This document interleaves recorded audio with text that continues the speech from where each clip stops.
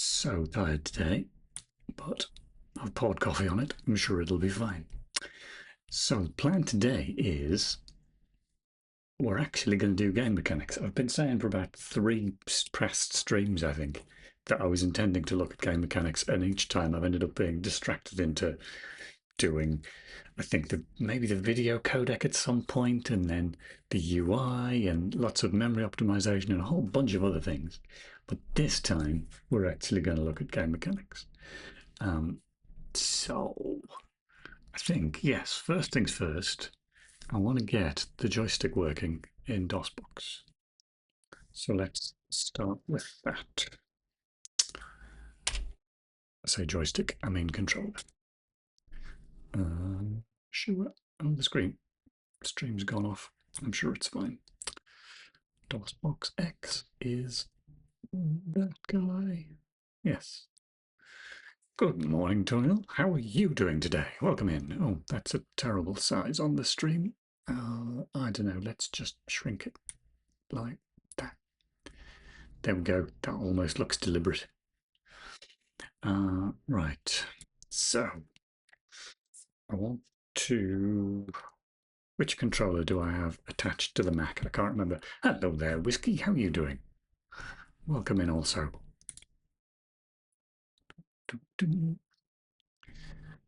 Which controller do I use on the Mac? I have too many computers and too many controllers, and I can't remember which one is Bluetooth paired to which one. It is, okay, appropriately enough, I use the Xbox controller on the PC, which means I need to use the Stadia controller on the Mac. Turn that on. Connected. Marvellous. It's always nice when Bluetooth works. I remember when Bluetooth never worked. You remember that? Anyway. I'm fine. How are you? That's good to hear. I'm all right. I'm a little bit tired today, but I've poured coffee on it, so I am at least speaking quickly while still being tired. So hopefully that'll work out. I don't know. We'll see. Right, that's the controller connected. And then I've definitely had the controller working in DOSBox X before because I wrote the joystick support with it however many weeks ago. But then when I tried it in the last stream, we couldn't get it working for some reason. So I think I want a configuration tool. Yes, I do, but that's gone weird on the stream for some reason. Shall we tell you where the window is again? OBS, there we go. Bluetooth file transfers after fighting with the wizard for 20 minutes. So when I first started in game development 20 years ago, when the world was in black and white, it was in mobile phones. I used to make J2ME games. For, if you remember the time before iPhone and Android, when we used to all have Nokias and Sony Ericssons. And of course, they all had Bluetooth for file transfer or whatever. And of course, that's one of the things you would think. You'd think, oh, we could use Bluetooth for multiplayer. That'd be great. And no two phones would ever talk to each other. Like the Bluetooth protocol was so badly supported in those days.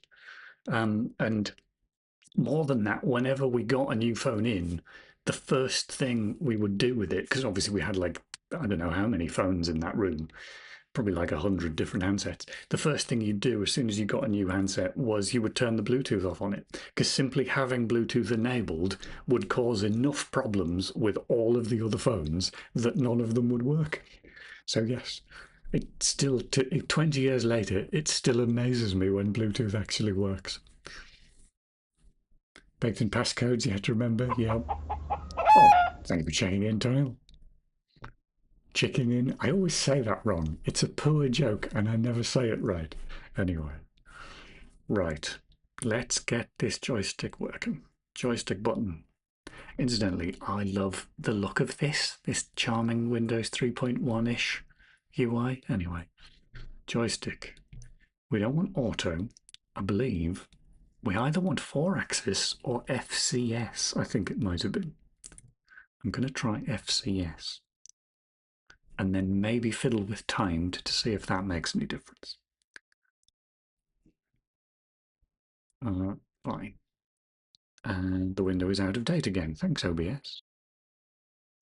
DOSBox. There we go. No, we are in the right place, so we'll be in build, I think. Yes, okay. That's that's gonna go weird again. Oh no, there we go. Skip that slightly broken video. Try and make that the right size on the stream. Close enough. Now then, I've also, because of rewriting lots of stuff in the menu recently, we also need the joystick may be working fine, but the UI may not tell us that it is. So we've got double layer of fun today. Enable joystick.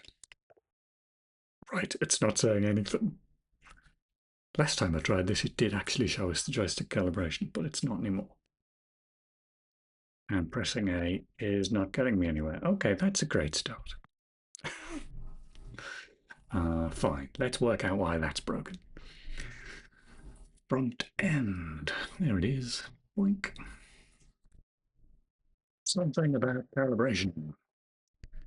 That's it running. What triggers it? Oh, interesting. I wonder if I just saw the issue there. Start. Draws the content. Are we saying, oh, if it's running, then we draw it? That is going to obliterate it, I'm fairly sure. Yeah, that would explain why it's not working. I commented that out for a reason, though. It was to fix something else. Evidently, it has broken this. Let's play whack-a-mole with bugs. That.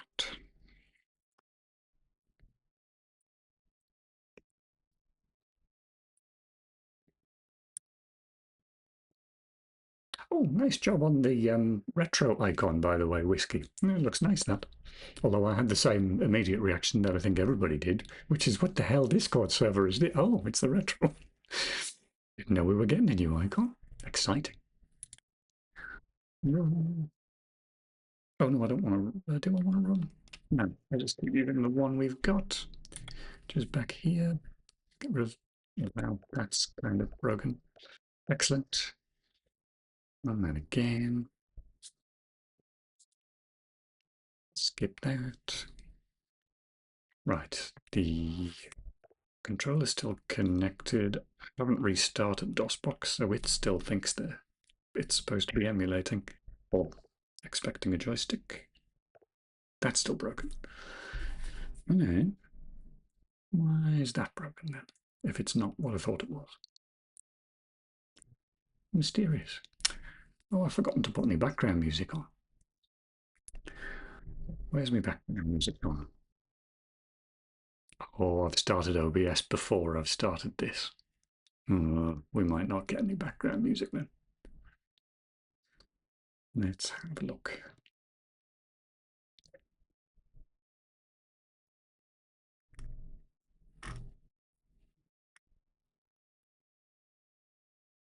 Let's try. There's a whole range of icons I made to use as emotes too, but I'm not sure if they've been implemented on the server yet. Oh, cool. Right, this may well be very loud, although I'm fairly convinced it won't come through on the stream anyway.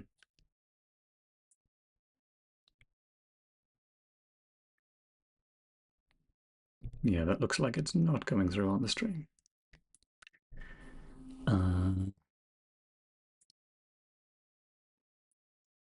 Properties. Yes, application audio. That's working. A bit loud. Turn the volume down.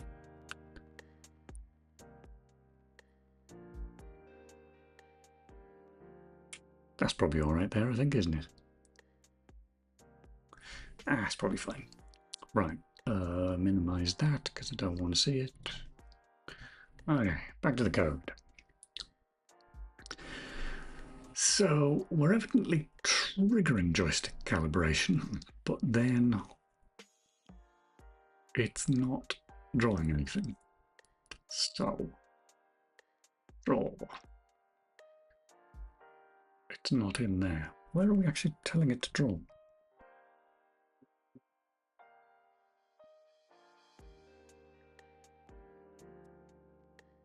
Brilliant. I'm going to set for that calibration. Oh yeah, this is the one with the voice samples that makes me think I'm hearing voices. Music's working now. Jolly good. Thanks, Whiskey. Where do we draw it? Where do we? Ah, here we are. This is in draw. Oh, it's inside draw content. Okay. All right. If we're in the menu state and calibration is running, then draw. What does joystick calibration draw? Wait a minute. No, we break at that point. All right. Well, that all looks reasonable, but let's check that joystick calibration draw actually does something. There it is. Drawn some text. That seems reasonable to me.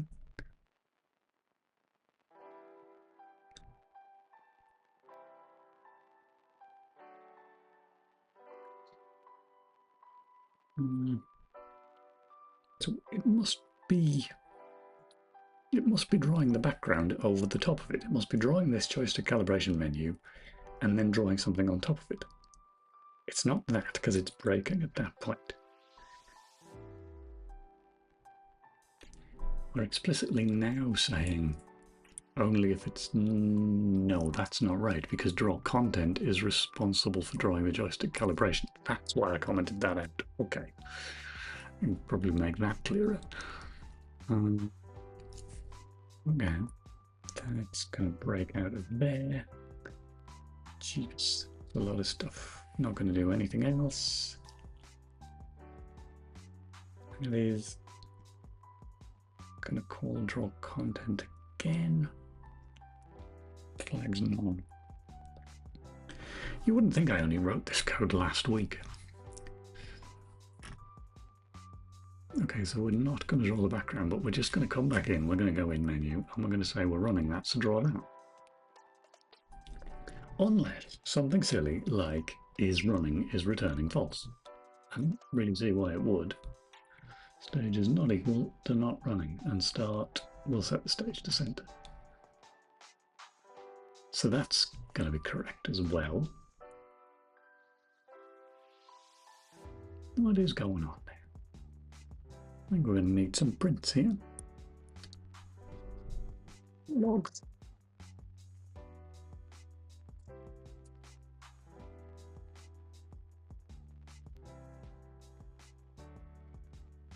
I'm pretty confident that is being drawn, but I think something else is drawing over the top of it. So are we calling? Let's go into draw background and have that print as well. Although if we're going to do that, it's going to print if you pass that flag in. Does anybody else draw the background? That's just during init. That's fine. Okay, so we'd have to pass that flag. Who does that? Not you. Not you. Oh, hello. But then you're going to draw the background, and then you're going to draw the joystick calibration stuff over the top of it, so that's fine.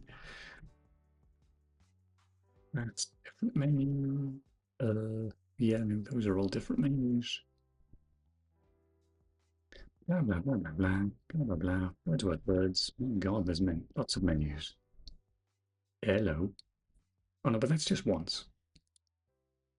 Yeah, yeah, I suppose we do need to do that the once when we enter the state.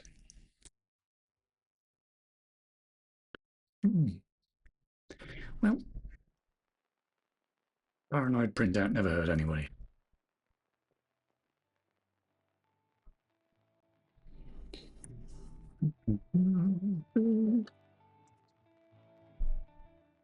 One day I will work out how to prevent that terminal flickering on the stream.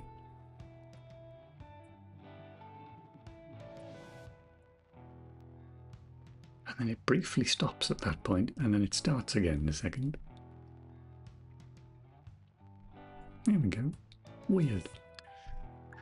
Oh, interestingly, it's not... No, there we go. It flickered very slightly. That is a weird little bug. What language libraries are you using? So libraries, not really much. It's C. It's a C++ compiler, but the code itself is really C. C with a single class and a single template function, which every time I say this, I then add, which I regret, because my template function took my compile times from about 2 seconds up to about 20. And yeah, that is on the long-term to-do list to take that back out again. But of course, if it's on the long-term to-do list, it doesn't happen until the end, at which point I will no longer care about the compile times, so it's a bit pointless. It'll probably stay in. But libraries, it's all my stuff, because it's just talking directly to the VGA, which is kind of the reason I did it, really. Was because I learnt to code games on DOS when I was a kid, but I used mode 13, which is the default VGA mode, and I knew there was something about mode X. There was a thing called mode X that I knew was in some way like better for games, but I don't know. Well, we did have the internet by then, but I guess I didn't know how to search for things, or the information just wasn't available. Either way, mode X remained a mystery. And I think by the time I knew anything about it, we'd all moved on to Windows and DirectX. And so I always felt like I had this little gap in my knowledge of using these crazy little unchained VGA modes. And so that was really the reason I made the game, was just to find out how all that worked, which was fun. Anyway. But yeah, there's little bits of code like timer initialization and stuff like that. Oh, and come to think of it, I am using MicMod for the audio, which again, yeah, it saved a lot of time to use MicMod, but it did because it's playing mods rather than MIDI. That is a heck of a lot more CPU intensive, and that's kind of debatable, especially because I was aiming at the 386 as the low end. Life would have been a lot simpler if I was just playing MIDIs instead of mods, because they are expensive on a 386. But anyway.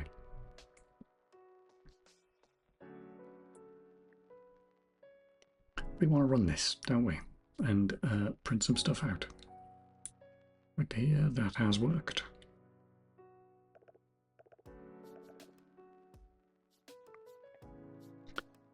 Come to think of it,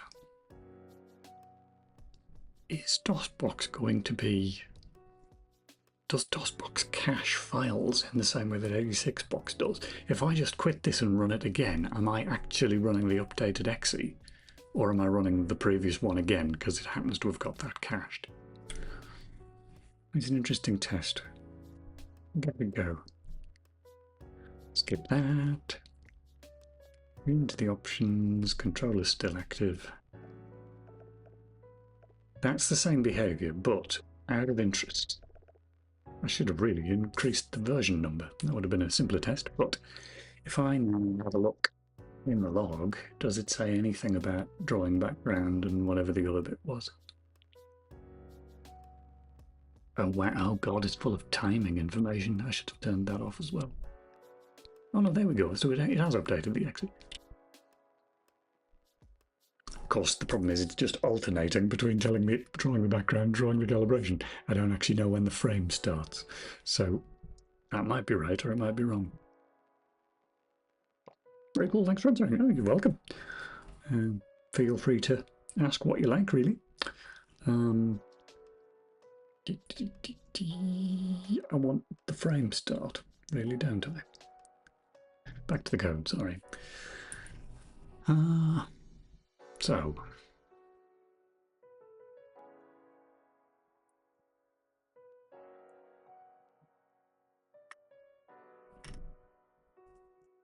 Yeah, all right.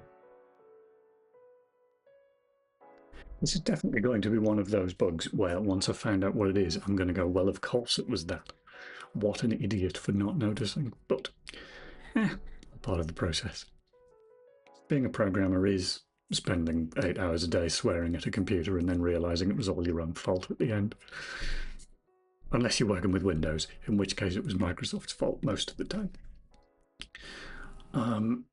Right.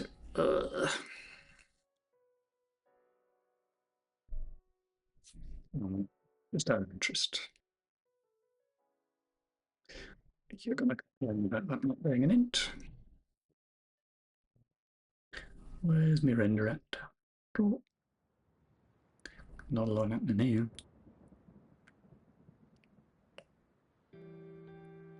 But put it anyway. Render. Save. Back to there. Build.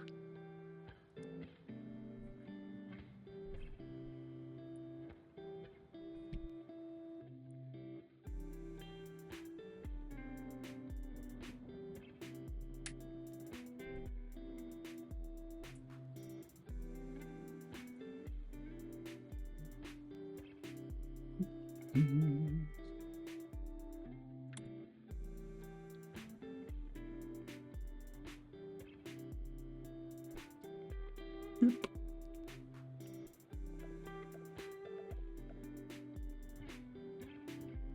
Oh, I didn't take the timing information. Oh well. In fact, I keep using edit because I keep thinking this is 86 box. I don't need to do it in there. I can look at it in here.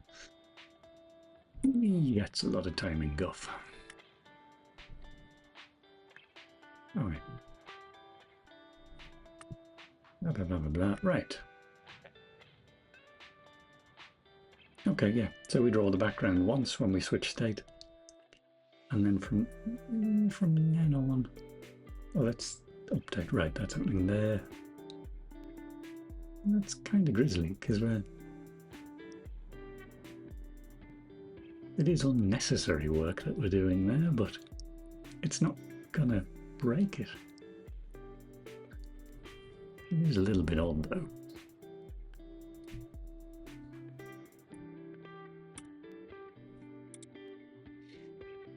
So the update state, we're in menu, so we're here.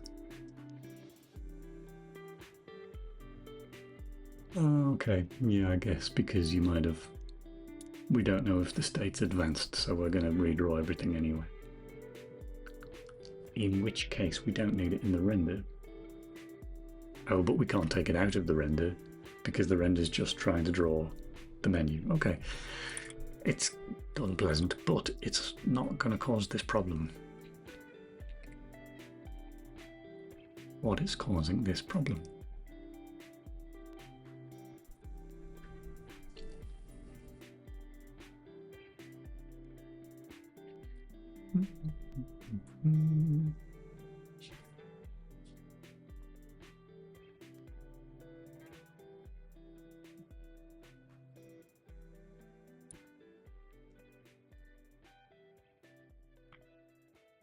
Definitely thinks it's drawing it. Is it? Is it drawing it? Is it drawing it off screen?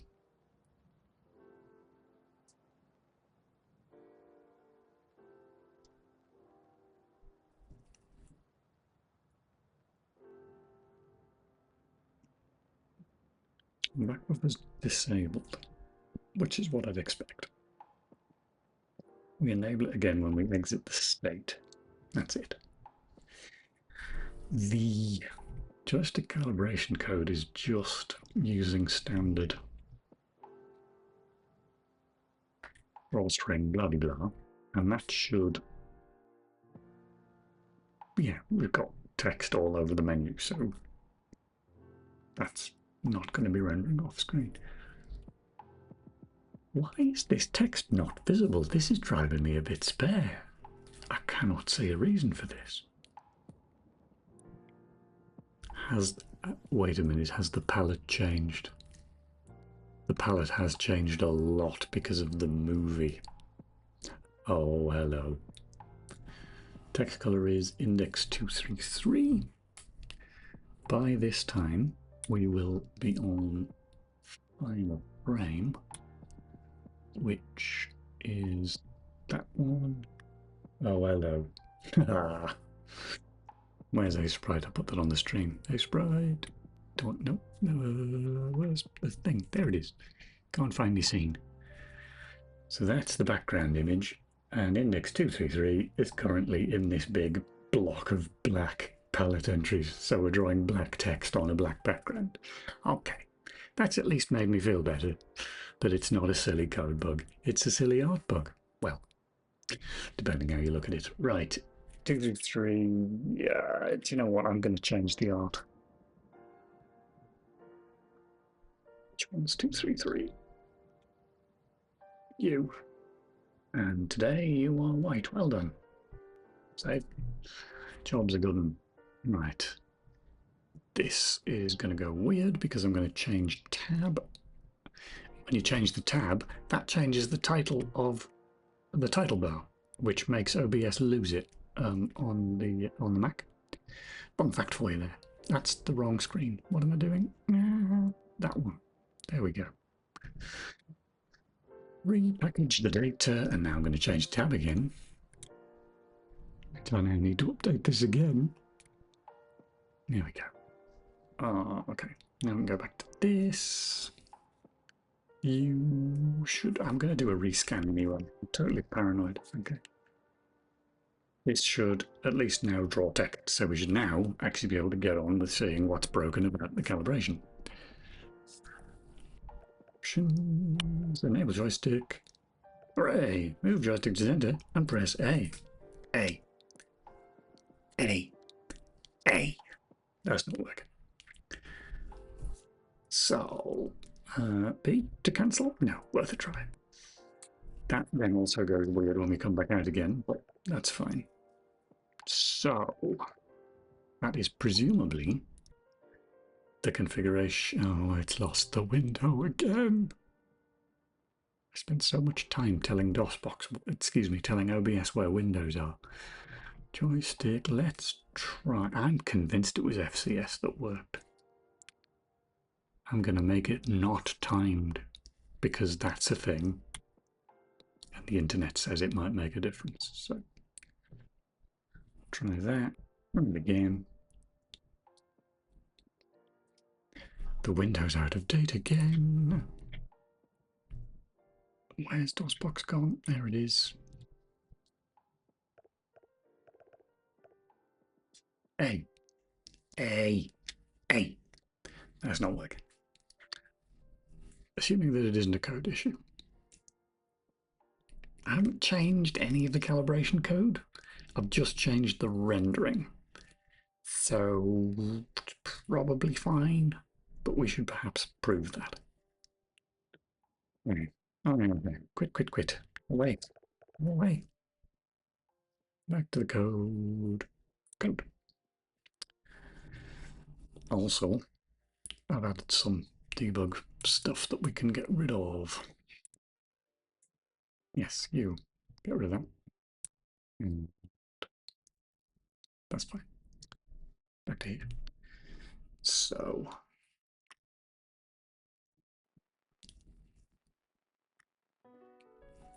Oh, we actually do print. There's already debug prints when it's detecting stuff. So we can look in the log for any of that. In amongst all of this guff. Let's look for the word center. Doesn't appear. Okay, so that's all going to go. There was all the timing stuff as well, wasn't there? Somewhere up here. That is. Oh, that's in the movie. Of course it is. All right, let me take that out of the movie as well. Title screen. Not you. Don't care. Don't care about that. Don't care about that. Don't care about that. Don't care about that. Done. Right. That should make the log a little bit easier to read, but it's still not working either way. Let's rebuild. Hello there, Cat Peasant. Welcome in. How are you doing?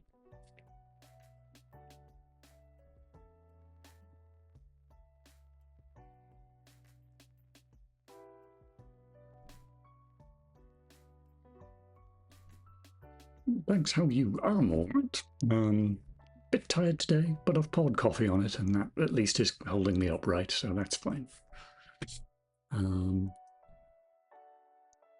Right.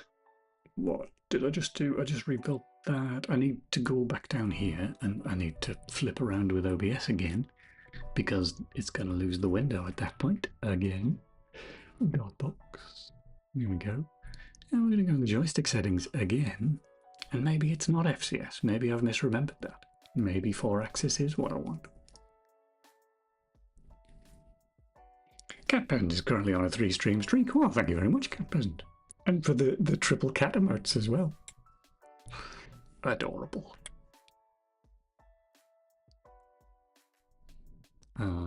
That's lost the window again. Of course it has.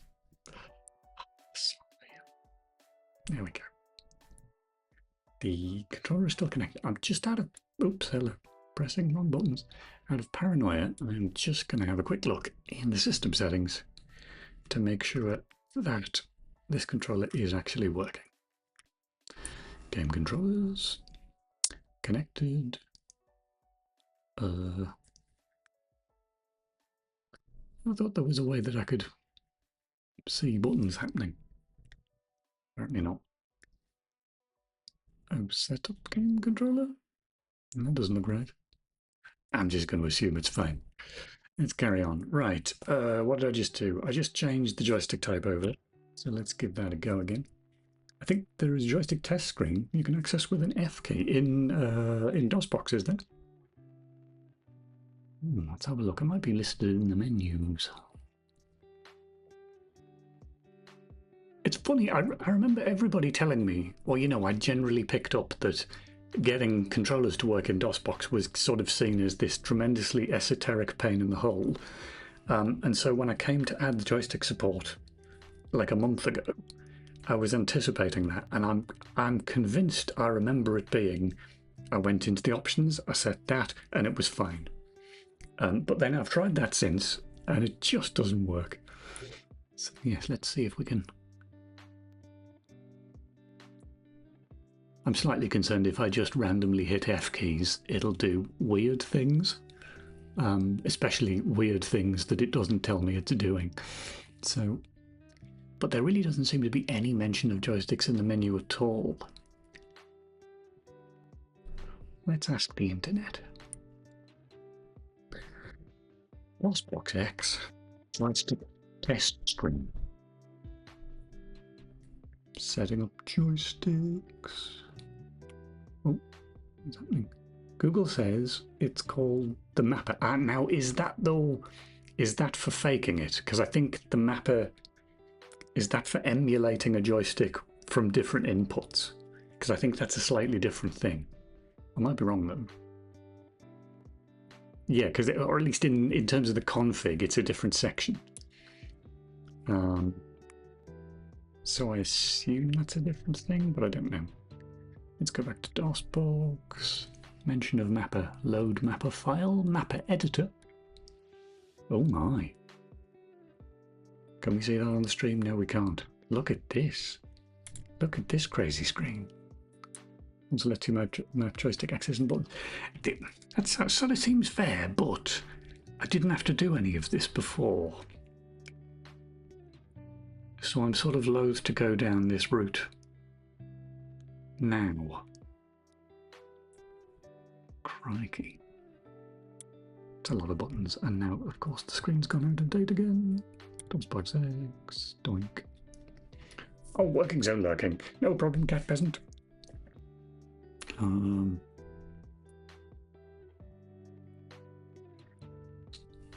Let's... Did I even test this? I can't even remember if I tested this with the... I don't think I did test it with the 4-axis yet, did I? Oh yeah, because I got distracted by wanting to test to see if it was registered in the OS. But evidently OS X have rewritten the settings thing because I can no longer find the... I'm sure OS X had the same thing as Windows where you can actually see the axis moving and the buttons being pressed. Well, I might be making that up anyway. Run the game. I just want to set the type for regular 2-axis, yeah. And well, I mean, the 2-axis and the 4-axis are kind of the same thing. They're just, slightly different interpretations. And that's the other thing. It does use 3 buttons of the 4. So, like the code is already written to expect a 4-axis. So that would have worked again previously. So, I don't know, we'll try with the 2-axis if this doesn't work. Basically, trying all the options until something works. I think that's the plan. Hey, I ain't doing anything. But let's check and make sure that it didn't spit anything out on the log. Log, log, log, log, log, log, log, log, log. No, there's nothing in there. But I should probably get rid of that because it's not accurate, which is why it's got quotes on it.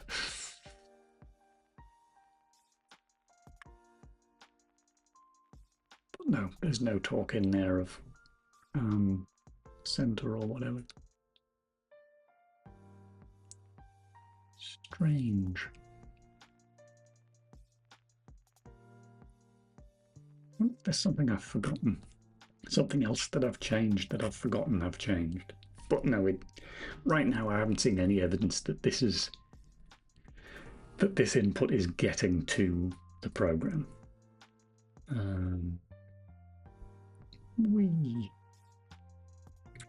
Is joystick button down? Right, yes, this joystick status. We must update that. Is there an update function? Yes. If not, joystick detected. Hang on a minute.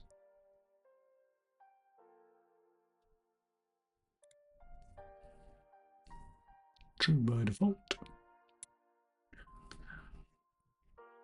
That is input update. Okay.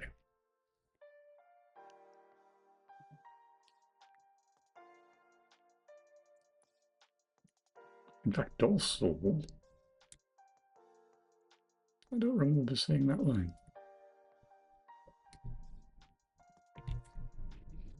Joystick. There it is. Joystick not detected. Okay. That's interesting. So that's even, I'd forgotten about that. That's even before the calibration. So that's actually kind of useful because that's telling us that, yeah, it's just not, the input's just not getting to the program. Right. Back to hearing him. Oh, spam. Great. Go away, spam. Thank you for the feedback. It was not. I would have said much less polite feedback than a no button, but that was the only option you gave me. Right. Configuration tool again. To date. DOSBox. What's in? No, I definitely didn't go in there. This is definitely familiar, but I can't. It's one of those things where, because I did it so quickly when I added this support, I might think this is familiar because I spent some time here before then going somewhere else. But, I tell you what else we need to do. Because the internet says timed is terribly important. We'll need to try both those options as well. Right, that's connected. We're all good. Didn't need to rebuild anything. Don't even need to go into the calibration. You can just say exit because it'll print in the log joystick not detected, which it did again. This is very upsetting.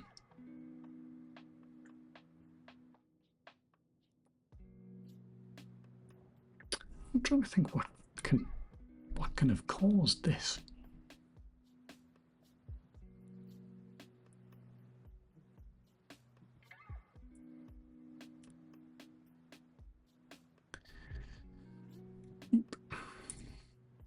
Yeah, let's try the 2-axis. Yeah, that's the last one. It's not the last one, but you know what I mean.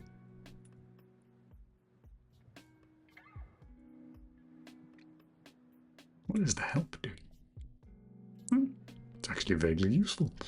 Wasn't expecting it.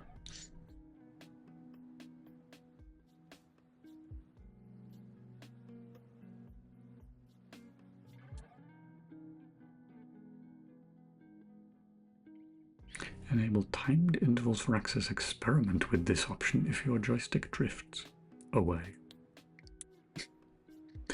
Well, that shouldn't affect the whether it connects or not, though.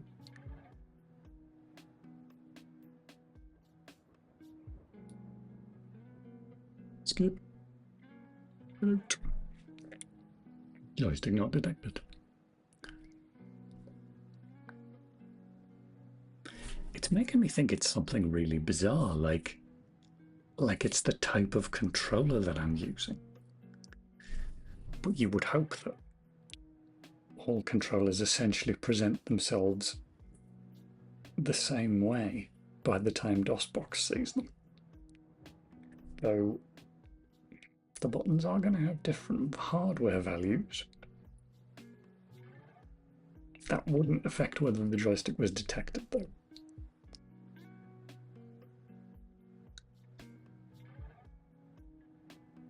Strange.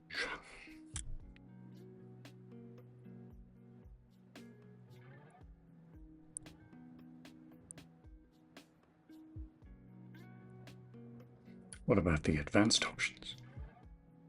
Are there any? Oh my. No, I don't remember seeing all of that, so I don't think that matters.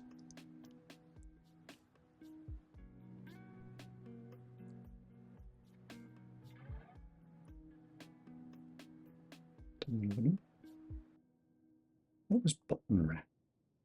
Enable button wrapping at the number of emulated buttons. Mine. Or axis 2. One joystick, second. Okay, good. Yeah, no, it's not that one.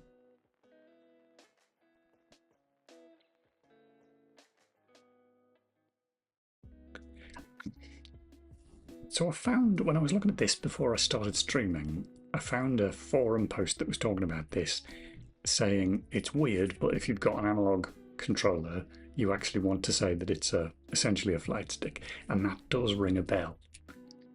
I feel like I did that previously, but that was the first thing we tried here, and it didn't work.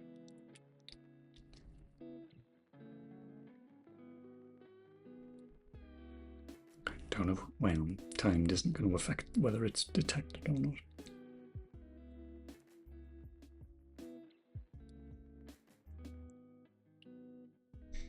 I'll try that again.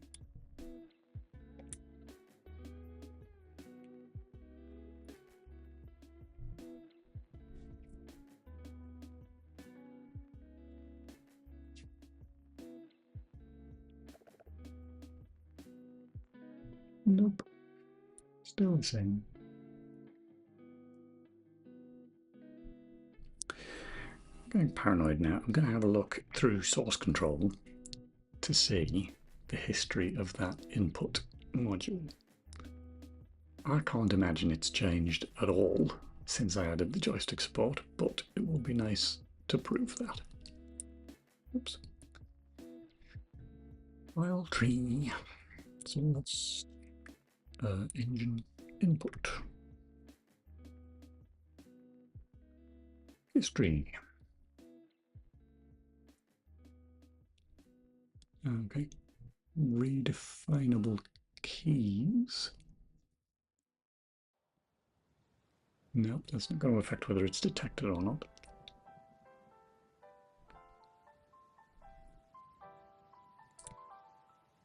Fixed joystick detection, 23rd of December. It was a little bit earlier than I thought it did it, but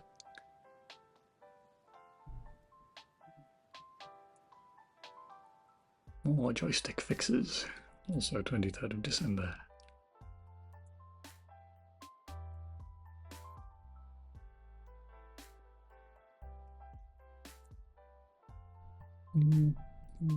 Not really seeing anything shocking there. Strange. Okay, because it's a variable, let's try a different controller, which really doesn't make any sense, but I'm going to try it. Back in a second. Oh, sorry. Did you pair your gamepad after opening DOSBox? It's a fair point. Yes, I did. I think. Let's assume that I did. In which case, good point. Let's kill that. Reopen it again. Fine. That is out of date, OBS. Oh, but I'm going to open the configuration thing anyway, which is going to throw you off. DOSBox. There we go.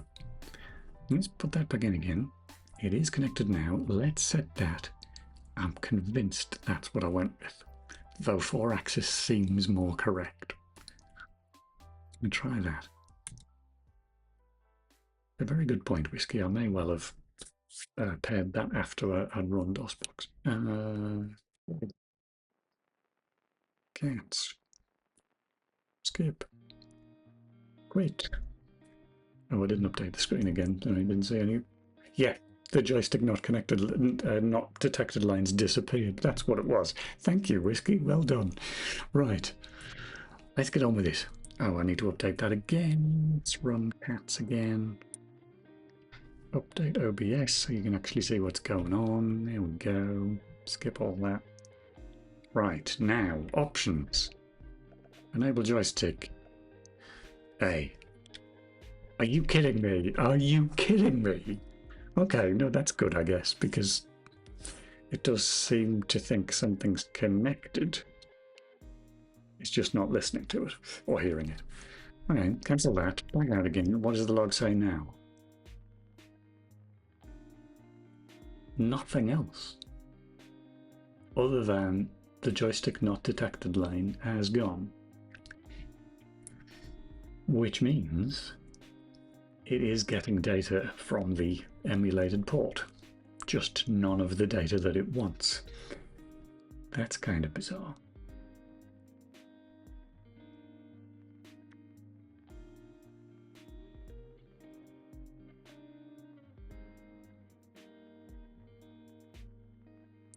Could still be the wrong type. Hello there, Beam. Welcome in. How are you doing today? We are having joystick fun. And also I'm having OBS fun. OBS.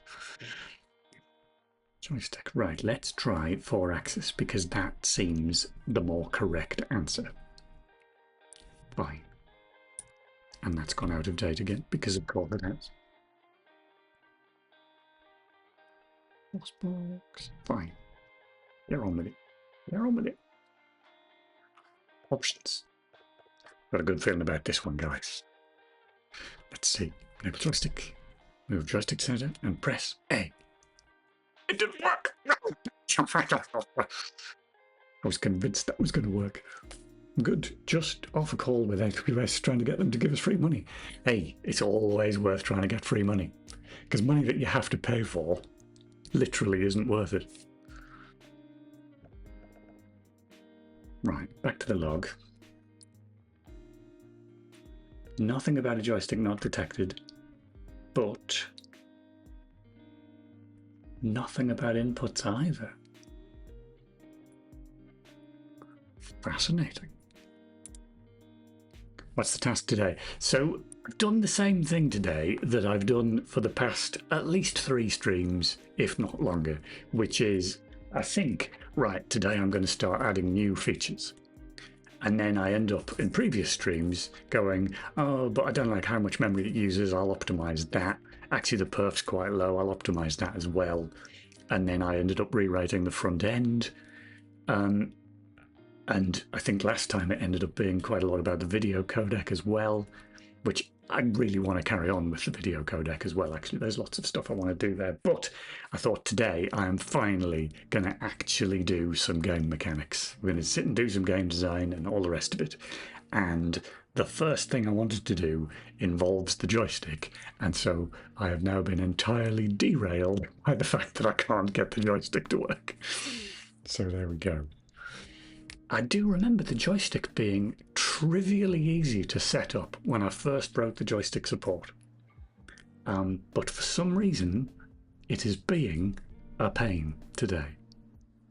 What's weird is, because I'm going to try, again, it's another suggestion from you, Whiskey, I'm going to try the 2-axis. But the code's literally expecting there to be more than 2 buttons, so I'm not even sure if this can work. Or at least if it can behave correctly, if it does work. Let's give that a run. Skip. I really need to skip that intro by default. I'm sick of pressing space at that point. Enable joystick. Go. A button. Didn't work. Hitting all the buttons also didn't work. And presumably there is still nothing in log. The joystick was detected, but we didn't get any of the inputs we wanted. Interesting. So, let's see if we can debug some stuff here. Joystick is detected. We're flinging a 0 out on the joystick port. We're getting a status back.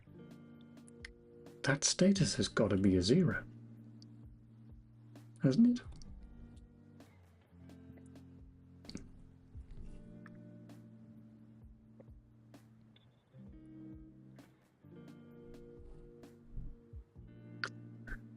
Let's fill the log with crap, because that's what logs are for. Right.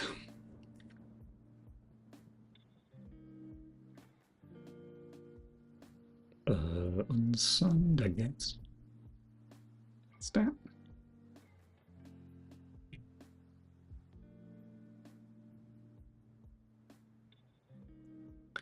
This is ringing a distant bell, actually. Just getting 0s back.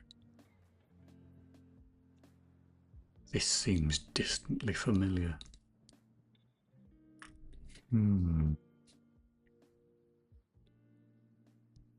Interesting.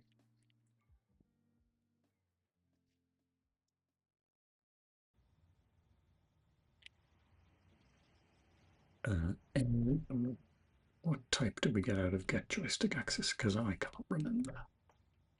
It's a short. Okay. Distance from the calibration. Right. Where even were we updating? It's not unsigned though, which is the important bit.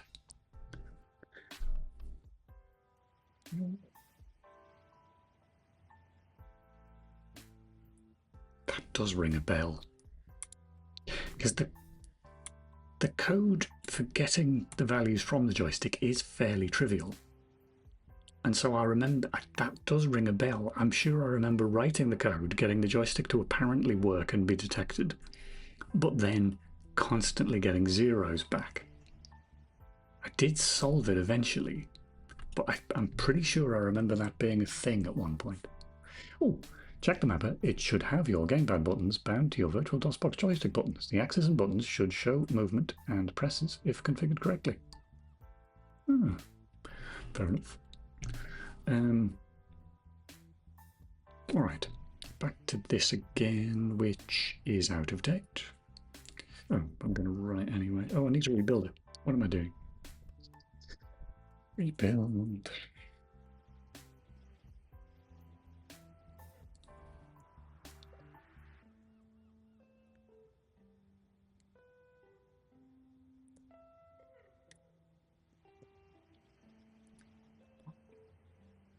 What was the thing with the 0s? Was that a code issue or was that a DOSBox issue? Can't remember. Right, back to DOSBox. Rescan for the sake of paranoia. Run that. Update OBS.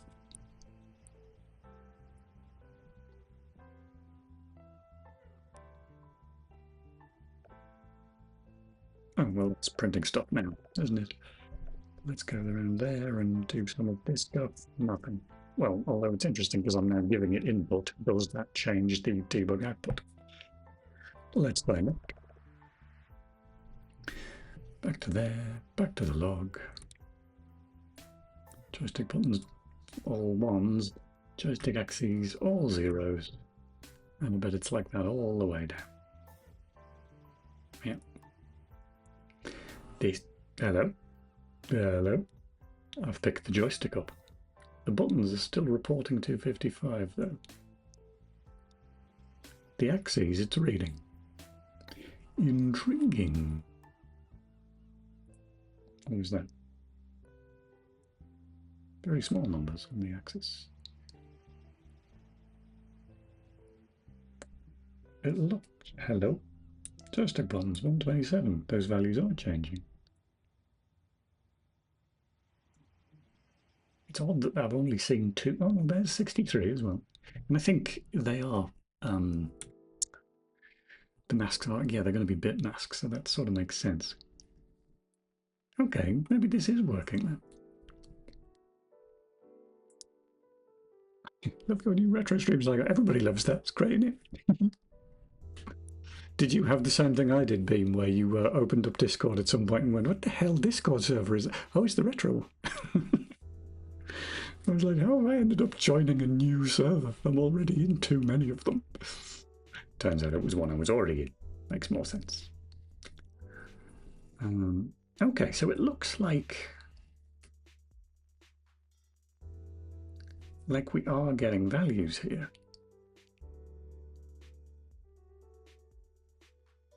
Which is a little bit strange. The animation's lovely though, it's true. Yoink.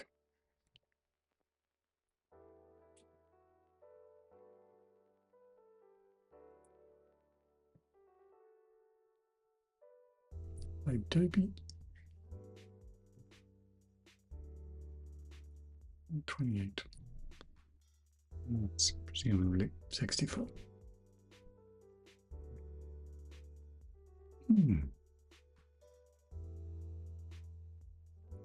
Okay, I feel like this is working now. Which then poses the question, how come you don't think this is working? Let's be more useful in our output here. Instead of just printing out raw values, let's say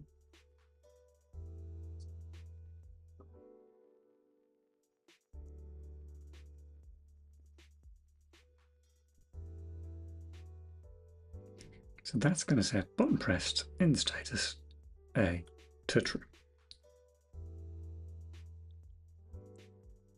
Oh yeah, okay. Yeah, in fact.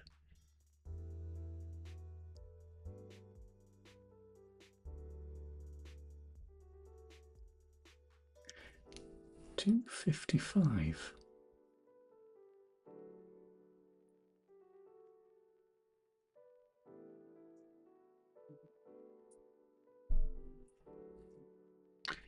That probably was always coming back as $2.55. Those button masks are 127, etc. Where's my calculator gone? Yeah, 16, 32, 64, 128.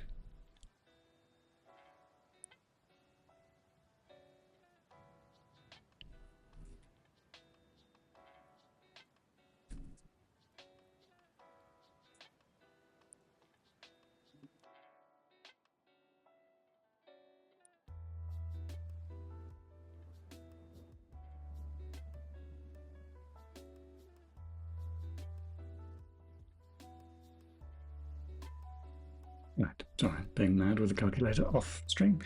I'm trying to remind myself how this code even works. Right, so mask is one of those, and then back to the update. A is down if not that.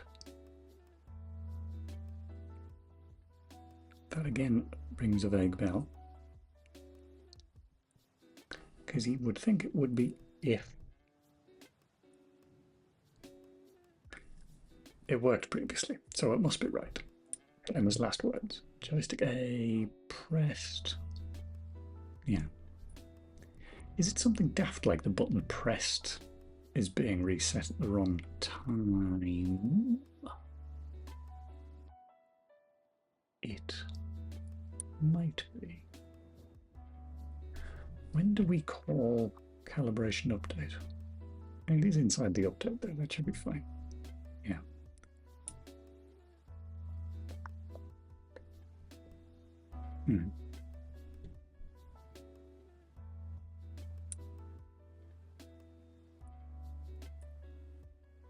We're going to be in, we're in Stage Center at the start. I suppose we can make sure we aren't being cancelled.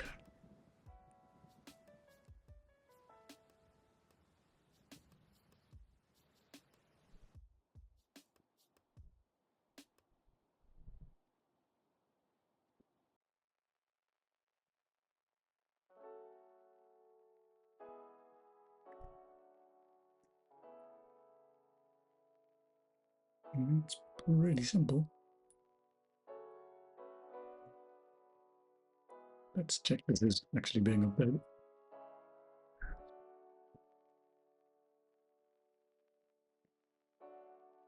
Rebuild that.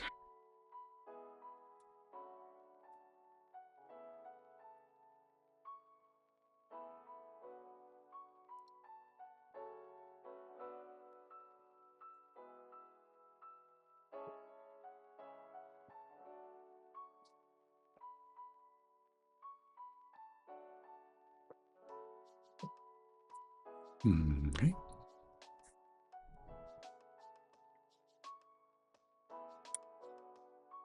Oh, that is up to date. Yeah.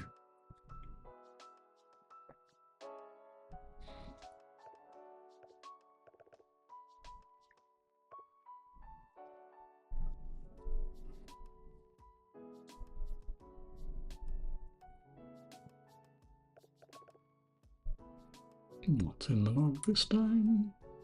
A lot of calls to update.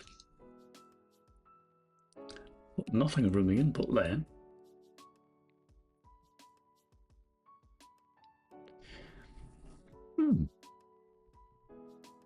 So it seems like the input layer code is wrong.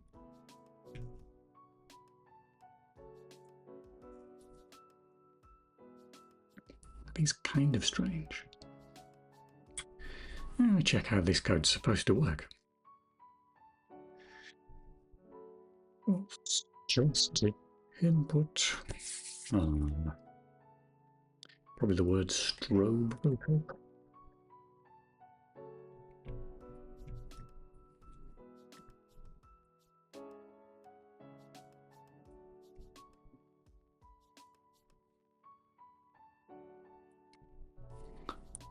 Again. What's the port number? Let's search for that. Joystick port is 201. Oh, X201. Game port, there we go. History of the port, don't need that bit. Okay, no, that is the right way around. If the bit is not set, the button has been pressed. It is weird, but sure.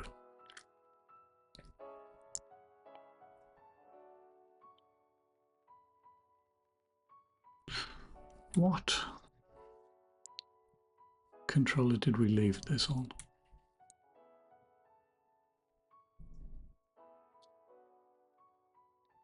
Oh, it's set to 2-axis currently, which again is sort of not right, and also that's out of date. There we go.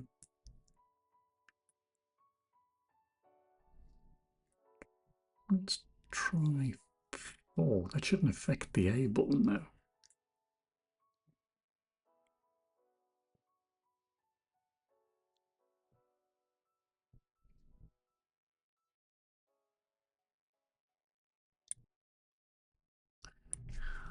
Skip. Options, name the joystick. Hey. Oh, I was convinced that was going to work. I wasn't convinced that was going to work. I don't know why I said that. Right, quit. Look in the log. Nothing useful. We take that out. I think we've proven that that function is being called.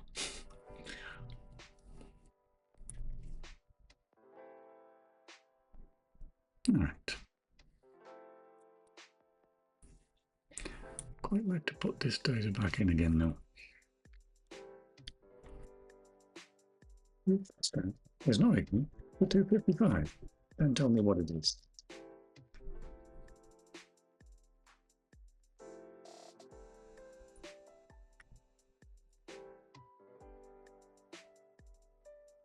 Yeah. What else was in that log? Anything? Joystick calibration start. We can get rid of that as well. But we can get rid of both of them.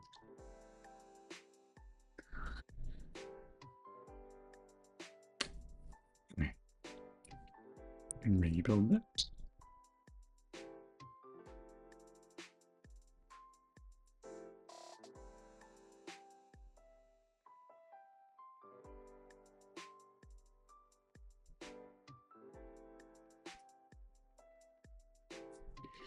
Hold on.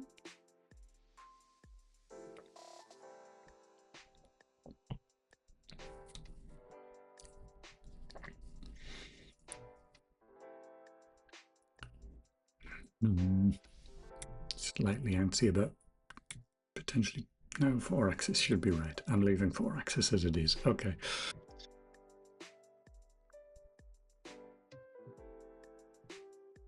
Box.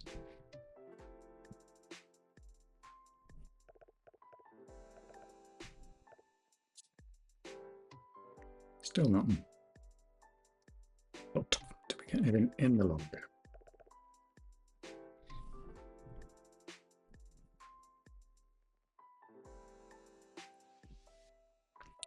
I don't think we do. Joystick buttons. But that may be because it's 4-axis and it should be 2-axis. Though that is a little strange. Well, in one sense it's strange. 2-axis. I think 2-axis is what we've had the most success with, so let's try 2-axis again.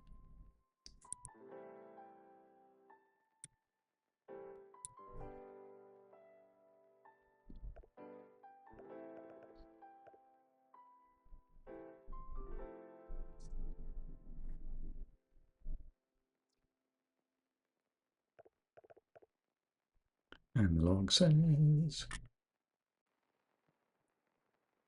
none. Interesting. Is it mapped to weird buttons?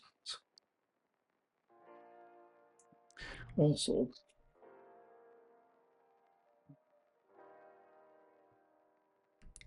the problem is, I think if I ask for the axis values, I think they're going to be slightly silly numbers anyway, so I can't filter them on whether they're non-zero, because I think they're almost certainly going to be non-zero. I suppose we could try it out.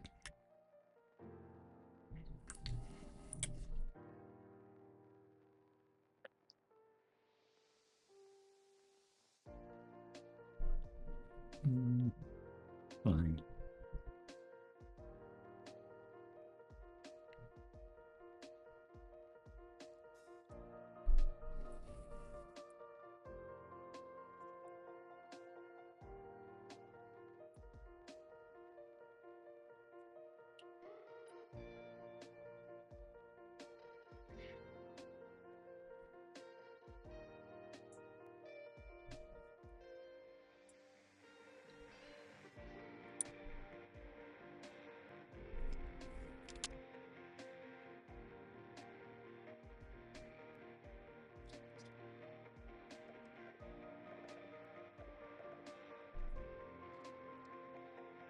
No.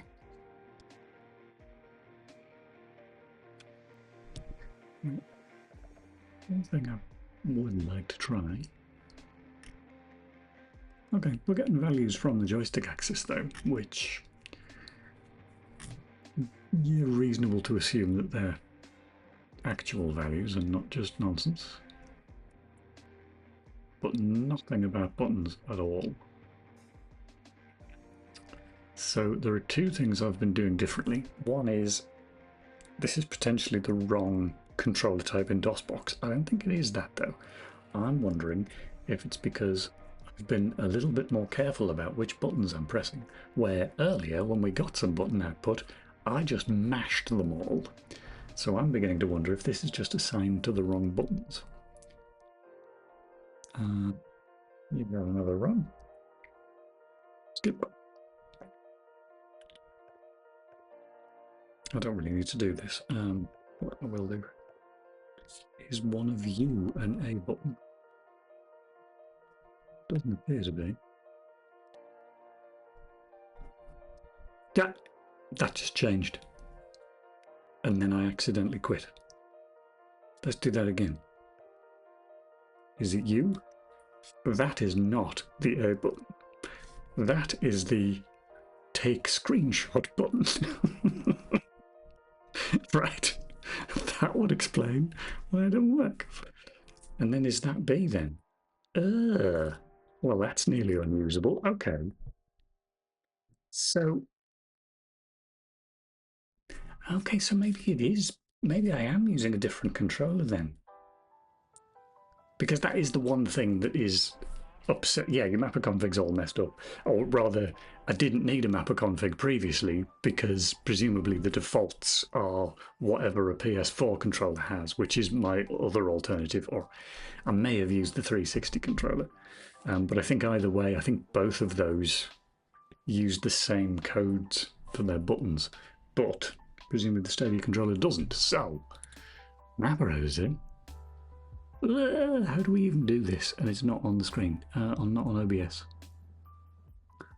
How do... Oh, there, look. I think I've seen it. Right, okay. Put this, update the stream. Progress indeed, yes. So... no, it's not the axis. Which one is it then? That's obviously the keyboard. I don't really understand what I'm doing here. What do these do?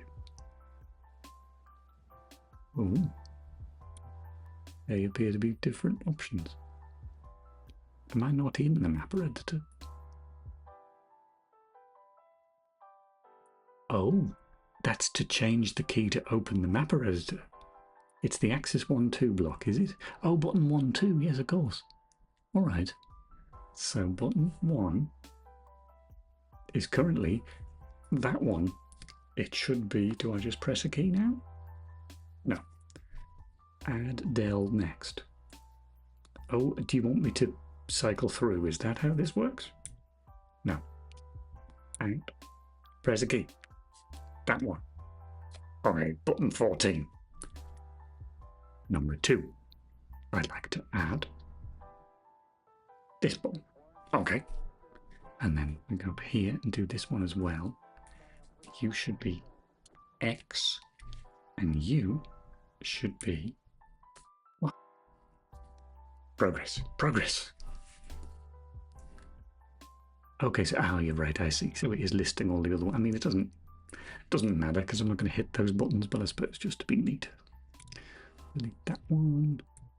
Delete that one. Delete that. Save. My axis plus -2. That was working though, wasn't it? At least I think it was. Well, it was giving me numbers anyway.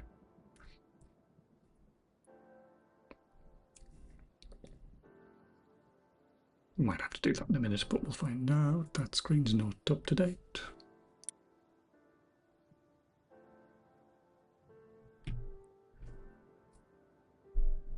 It is funny though that if I just went and got the PS4 controller, this would presumably just work. Anyway, right. Options. No joystick. Joystick center. Press A. A. Top left. Press A. A. Bottom right. Press A. A. Look at that. I got a joystick working and everything. Amazing. We're partying like it's 1985 now. That's good then. Only need to change if they are reverse top lift. Yeah. every time I do any work with controllers, even on PC, well, really only on modern PC, I'm still amazed that all of the buttons are different. You know, it's why you've got this mad database. This on why Steam has this mad database of all the controllers that have ever existed, so it knows which number is an A button on that particular controller. Anyway. Okay, that's cool. That's now working. So why did I even want joystick support?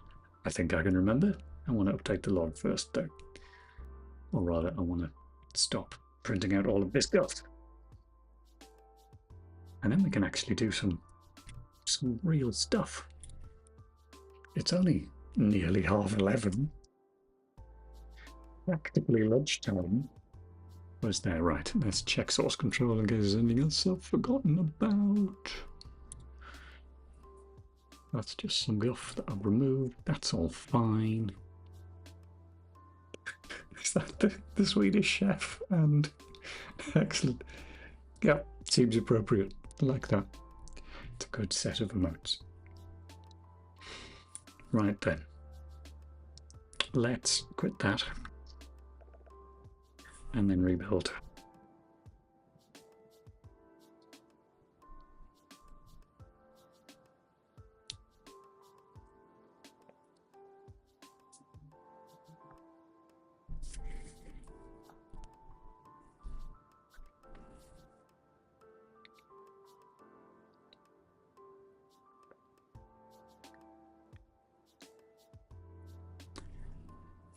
Back to DOSBox. And again. Skip that. Because I've got to recalibrate again.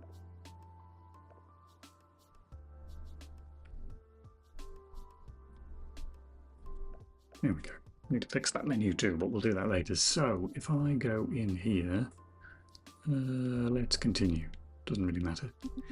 Skip, skip, skip, skip, skip, skip, skip, skip, skip, skip. Oh. Calibration wasn't great. Seems alright now though. Ugh. I say it's alright. That is a bit rubbish. Okay, well it's good enough for the purposes of this. So that is, no, that's actually horrible. That is not going in the direction that I wanted to go in. Okay. No, I've just not calibrated that very well, I don't think. Let's try that again. Stop moving. Joystick to center, press A. Top left, press A. Bottom right, press A. Hello? Okay, that's worse. Who wrote this code? Oh, it was me. Yeah, it's gonna be quite difficult. Okay. Try again. Joystick to press A. Top left. Bottom right. Oh, no, it's not really moving right again. What is going on here?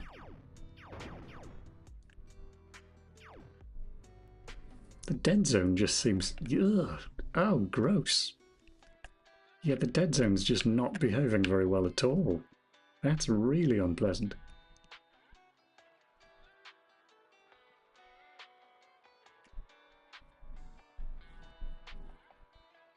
It's definitely... Whoa.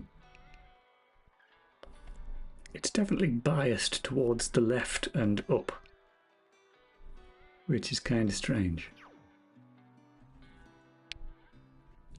Ugh. I'm recalibrating that again.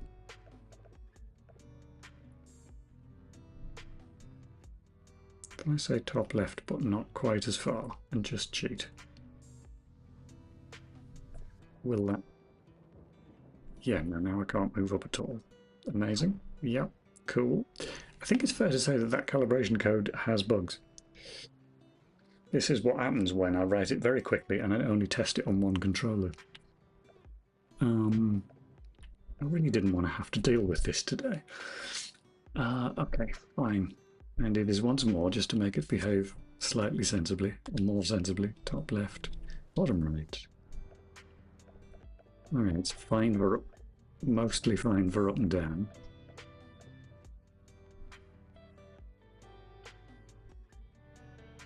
That is just silly. It actually sort of feels, well, hello, I am not pressing anything.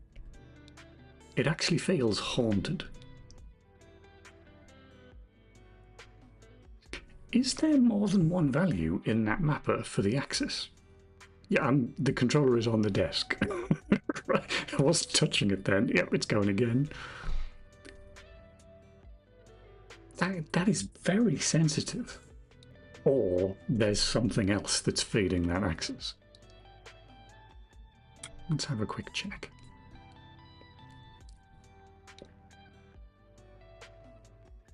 No, it's only the one input. Right.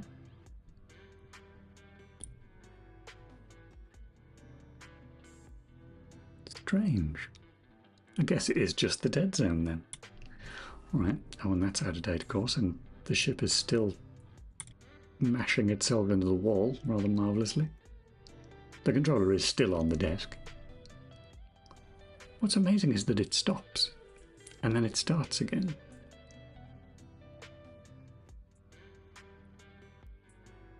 Have you finished? Okay. Oh, it's going in. Anyway, back to the code. Right, what did I do with the dead zone? Because it's obviously not right.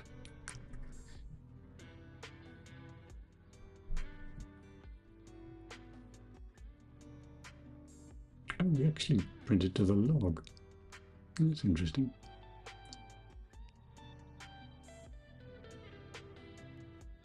Yes, so if these ranges are quite radically different to the presumably PlayStation controller, that's not going to work very well.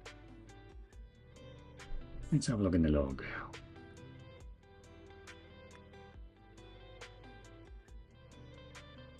Here we are. Oh yeah, so there's the difference. So, okay, so it is a 0 in center. The minus 280, minus 662 for the minimum. And then the max is 400, 800.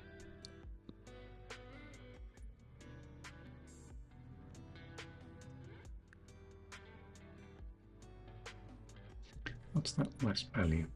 That is the dead zone, okay. Actually, those are quite large.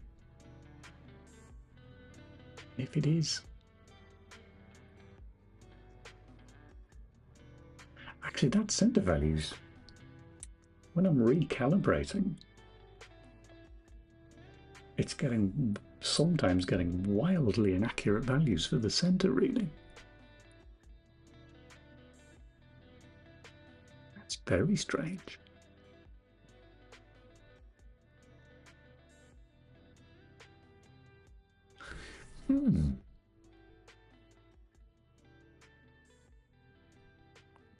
That makes me want to put some debug back in again.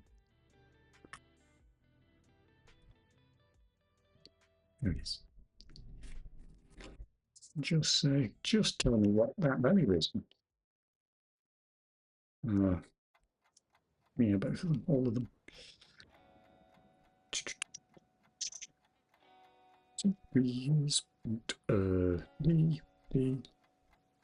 Oh, hang on. Get joystick axis. Is that the literal value or is that the dead zone value? Where are we looking? There we are. Ah, hello. No, that's the dead zone value. Okay. That's kind of strange.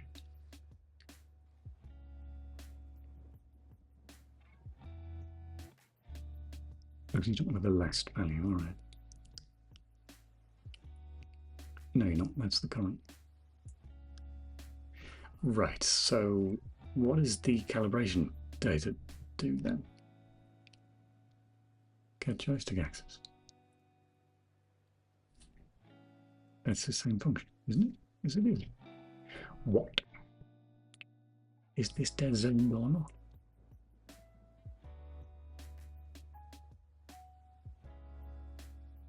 It's calibration center. Or are we just relying on the fact that the calibration is 0? when we first call this.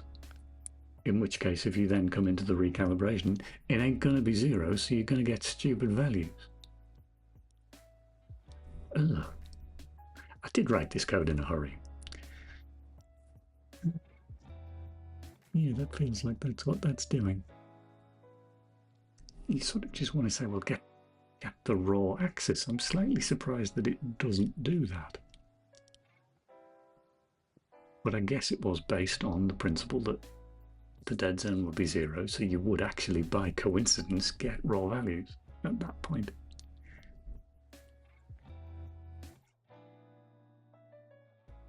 So what we should probably do then, if we don't want to rewrite everything, is when we come into start, what am I doing? I mean up here. At that point, we want to reset the calibration. So, set axis calibration. Boink. Where's my cursor gone? Oh, there it is. Oh, it's a value that we pass in. Cal x. And that presumably is just a value that's, yeah, sat here. So we could just clear that then. Kind of strange that we aren't, but I guess that was an oversight. Right. So when we start, set the stage, enable the joystick, and also I'm going to 0 them. And calyx. So resolve our joystick axis calibration. And zone 4y. Blunk. All right.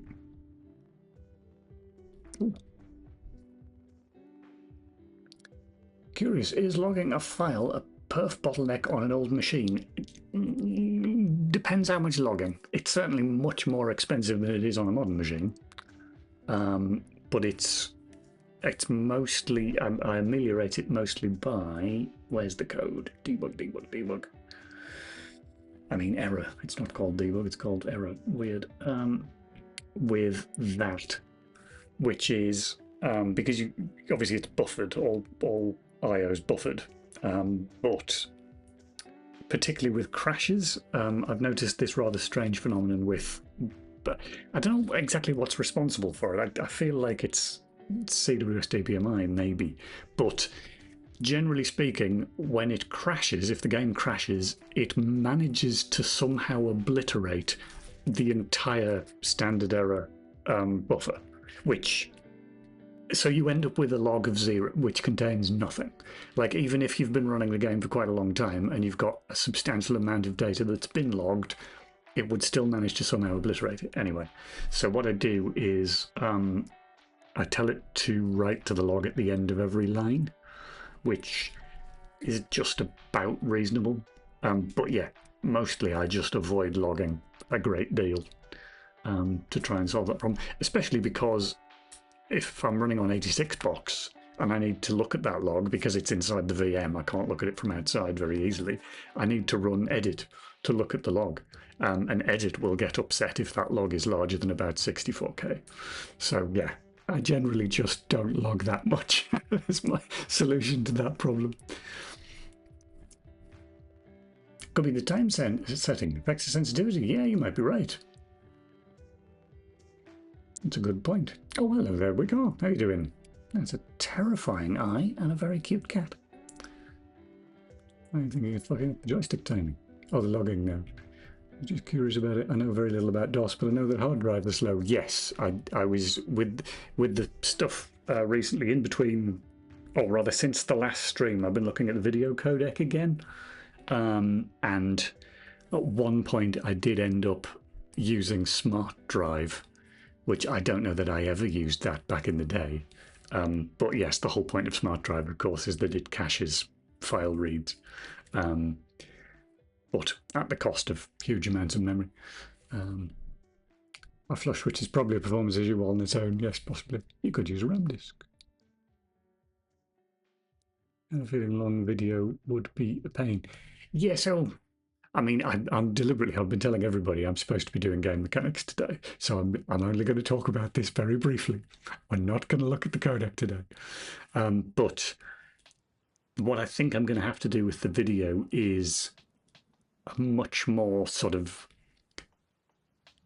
dramatic form of streaming for the video, because I can fundamentally, you've got the fun with the video because it could be, it shouldn't be really, but it could potentially be multiple megabytes long. Obviously, you can't load all of that in advance. I mean, you could do if it's running on a Pentium with like 16 meg, then it'd be fine, but it's not reasonable to load that much in advance. So what I had been doing initially, there was a sort of a scratch amount, which was, I don't know, 128k or something. And I would read that much and I would draw those frames. And then when it ran out, I'd load another 128k. And of course, what that means is the video plays really nicely for X number of frames, and then it stutters, and then it plays the next number of frames. And that's a problem that only gets worse as you increase the size of the cache. You get fewer stutters, but the stutters get much longer. Because loading like half a meg of data on DOS, that takes a human noticeable amount of time. And it's certainly going to destroy the frame rate of the movie. So I think I'm going to have to do, slightly counterintuitively, I think I'm going to have to do the opposite and instead load a very small amount of data every single frame so that I'm constantly paying that cost, to get a more sort of sensible baseline of how much time I've got available. But yes, we're not doing that today though. I've promised myself we're not doing that today. Right. What was I doing? But yes, we were perhaps going to look at that timed thing, but also there's this bug that I've just found, which should now be fixed. So let's rebuild that. I think DGP has its own bottleneck of only 64k at a time behind the scenes. Interesting. Does DOS use the concept of pages in memory? Yes, I believe so. I mean, it certainly does the segment offset nonsense. I mean, thankfully, I'm kind of... That's hidden from me by, for the most part, by hello, memset, tisk, C string. It's hidden from me mostly by CWS DPMI or protected mode, so I don't have to deal with it too much. Yeah, I don't really need to think about it, which is terribly novel given when I last wrote anything for DOS 30 years ago, I didn't know how to get protected mode. And so, yeah, in real mode, you're always doing fun things. Anyway, what do I need to include? C string. Probably not then. It's the right file, isn't it? Joystick calibration, yes. Try again. I assume Prom.idle you'll be working on physics on new enemies. Yes, that's the plan, Core10, yes. Also, hello, by the way. I don't think I said hello. Your physics is basically perfect, really. my series of hacks. I don't think I've ever shown how any of that works on stream. That'd be quite fun. In much the same way that I'm talking about it again, but in much the same way that my video codec is Baby's first video codec, because I've never written one before, the physics in this game is essentially Baby's first approximation of fixed point maths, because it's not really fixed point maths, but it's sort of pointing the same way. Now the question about the enemies, go ahead. I'd love to have a copy of the physics code. I mean, maybe to print out as an example of how not to write code. But I use doubles. I've only in like the last few years has Unreal taken to using doubles for things like frame timings. Like that changed relatively recently. Loads didn't have enough accuracy yet. Yeah, fair enough. So I've got nothing very interesting on the screen. Hang on. And also my headphone cable is tied up. Didn't have time. Yes, that's my reason for everything horrible in this code. Is that I would have done it nicer, but I didn't have time. That's why. What was I going to do? Oh, we just rebuilt this, but this file says it needs saving. Why do you think you need saving? Oh, we need to rebuild that again. And then we need to test the timed flag to see if that makes the controller behave less mad.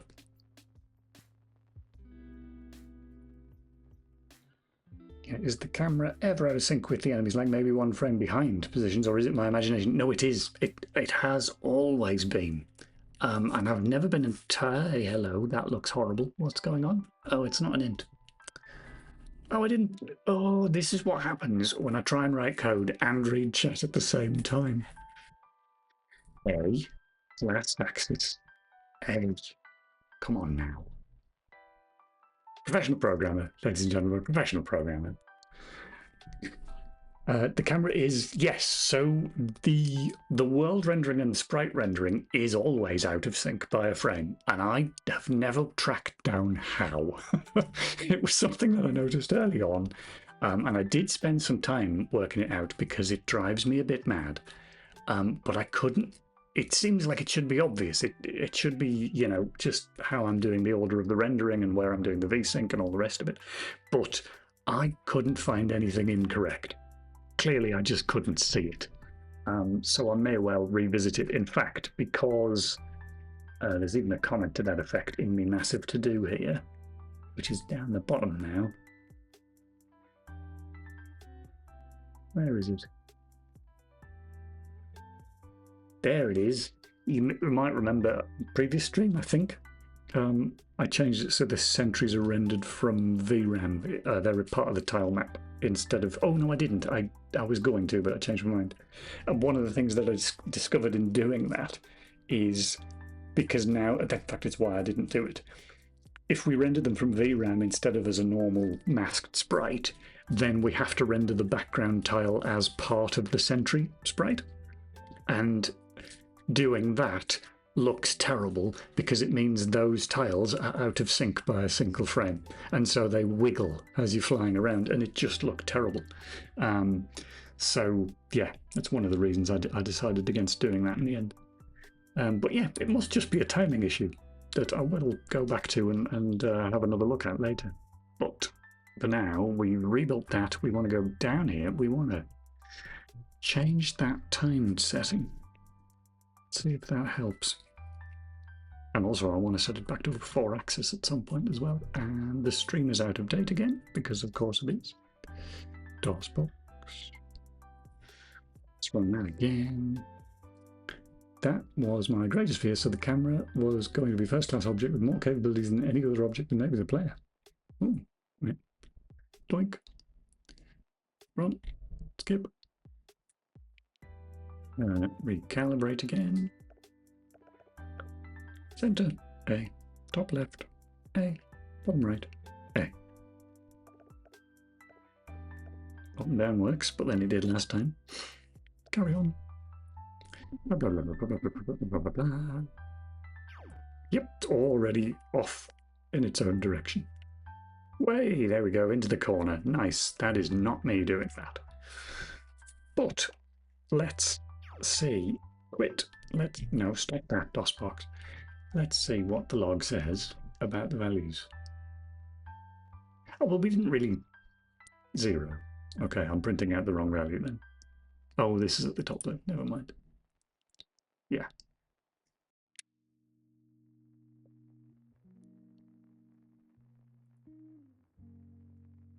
Interesting. That's axis 2 and 3.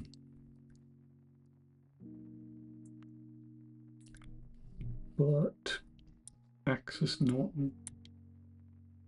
So 4 axes are reporting values, but this is a 2-axis joystick. Oh, it's meant to be. But then at this point, I am wondering if we don't do something silly like check both axes when we're moving the ship, do we? And one of them is spewing random numbers. It's not something silly like that, is it? Yeah, we're asking for the axis and then the number. We'd have to ask for 2. That seems unlikely. But let's check. Game, player, game, player, game, player. Let's just look for joystick, get joystick axis. That's probably the more sensible way of doing this. Yeah.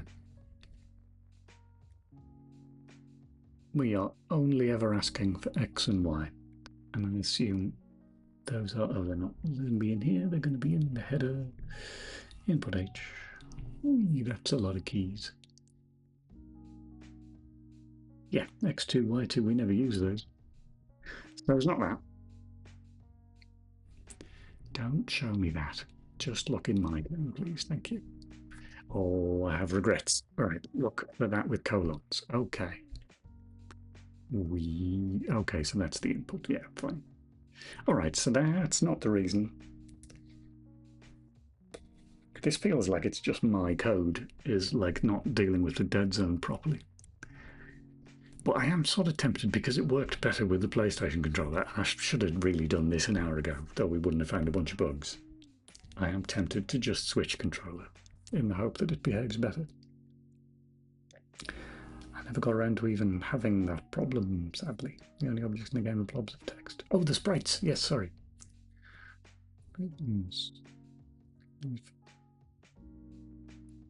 Just to set up a development environment that barely worked. Yeah, I think that was one of the reasons that I kind of did the whole protected mode thing, was because I found DJGPP, and the fact that it's a cross compiler is already a massive tick for me. I'm like, oh great, because I don't want to have to be running a DOS IDE to write my code. But then that meant that I had to, because DJGPP uses everything's protected mode. I don't believe you can compile real mode code with DJGPP. I might be wrong about that. But yeah. Anyway, what do I want to do? I want to know why these numbers are rubbish. That's what I want to do. I don't want to swap the controller because this is useful. This is useful bug fixing, even if it's not game mechanics and it's 11:45. It's fine. It's all fine. Right. I want some numbers. That's what I want. I want some numbers on the screen. Because that's the other pain with VGA being a completely separate mode. Unlike, it's easy in sort of, with a modern system, you can happily draw graphics and print out to a visible buffer at the same time. But that's not really doable on DOS. So I'm going to have to just stick some numbers on the screen instead. Bit of that. Where's me render? I mean me draw. Where are we going to put hello? Hello, hello. Oh, no, that's... Okay, now that's just writing the string, but then where are we going to draw it? We don't have a commented outline to draw it. Okay, fine. Fine. Bit of that.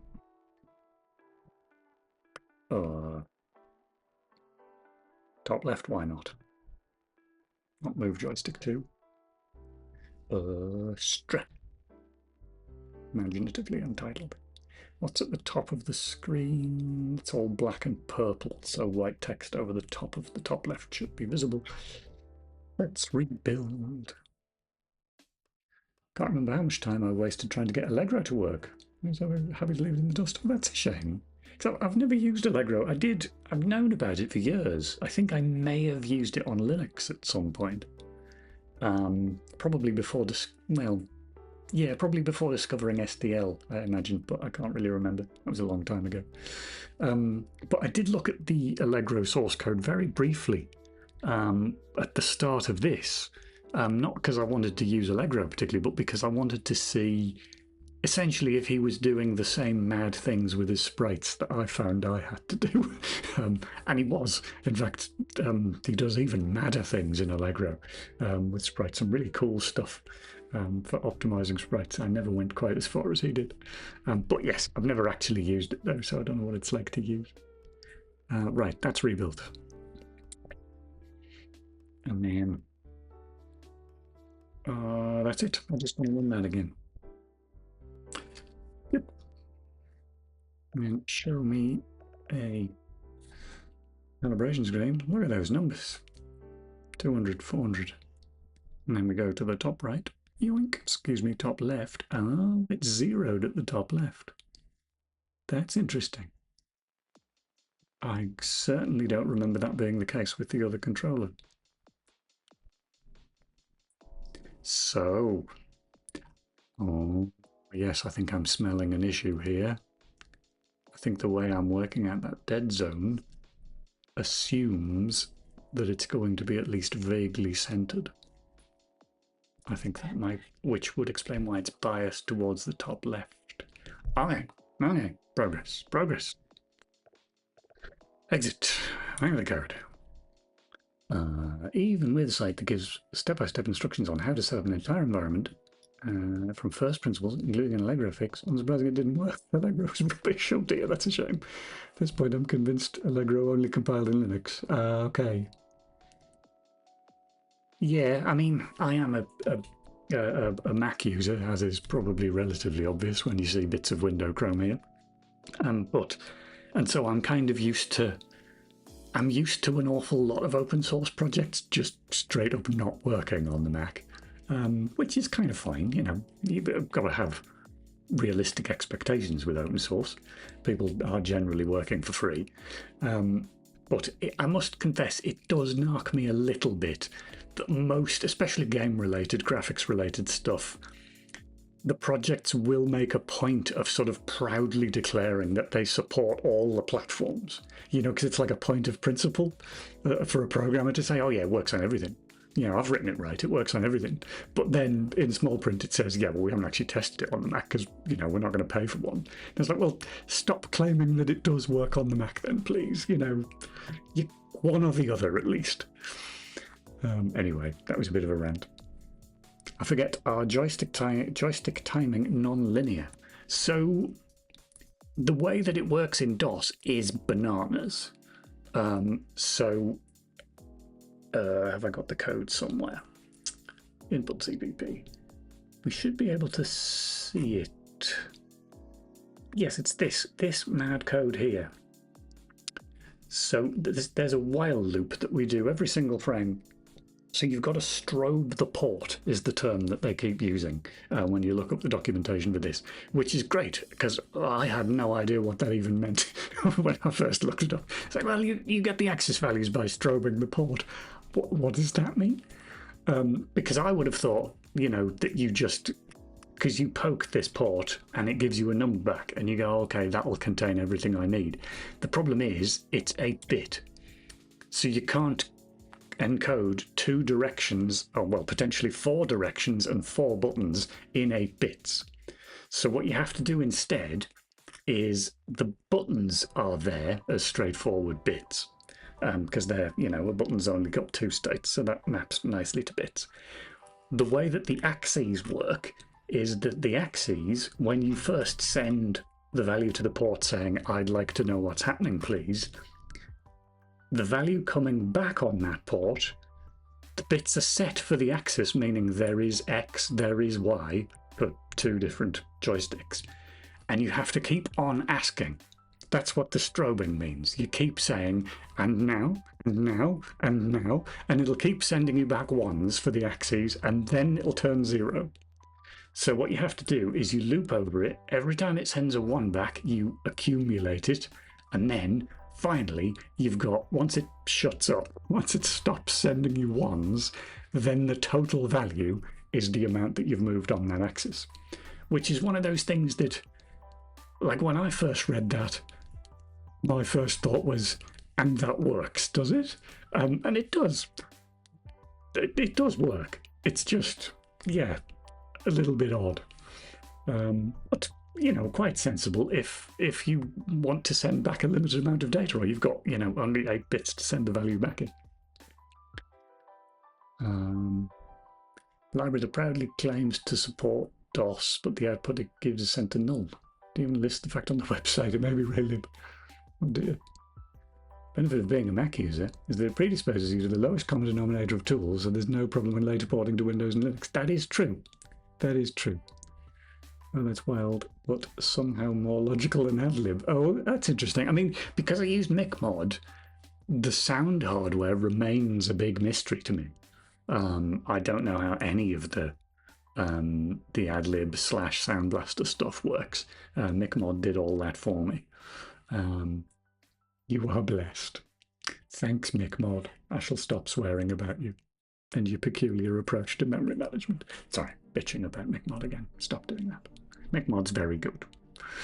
I just wish it was a bit nicer with memory. Anyway, we don't need to talk about that again. Get rid of these bits of code. I want to look at the joystick calibration, because where we start talking about, not joystick calibration, it was input. I was in the right place. When we start talking about dead zones, I seem to recall, because one of the weird side effects of how this works is not only do we, we still have this problem with controller buttons being their own magical number, and you just have to know what number a particular controller sends. The weird thing with the way that you have to strobe the port means that the value of the axis depends on how fast you strobe the port, for a start. So, like, if it keeps the bit set for, I don't know, however many milliseconds, and your code is updating at 60 frames a second, you're going to get a higher value than if you were updating at 30 frames a second. But on top of that, again, same as with the buttons, the joysticks will encode their own values. They decide how long they set that value to 1 for. And neither of these values has any real-world meaning. So calculating dead zones because of that is kind of a pain, because you have no real idea on the scale of the values. So what I've ended up doing, I seem to remember, it's something like, yes, I take a quarter, of the entire range. Now, is that going to be affected by the fact that top left is 0 with this controller? I don't think that it is, actually, because it's the range, not the minimum value.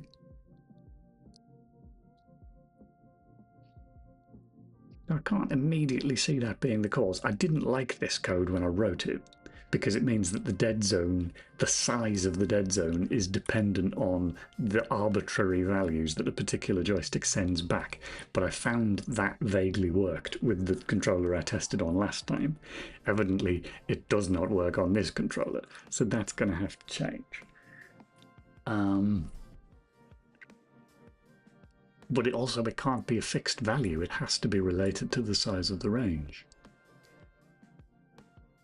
I'll think about that later. DOS, is that Divinity Original Sin? No, but Divinity Original Sin is dead good. There's all sorts of other chat has happened that I've missed. Worst code I've seen was one that had an if-else followed by several lines of else-if after it. Okay. Use Fmod to say you're being fancy and modern. That's true, everybody uses Fmod nowadays. It is good, to be fair. I got so fed up with programming on Mac that I basically just stopped programming. Oh, that's a shame. I mean, for all that talking about it here, I am using TextMate as my, in heavy inverted commas, IDE, because TextMate, of the various text editors that I've looked at on the Mac, TextMate is the one that irritates me the least so far. There's a long-term project for me to get used to using NeoVim or something similar, but it hasn't happened yet. Though last time I used Xcode, I didn't want to throw the computer out of the window, which most previous versions of Xcode have caused me to want to do. So I don't know, I might look at Xcode again.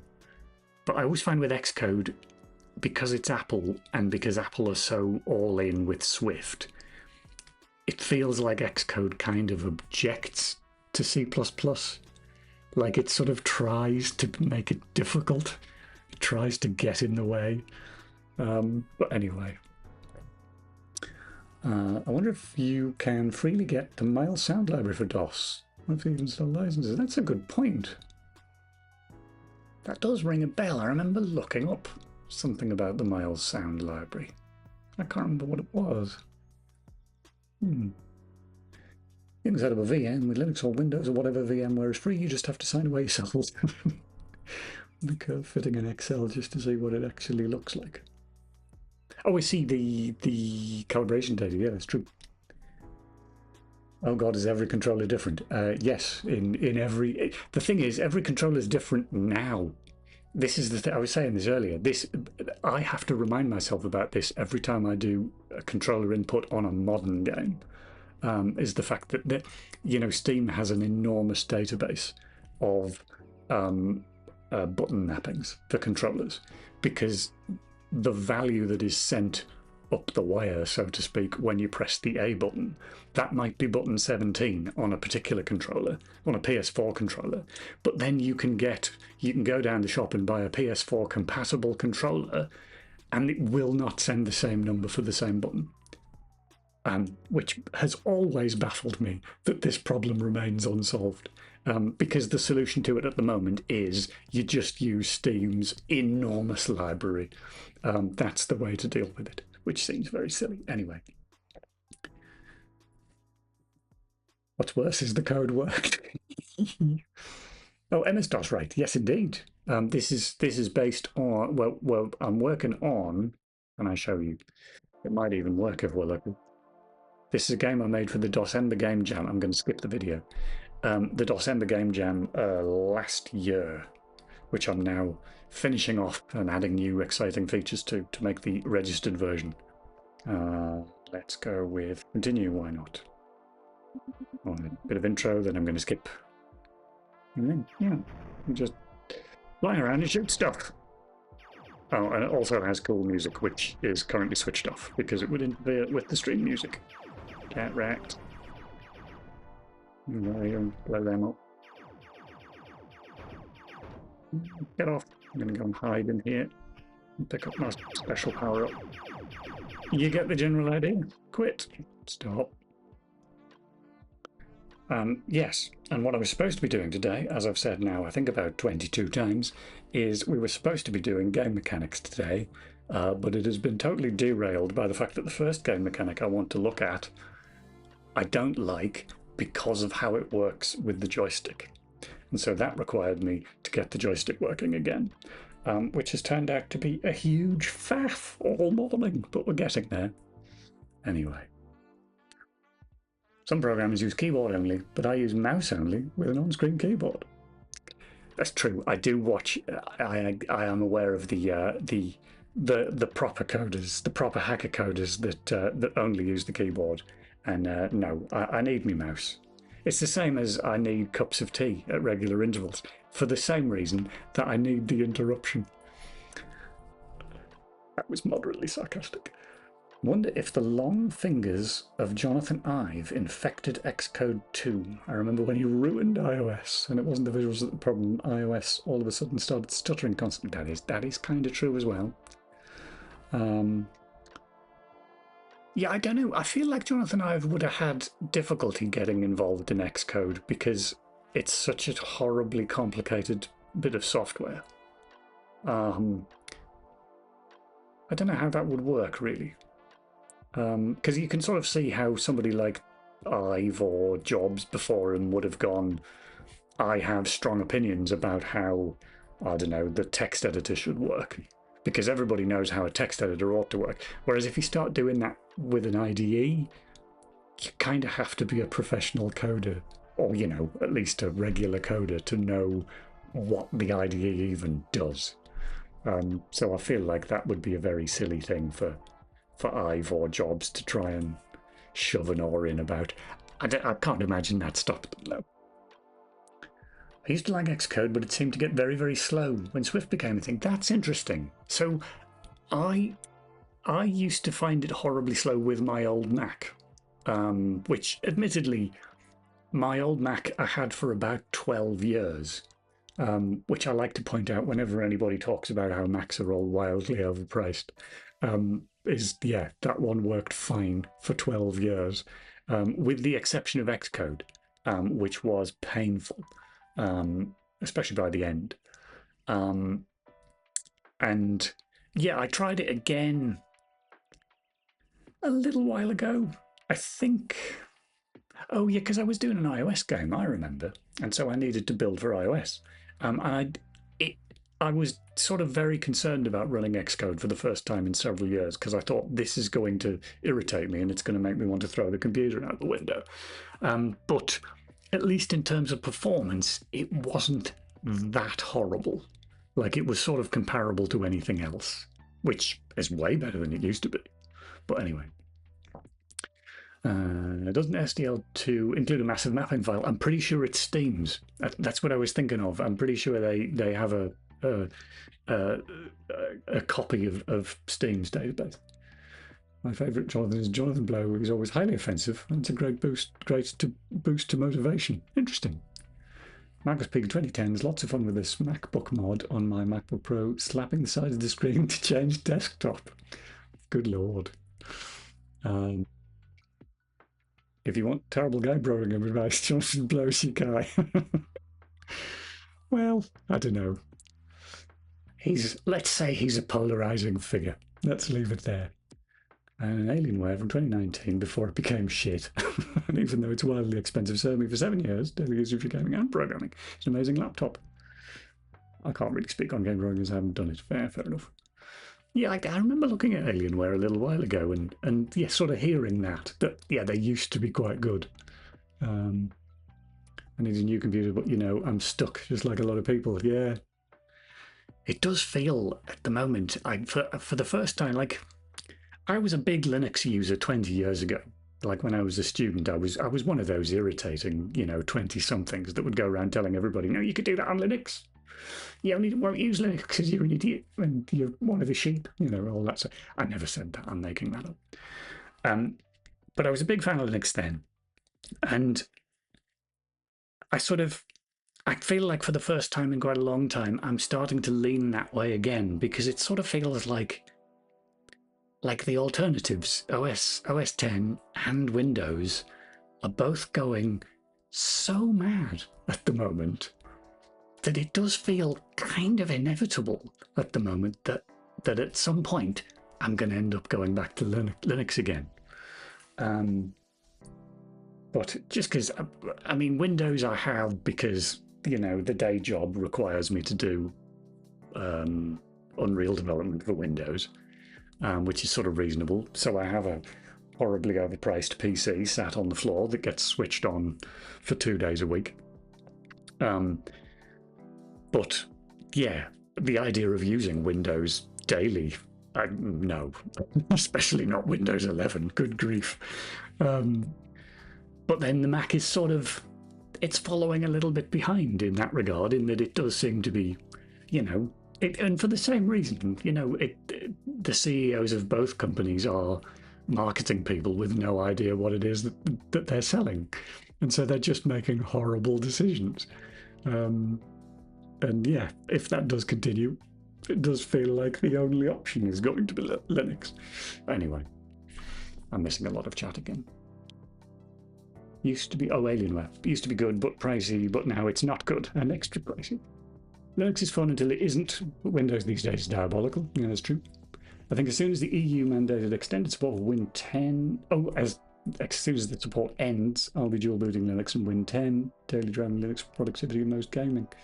Still on Windows 10, it's definitely a better choice over 11. Yes, very true. Unfortunately, I had to buy a new PC, so I didn't get the choice. So I have the nightmare that is Windows 11.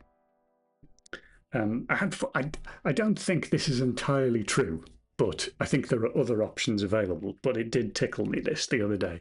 So I discovered I was streaming. I'm playing a game on stream at the moment, Eastshade, which unfortunately only runs on Windows. So that's meant I had to transfer all my streaming setup over to Windows.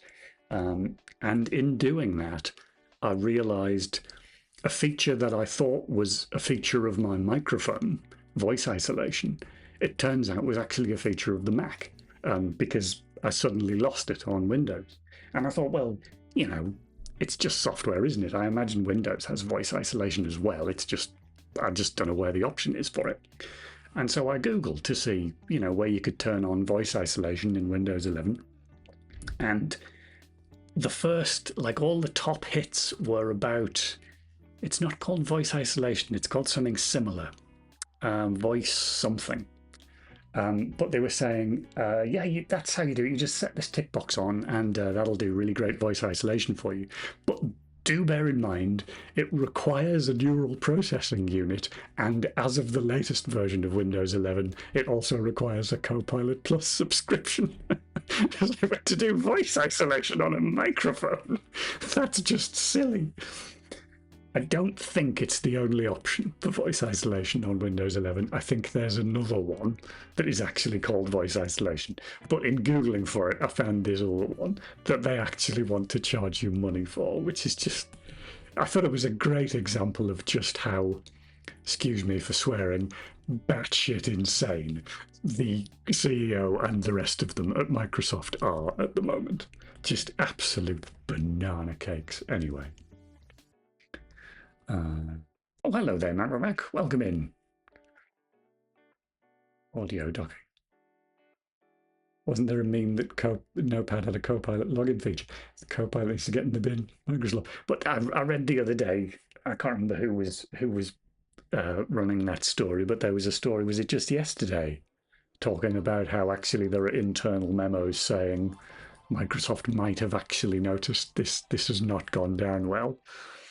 And yes, allegedly the coders at Microsoft are being told to reevaluate whether it's actually useful to add Copilot to Notepad and whatever else.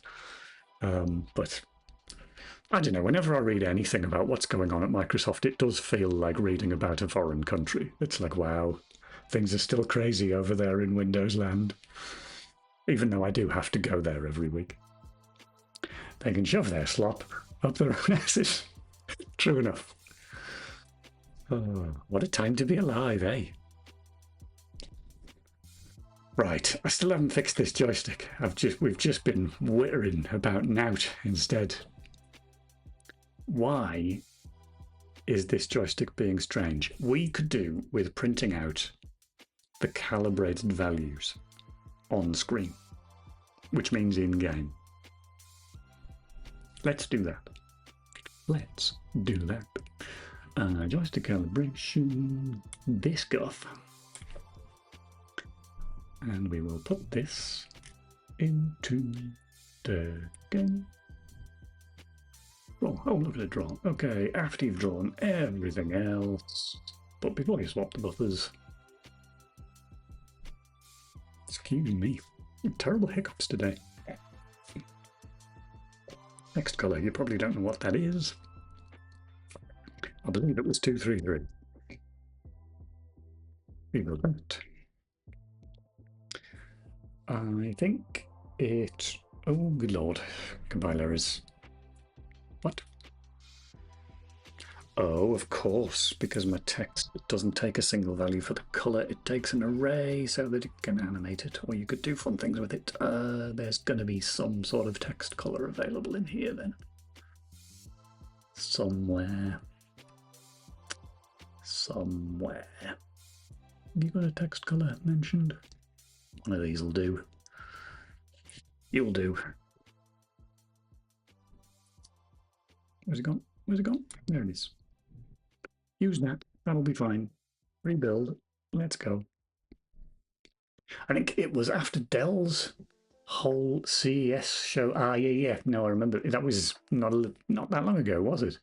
And they were probably the most open I've heard any tech company being in recent years about how actually, yeah, we've sort of been that because it was pointless. Nice.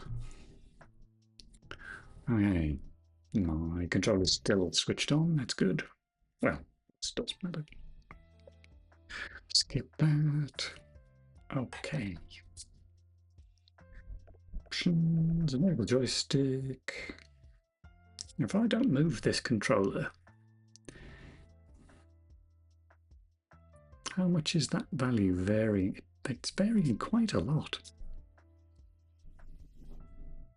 Can you see occasionally you can see that that string is getting a lot shorter, meaning one of those values, I think it's the x, is going down to single or even, sorry, double or even single figures, which is a heck of a lot of variance, to the extent that it makes me feel like maybe we should be filtering extreme values. But it depends exactly what they are. We might have to, as Core 10 suggested, we might actually end up having to graph this just so that we can see where these values are going. All right, I'm just going to get on with the calibration. There, it's in the center now. There we go. Top left is there, which gets us about as close to 0, 0 as we're going to get. And then bottom right, if I push that all the way right, that gets to about 600, and all the way to the bottom is about 1200. So yeah, both is about there, 550, 1000-ish. Carry on, get on with it, get on with it. Wow, there we go. Yeah, look at those numbers. I'm not touching the controller right now. So 0, that makes sense. And in a second, it's going to go minus, yeah, there we go. So, I'm actually going to, maybe, I mean, we did try fiddling with that timed option, but that to me, that says DOSBox rather than my code, because the values that are coming in, well, they're moving at all. The fact that they're moving, and the fact that they're going like essentially full left and full up or very close to, and it's staying that way for like half a second before it goes back to 0 again. That's not, you know, a breeze in here wobbling the controller stick. That feels like the numbers we're getting through DOSBox are wrong. Which, yeah, there we go, look at that. And I'm looking at the controller, and I can confirm there is neither a ghost nor an invisible man moving that stick. It is not moving. So, configuration tool again. Let's update this. DOSBox. Back to the joystick. 2-axis, should probably be 4-axis, but it's fine. Timed we've turned off again. Let's see if the behavior is different. Even if it's still broken, is it differently broken? And can I just leave this running? It seems to be behaving the same.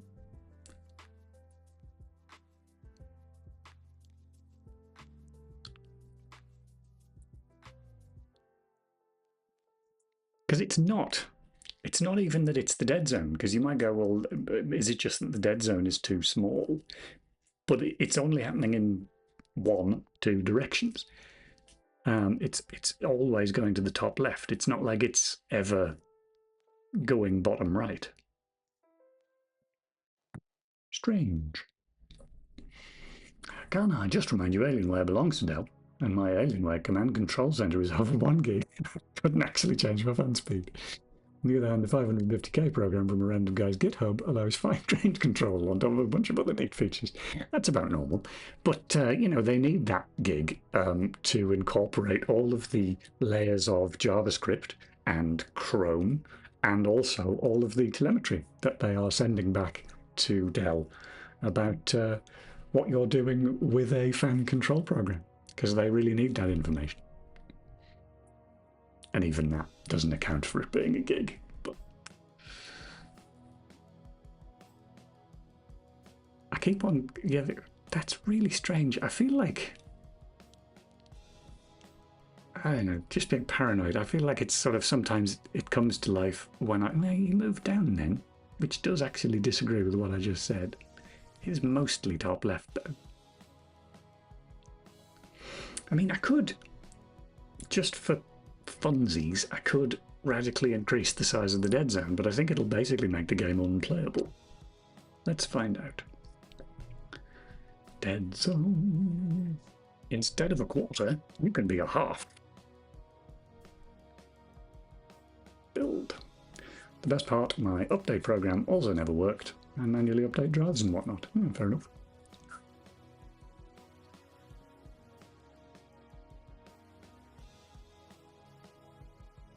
I was always impressed by how annoying NVIDIA made the process of updating drivers, although it's changed now, hasn't it? Because they got rid of the GeForce Experience, which I thought was probably one of my favouritely named programs ever made, because the GeForce Experience was mostly it crashed.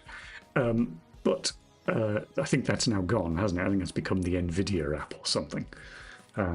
And no longer requires you to log in to get driver updates. How kind of them. That has gone out of date on the stream again. DOSBox. Carry on. Oh. Thank you very much. I normally would say follows are anonymous, but feel free to say hello in the chat. But you already have. So thank you for the follow, Dixlingling. Truly saints. Options. Calibrate the joystick again. Doink. Top left. Doink. Bottom right. Doink. Wait a minute. No.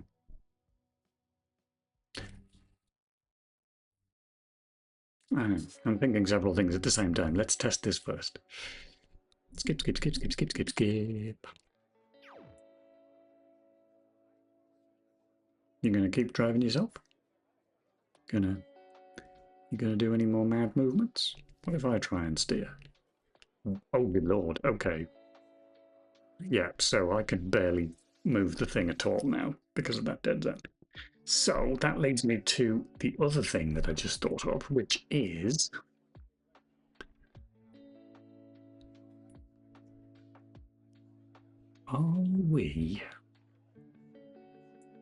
when we look for this axis value,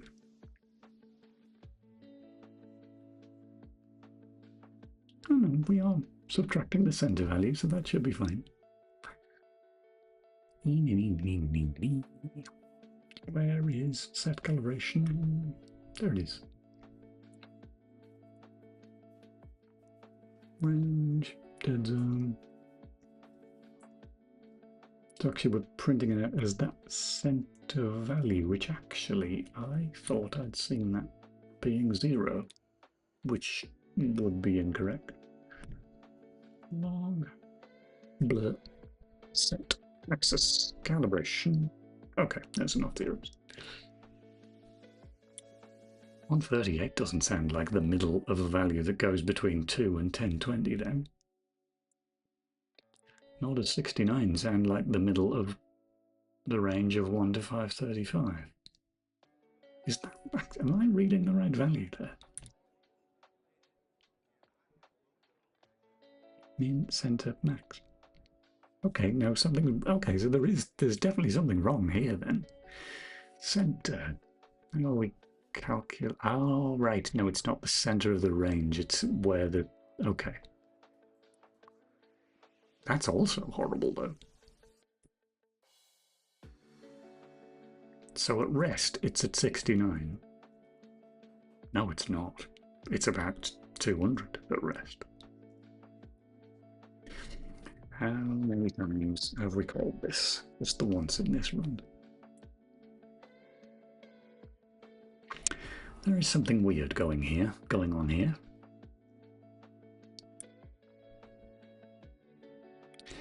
Back to here.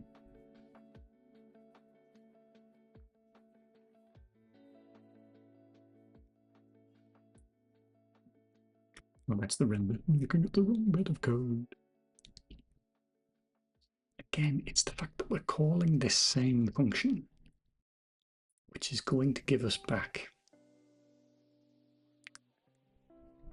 fiddled numbers rather than raw ones. I don't like that. I don't like that I did that. That seems... It's one of those things, it's what they call, I guess, what you'd call a code smell. There isn't anything obviously wrong about doing this. It just doesn't sit right with me. We are not resetting, but doesn't apply here anyway. Get joystick axis is going to do what? If we haven't set the calibration data.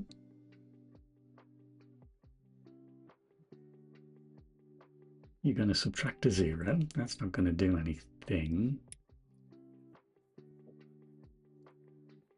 If the axis value is less than the calibration dead zone, then you zero it out.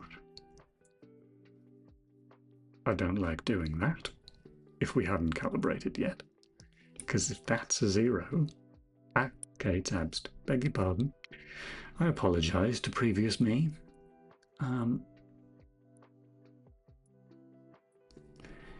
But then at the same time,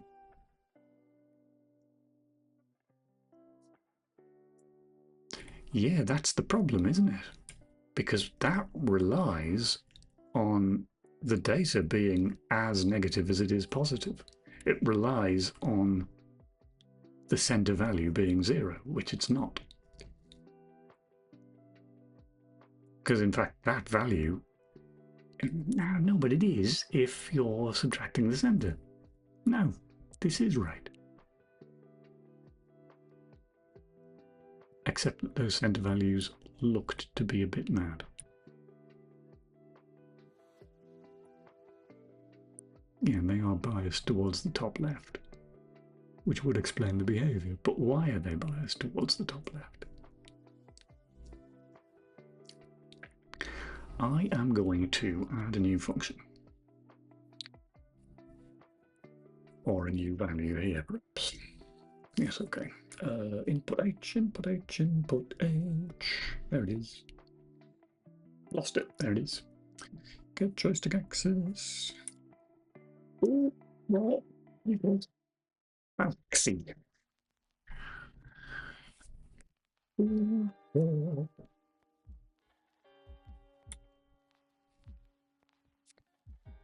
It's raw. Oh, hang on. In the wrong place. I haven't read it yet. Oh, no, it's not because. Okay, fine. Return that.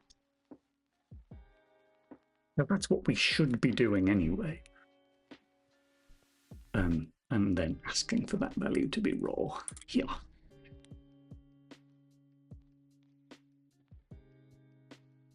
Cut and paste, cut and paste, cut and paste.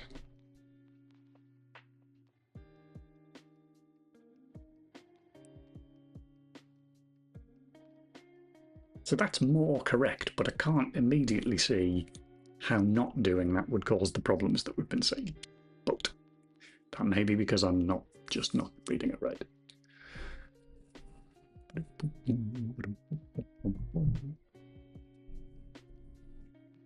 Oh wow, nearly 12:30. Going to very quietly look around to see where the cat is. She's asleep. Because she's asleep, that means she hasn't noticed that it's lunchtime. And we get to carry on for a little bit.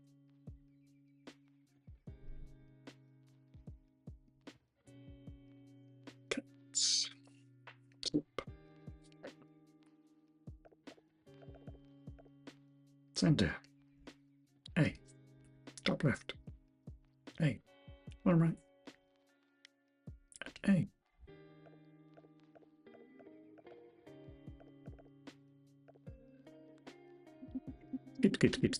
Skip. Well, flip.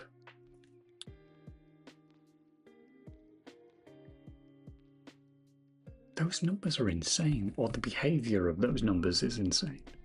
I'm going to print out the raw values as well during the game, which is only going to be so useful because it's going to be updating every frame. It's going to be quite difficult to read, but I just feel like I'm getting lied to here.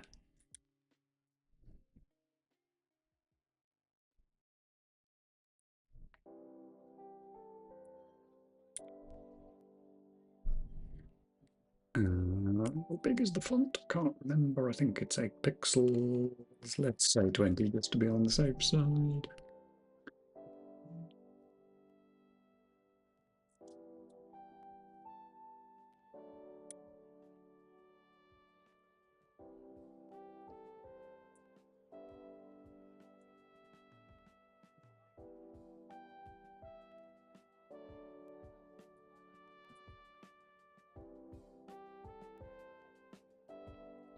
Mhm.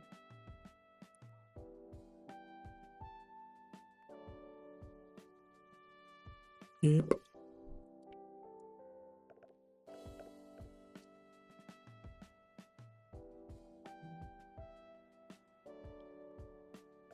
Right. So now the question is,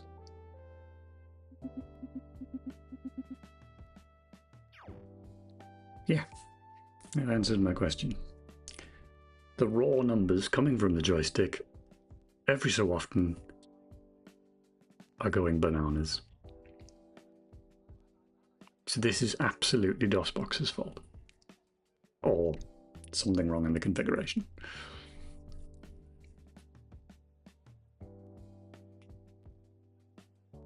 It's sort of faintly fascinating. Oh, there it goes again. Right, anyway. Configuration tool.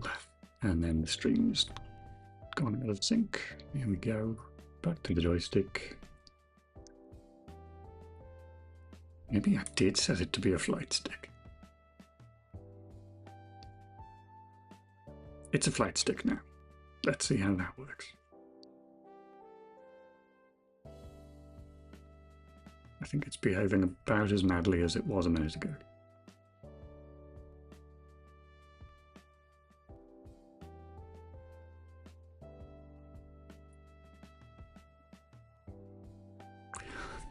Bizarre.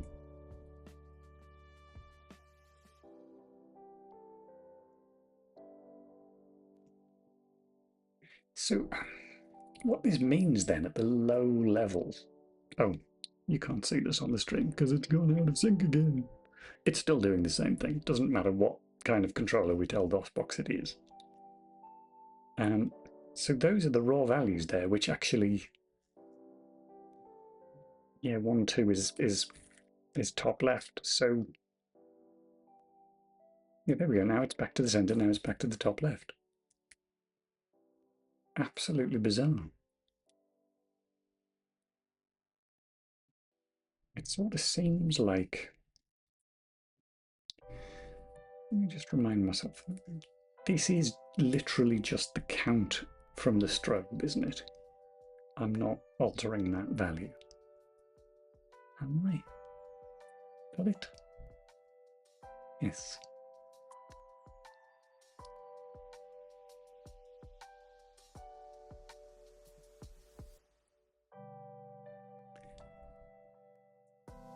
Suddenly access, that's fine, but...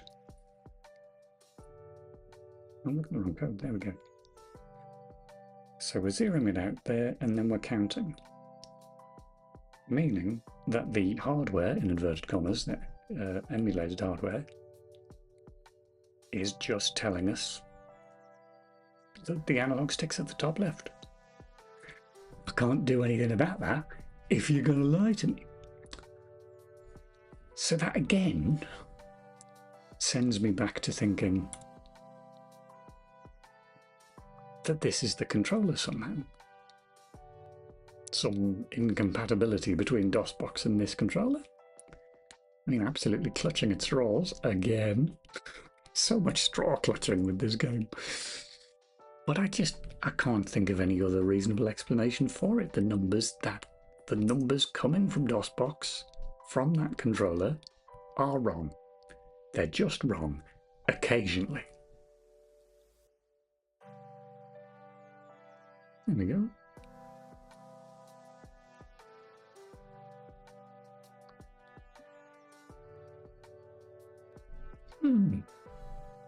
All right. Just for... Oh, the thing is, though, if I want to test another controller, I'm going to have to get out of this chair and go over there and pick one up. And if I do that, that will be enough noise that it will wake the cat up. And then we'll have to have lunch. Fine. I guess we'll have lunch. Right.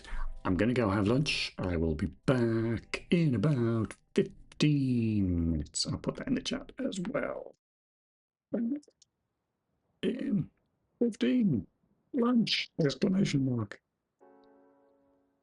Do we have an appropriate Clock, emote. No, no, we don't. Fine. Lunch. I can do tea. Right. See you all in 15.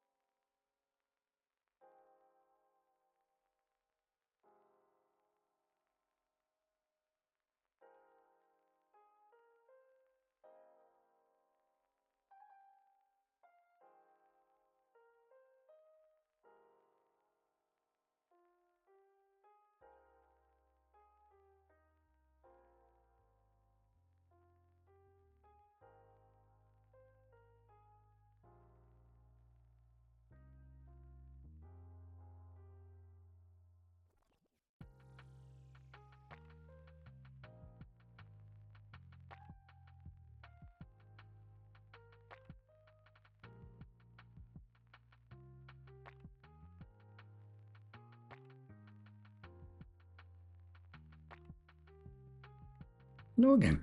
Right. I have a bunch of controllers and a cup of tea. So we're all set. Especially with a cup of tea. One moment.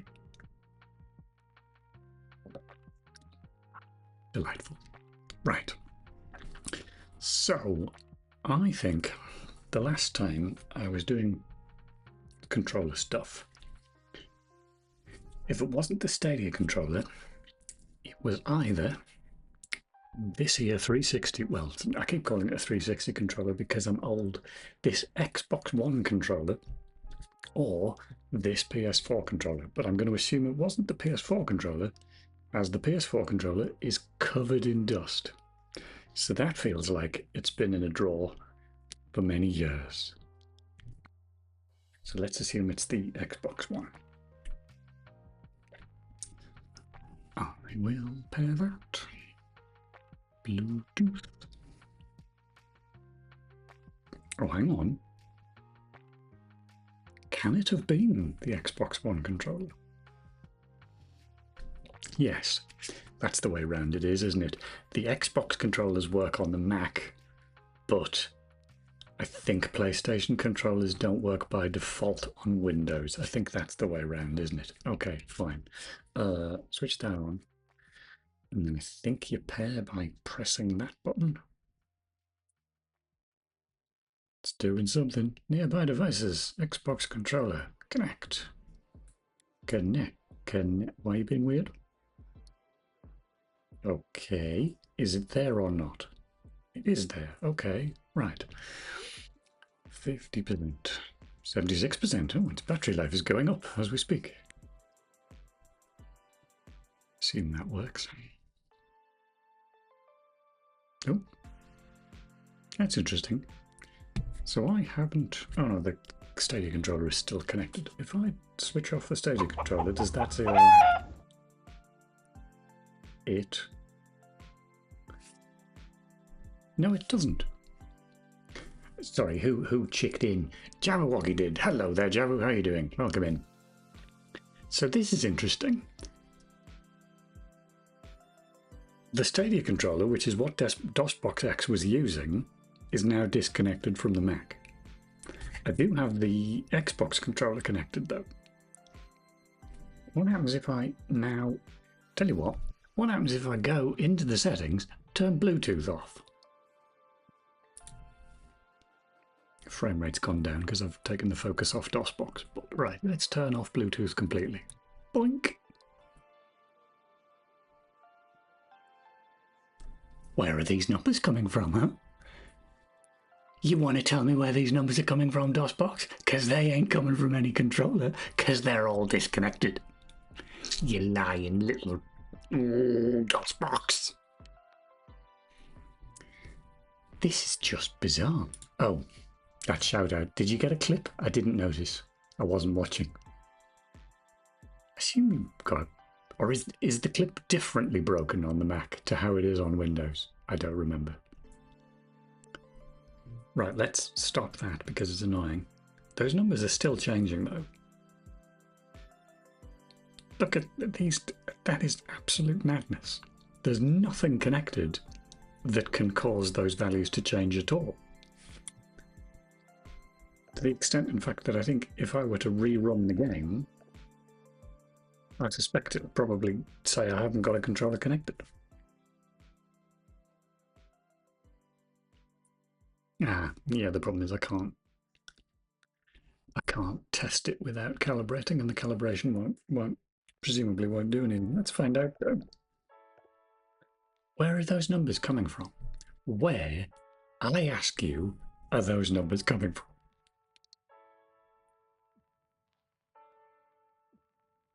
Is it? No, because they're changing.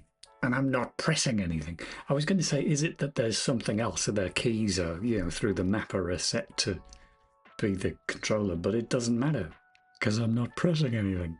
So unless they're connected to the microphone, which is the only thing I'm providing input on currently, those numbers shouldn't be changing. Is your DOSBox haunted? certainly compared to the last time I tried this, it does appear to be. Look how radically those numbers are changing. This is really quite upsetting.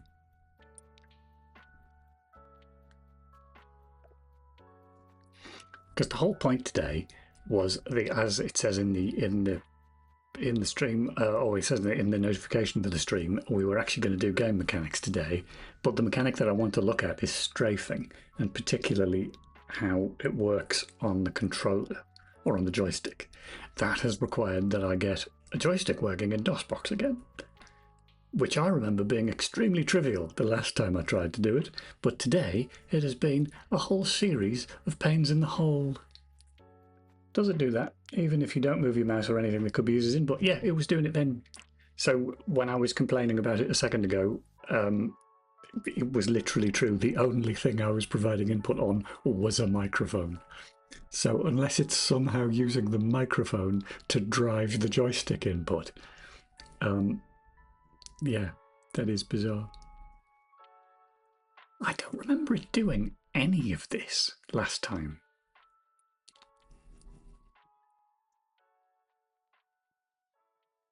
Very, very strange. Let's have a look in the config again, which has now gone weird. DOSBox. Will be a fancy game. Control everything with your mic. I remember there were some great games like that for the. Did you ever have a Nintendo DS? The original one. I remember being only very briefly, but for a brief and magical moment, seeing a thing in a DS game that made me go, how have they done? Oh, I see. Yeah, they've done it like that. Which was, I can't even remember what the game was, but there was a game where there was a boat and you were invited to blow the boat, blow on the sail, and the boat would sail off. And I was terribly impressed by that for about a second before going, oh, it's just the microphone. Of course, that's quite clever.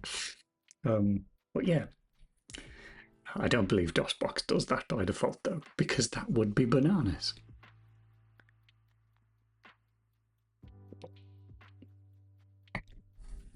Incidentally, because I can't remember what it. Oh, it would have been the movie. I was thinking about the movie codec again off stream, and thinking about the last time.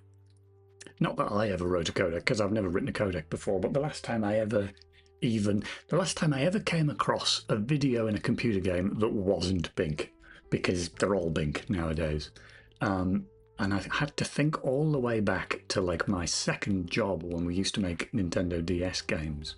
And there was a guy there who was terribly proud of his video codec that he'd written himself, that we encoded all of the videos in. And I got to thinking about that and thinking, like, what sort of CPU did you have in a Nintendo DS? Was that presumably more powerful than a 386? I couldn't remember exactly. And yes, significantly more powerful than 386, but also the DS has a smaller, lower resolution than VGA does. Because VGA is 320 by 200. The Nintendo DS, it turns out, was 256 by 192. Tiny, tiny little screen. Anyway. So what I mean by all of that is I should get in touch with that guy again and go, my codec's better than yours because it does a higher res. It does run like shit though, but that's not the point. Anyway, enough. Joystick. Is it because of the flag control? Should we? I mean, I've done all of this already and none of this made any difference. It was mad, whatever setting we gave it. And also, right now, there isn't any controller connected. Codec flexing. Yeah, that would be a battle I'd quickly lose. But yeah, be fun to start. Oh, and the stream's gone out of date again. Cool. What do I want to do? I tell you what I can do. I think I can, even though I can't calibrate this with no controller connected, I think we can still print out the raw values in game. I think it will. Because I don't think it checks. Not certain, actually. Let's find out. No, they're all zeros. Alright, fine. Quit that. I will almost certainly have to restart DOSBox when I've re-enabled Bluetooth. Hello, Bluetooth? Why are you not letting me re-enable Bluetooth?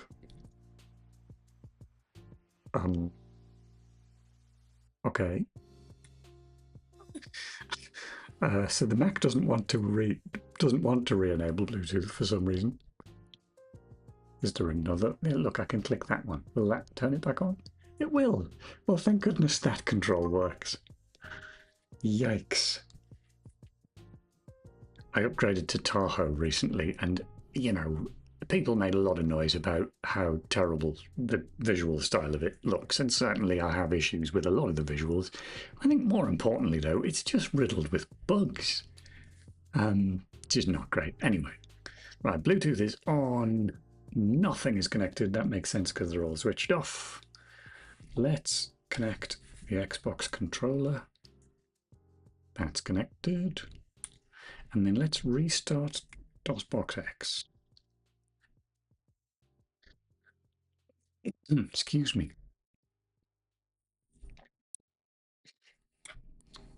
Take the stream again. Boink. I'm going to need to reset the joystick in here, which is out of date again. Joystick, not auto, no. It should be any of these, really. I'm going to go with 4-axis. Fine. That's gone out of date again.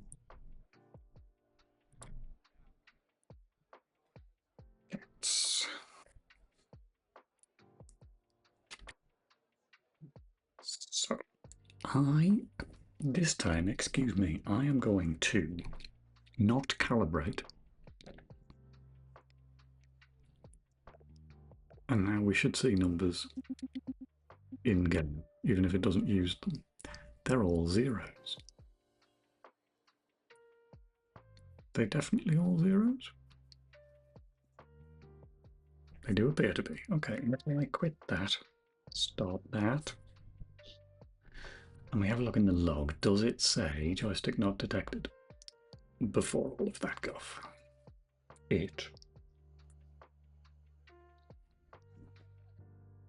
No, it doesn't. So in fact, those zeros it was printing out were probably correct.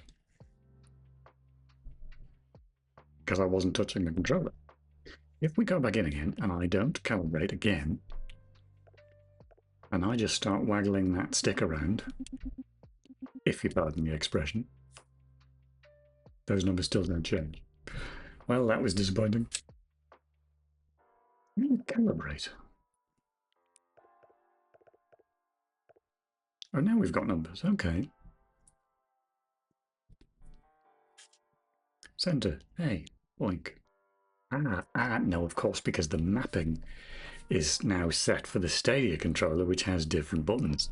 Oh, this is a terrible pain. Why did I ever start this? Because, of course, what I was thinking about while I was having lunch a minute ago is for all the faff that I'm going through here, none of this is real. This is all emulated joysticks in DOS anyway. I still have no real idea whether an actual joystick connected to an actual DOS PC would work, because I don't own one. So this may all be for naught anyway. Ah, the life of the retro programmer. Right, DOSBox. Joystick. Maybe we go with the flight stick again. Fine. Close. And is that's gone out of date again? DOSBox. Should I restart? I don't really need to, but I'm going to. Excuse me. Skip it. Netflix. Oh, I didn't change the. Too much chat. Can't multitask. It's the one thing I've learned from streaming. I am not capable of multitasking. Right, those buttons are now going to be wrong, aren't they? Is there not a reset to default? You would think there would be. Fine, fine. Add. That button, yeah, that's a different value. Okay, so you can get rid of 14 because it's not that. Button number 2 is no longer that. It is now that. Button number 3 is no longer that. It is now that. And button number 4 is no longer that. It is now that. Save. Exit. I'm going to risk not resetting. What's interesting is those values look very similar, actually, to what we were getting with the Stadia controller. So maybe it doesn't have anything to do with the controller. Top left. Pretty much 0. Bottom right. Yeah, those numbers are the same.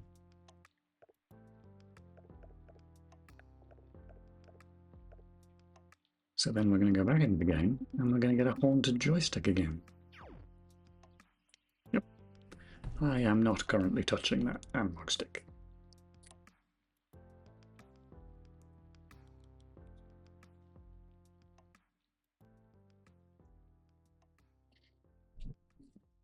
So if I do try and steer it,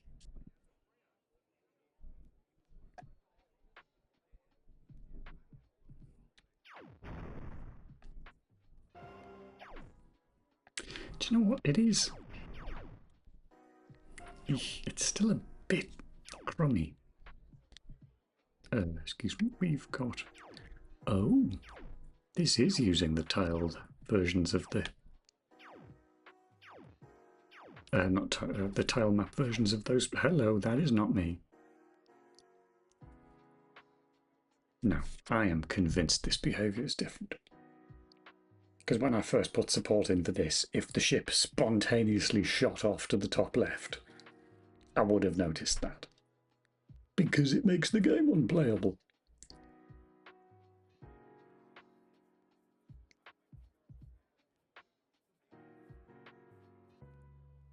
Unless I can... Oh, it's not even on the stream. Good grief, OBS, you will be the death of me. Right.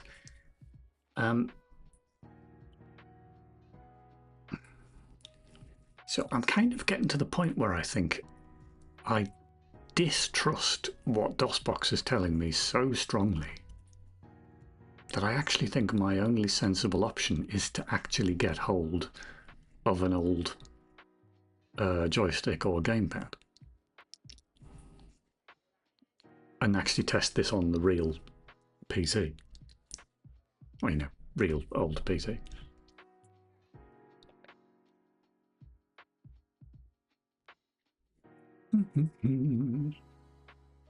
eBay.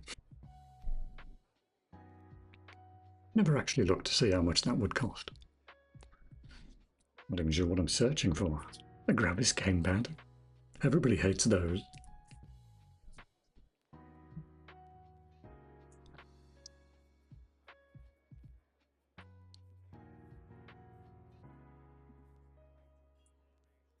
Limey.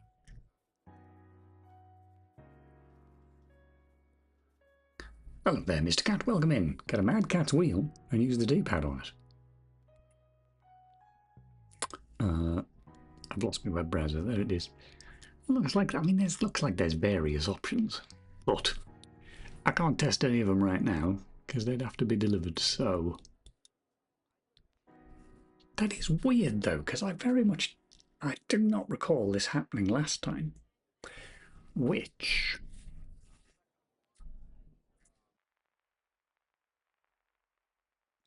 No, that's not going to explain it either. Also, you'd probably need at least 2 adapters. Just came from... Hello, Arguably Ghouls, welcome in. Came from 3L Atlas, Hanson Brothers Traffic.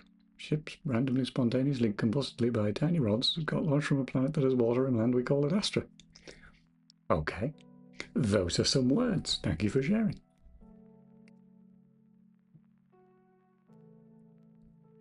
I'm going to stop that because it's driving me a bit spare. Except the controller's going to go mad in the menu now. I'm convinced, though, that this was not a thing the last time I had joystick support running in this game. We were not spontaneously, every so often, getting mad numbers. Because it just renders the joystick support unworkable.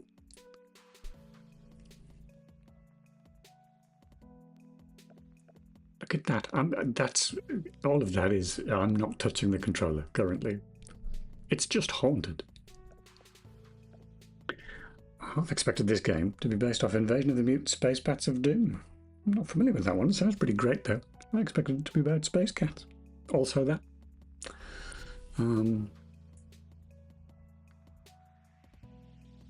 Yes, I'm having fun with joysticks at the moment. Maybe I don't care. Maybe we throw the joystick in the bin, not literally. Or possibly Space Goose. That rings a bell. What's Space Goose? I'm trying to think what Space Goose is, and all I'm getting is Untitled Goose Game. So that's not the same one at all. Although Untitled Goose Game was great.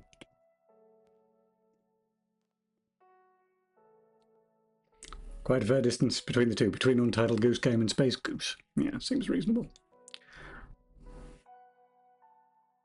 I like the fact that my stream seems to attract people called cat in some way.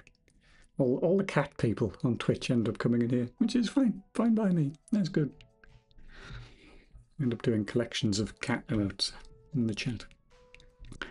Right. What am I going to do here?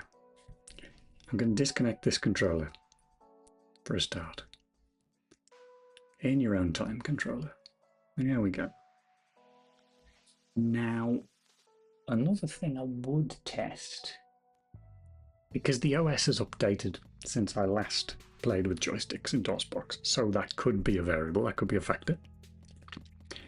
And for some reason, that makes me want to try a wired controller rather than a Bluetooth one. But because I've got the microphone plugged in, I don't have any spare USB ports, so we can't do that. So I think we're just going to have to knock the joysticks on the head for now and carry on without. Don't need to print my actually, I can just comment that out. Right, what other changes are there in source control? Lots.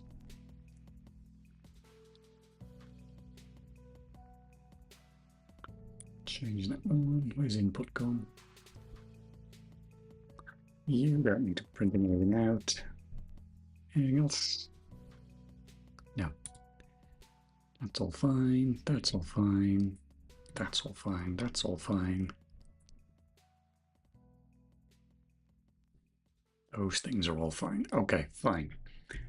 Enough talking about joysticks.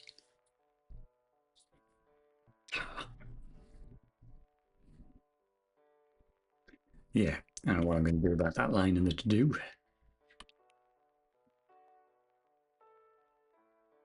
Spurious access inputs, question mark, exclamation mark, interrobang, if you will. I just came here to pee on your territory and then have a shouting match with you until one of us hits a crescendo and the other one tucks tail and runs. Fair enough, fair enough. That seems reasonable. Oh, I was looking around to see where my actual real-life cat has gone, and she's decided to get into her carrier and have a nap. Clearly, she'd like to go to the vet. That's how I'm going to interpret that. That's a joke, because like all cats, she hates going to the vet. The vets, in fact, won't see her unless she's sedated. That's how much fun she has with vets. She likes to eat them. It's their own fault. They shouldn't be so tasty.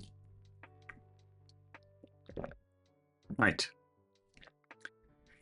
Okay, we're just going to move on then. We're going to talk about strafing. Because it's probably the mechanic from the Jam game that I dislike the most. I also don't need this to be running anymore, so we can get rid of that and go here, and we can just run it, and that should just appear on the stream with a bit of luck. It has not. Sigh. DOSBox. There we go. Okay. So let's start a new game. Not that it makes a lot of difference. Skip all the old intro there. So, go and shoot that guy.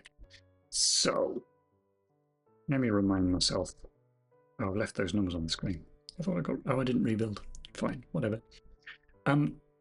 So there's a strafe mechanic, which I believe, yes, it's on Alt, which just you can move around without turning, and that's in there because it's not so difficult to avoid these guys. Oh, in fact, they've still got that rendering issue that I need to fix as well. But if we get to the reactor, ow, which is down here, get off. Then these guys are fairly difficult to avoid fire from, he said, clearly managing to do that. Maybe I'm overthinking it. Maybe it's not that much of a problem, because I just managed to do that without taking any damage at all. Also, that just crashed, which is not particularly inspiring. What happened there? Log. Out of memory.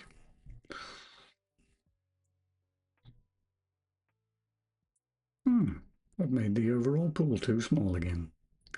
Cool, cool. By, what's that? 16k. Weird. That pool doesn't have a name. Is this the release version? No. Why doesn't that pool have a name?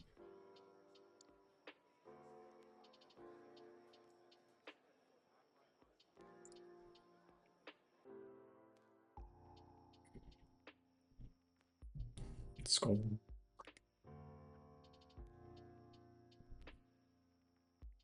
Looks familiar. Ah, right. You're trying to load that from the main one. So that's probably too large, actually. But just so that we can get rid of the problem, let's just increase it. This, I think, is the no music version. Yes. That number is too low by about 16k. So probably that much ought to do it. Doink, doink, rebuild. Is this your cat? It certainly is. I mean, obviously that's a pixel. Oh, hang on. Are you asking, is that my cat, the emote? Which is, that is actually great. Cat scare. Yeah, that's pretty much how she behaves at the vet, yeah. That's almost like you've been there and taken a video. The wrong colour. But yeah, sure. Yes, no, the first time I took her in to get her vaccinations, it took 3 vets to hold her down. Which was rather stressful for everybody involved, but especially for them, I think. And so, yes, we have an ongoing game of trying to figure out how I can get sedatives into her without her objecting and without me being turned into raw hamburger, which of course is the other issue.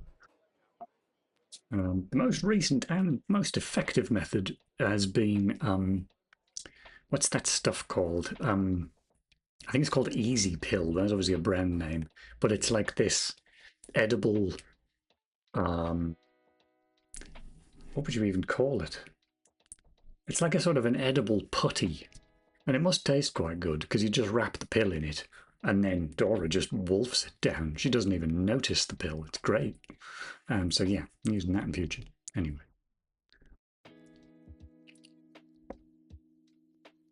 And the stream has lost DOSBox again. There it is. Right, I mean, I didn't really need to fix that because we can just go into the game. So the thought that I half finished a second ago before I then interrupted myself and went off on a tangent about memory was that I added strafing because it's a little bit difficult to dodge out of the way of the projectiles. And I didn't want to slow down the projectiles because that makes the game too easy. And so I added in the strafe mechanic to sort of allow you to move sideways, really, while continuing to fire vaguely in the right direction. It's not that useful. It doesn't feel that nice. And frankly, having watched a whole bunch of streams of people playing this game, no one ever does it. So I've always been tempted to just take it out and replace it with something else. And what I'm thinking might work, because we're always limited, this is why I wanted to get the joystick working, we're always limited by the inputs that we have available in the joystick. But I'm thinking, because at the moment we use A and B to fire the two weapons, and then, well, C, we'll call it, to C enables strafe. What I'm thinking we might do instead is we use C and D to dodge left and right. So you just tap the button and it just jumps. I think that might feel better. So, let's try that. Code. Get rid of all that, get rid of all that, get rid of that. So that would be game. Where is it? There it is. Oh, in fact, it's not in there, is it? It's in player. Silly me. Player. You have probably got an update function. Update movement, update. Bunch of debug keys commented out. Wow, a lot of commented out code here. Oh, that's really old code. Yeah, that can go.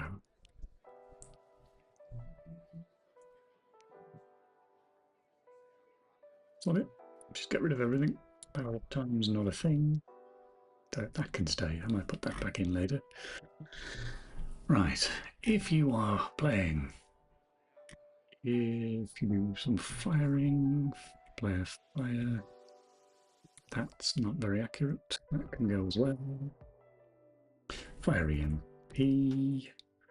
That's probably not going to happen if it hasn't already happened. We ignore that. And then that's the movement. Where do we do the strafe then? Is it in here?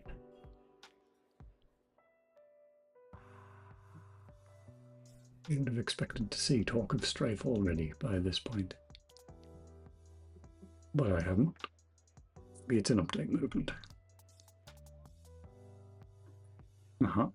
Strafing. Okay.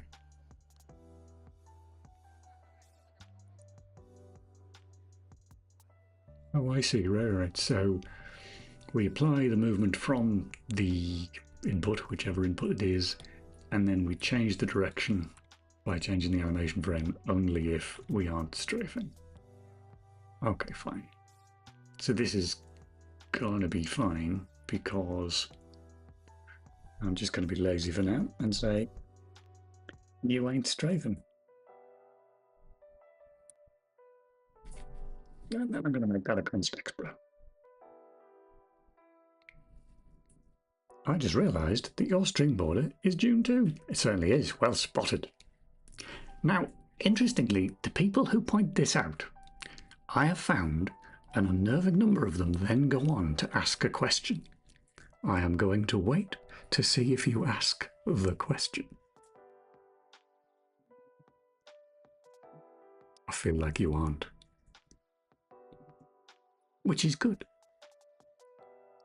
I'll tell you what the question is. Oh, are you Paul Atreides? Almost that. The Kwisatz had a cat. I just made that up. Quite proud of that one. Anyway, no. The question that a number of people have asked at this point, oh God, that was an appropriate response. The question that a number of people ask when they go, oh, hey, that's June 2, the follow-up is then, why have you gone with the Atreides colour?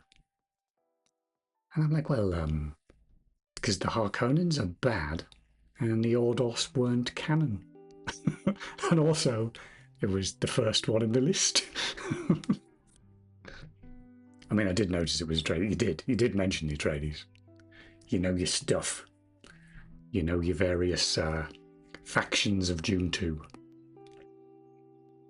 I don't know why they felt the need to invent the Ordos, in hindsight. They got rid of the third faction by the time they did Command and Conquer. There's only 2 in that. Clearly they thought they needed a third one for some reason.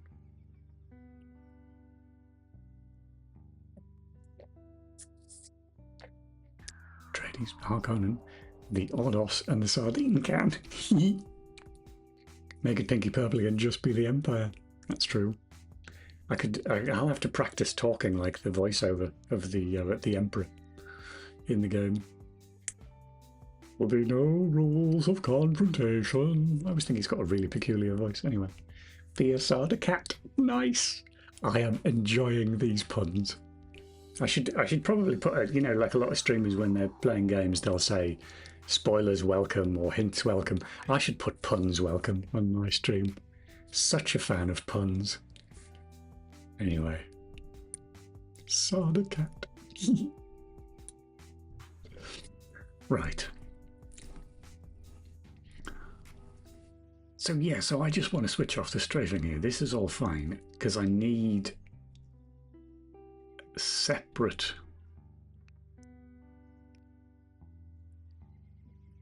Yeah, I need completely separate code for handling the dodge buttons. So let's do that. Update, update, update, update, update, update. I mean, it's still technically part of the movement, so I should probably put it in update movement. All right, let's be neat. Update movement it is.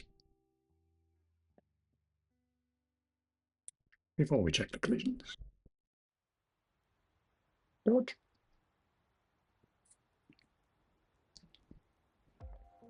The talking heads in that game had a few more frames than you. That's true.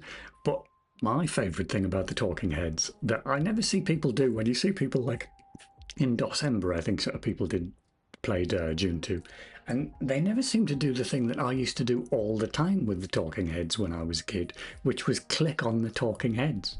Because if you clicked on their eyes, they would blink, and if you clicked on the mouth, it would open and close.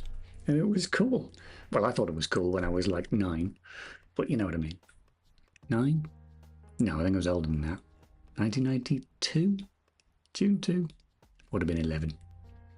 Vaguely remember that. Good. Nice to have somebody confirm that I didn't imagine it.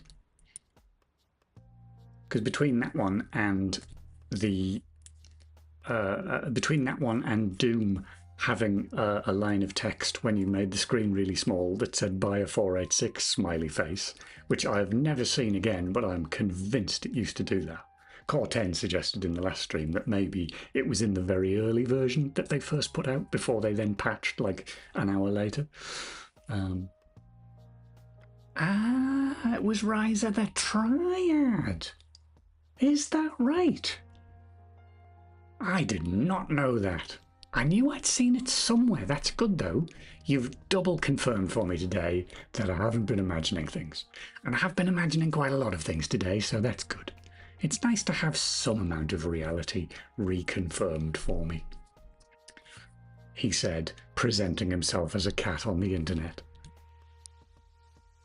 Where it fits a bit more with the comedy of that game, yes. Like the I'm Free crash image. Oh, I don't know that one either. I did play Rise of the Triad, but only ever wrote the shareware one, I think. It was very wacky by comparison, that's true. I remember that much. Right, I'm not writing any code. We need to do some if this guff.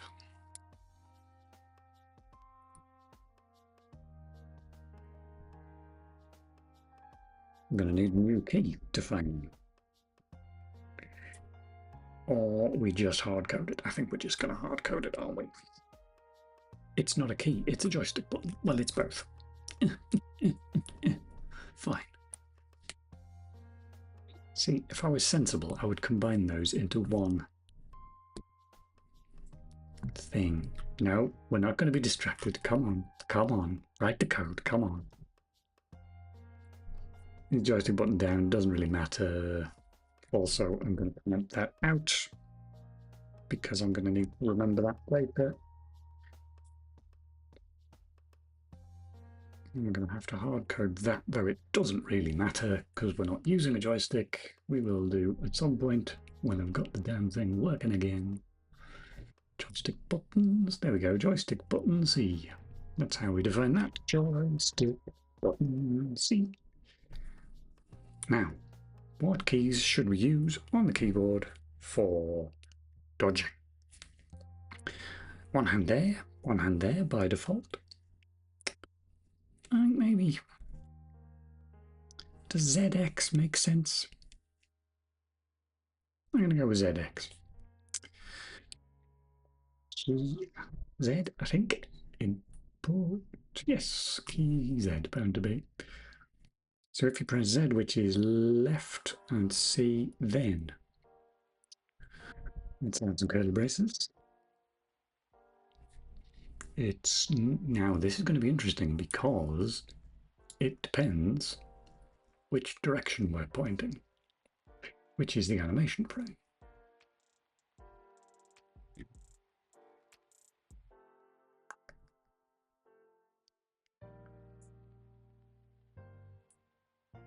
That sounds useful. What does that do then?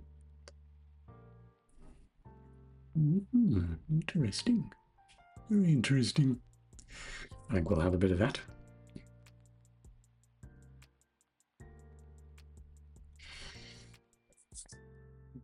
I've already forgotten the prototype for it. There it is.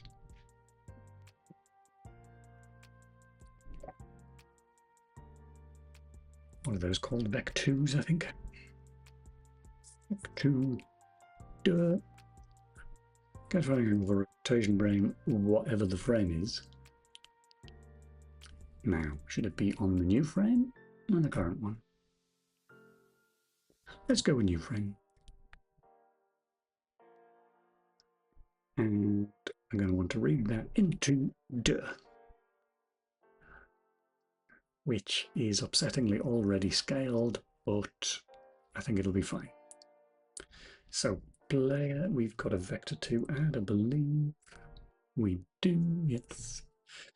Let's be x equals vector and is it called vector? Yes. Vector and it's not going to be the x. Player speed equals vector and player speed and duh, which we may. Well, we won't necessarily need to scale it up. Depends how strong it is. We are not going to want to allow you to dodge in both directions at the same time, so that's an else. Import, cut and paste. In fact, yoink, cut and paste the lot. X or D. What am I doing? That's going to go forwards. I am just not paying attention. We're going to have to swap those round, which I can never remember which way round this is. 2D 90-degree rotation. It's negating, swapping the X and Y and negating one of them. Oh, I can't remember which one's which. This requires a diagram. Which direction to positive values go? They are going to be up and right. So that's nice and sensible.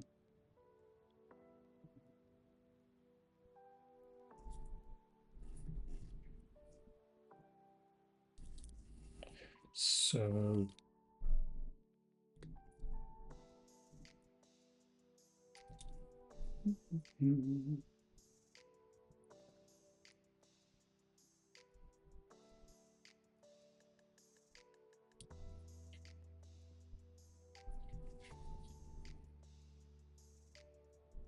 right, so the y is negative x and the x is y. Okay. The y is negative x. Negative x.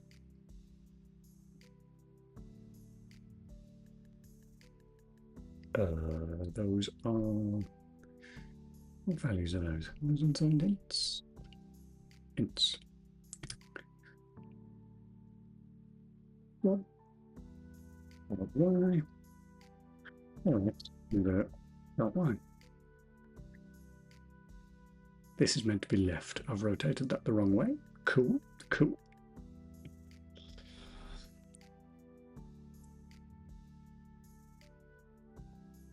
I'm going the other way. The x is minus y. The y is x. Okay. X is minus y. The y is x. What am I doing? I'm not even using swap. Oh, dear me. That needs to be x. That needs to be swap. That needs to be swap. That'll probably work. Oh, I've left the game wrong. Go away. Build. If a moving wall block moved outside the map boundaries, the game would crash with a drawn picture of a block with a face escaping the map. With a face escaping the map and saying, I'm free. QAOP movement, like a true Amstrad user. QAOP. No. I'm not going to call that the good old days.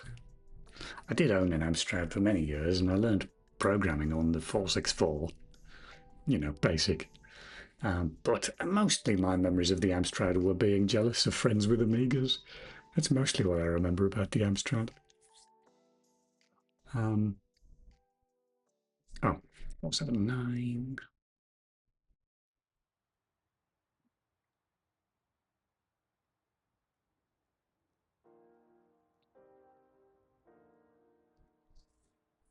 That is a fair point. So we had a 464 for years in the 1980s, and you know, long enough that it was getting long in the tooth. Especially by 1990, we still had it. And by 1990, of course, the A500 had come out. And I had a friend at school that got an A500. Rather delightfully, I got he wasn't really a friend, he was just like a kid in my class.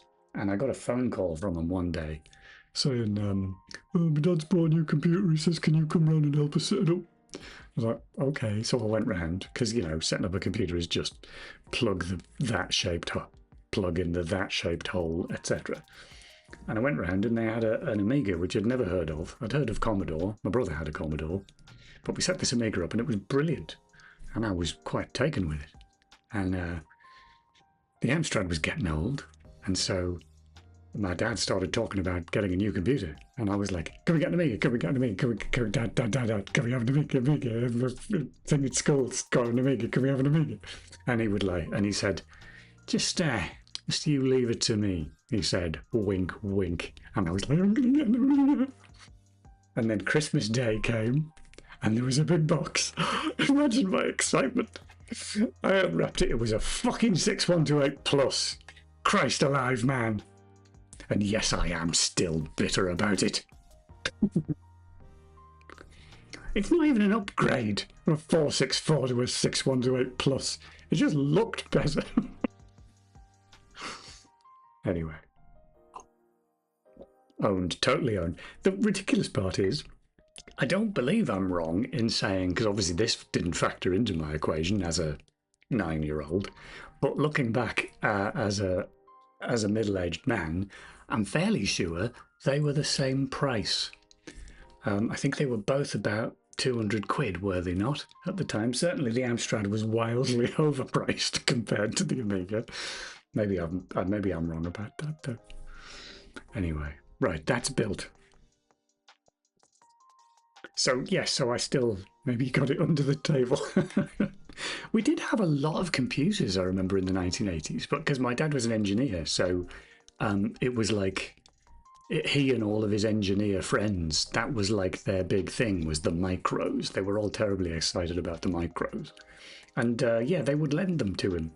And so we used to have all of them at different times. I remember we had a Spectrum and we had a BBC Micro for a while. And we had, yeah, we ended up settling. My brother got a C64 and I got an Amstrad. But yeah, I had a whole bunch of them for a long time, which would suggest that he knew what he was doing, but he still couldn't make the right decision. Amstrad versus Amiga. I had a Color Genie, then Amstrad. A Color Genie, I don't know that one. IBM XT, never any consoles. Yeah, high five on that one. Hilariously enough, my parents considered computer games to be evil, and so they wouldn't ever let me get consoles. And I became a game developer. So make of that what you will. Unless the Color Genie counts, which I mean, it's quite console-like. I don't know what a Color Genie is, to be fair. Interestingly, that story about how I wasn't allowed consoles and then I became a game developer, I have several friends who are also game developers who tell the same story. So yeah, there's a lesson in there, parents. Let's run this game. It's not on the stream again. Thanks, OBS. Play new game. Skip, skip, skip. Now then, I think this is going to be completely wrong. Let's find out. Does it dodge left? Well, that went right, so that's not great. Also, it's only checking if the button is down rather than pressed, so I'm going to need to change that. Okay, I've got them the wrong way round. That's easy enough to fix, though. I was convinced they were the right way around. Clearly not.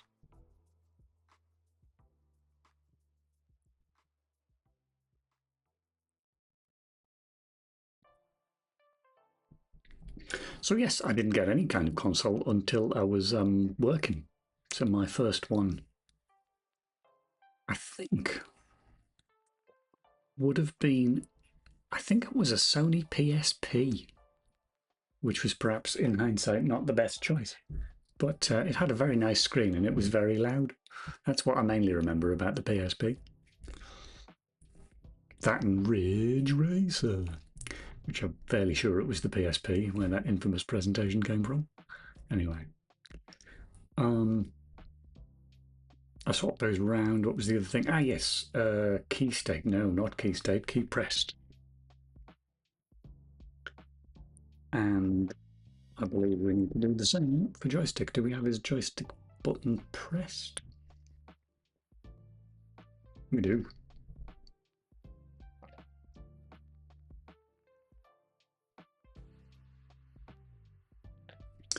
My first actual console was one of those knockoff Famicons with 1 in 1,000, where it's just a bunch of edits of the same 7 to 8 games. Yeah, yeah.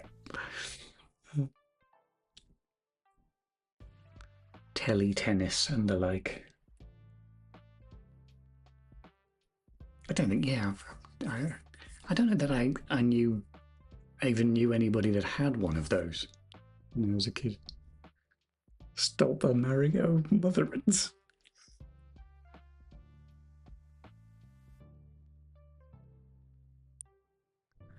Lost box. Where's it gone? There it is.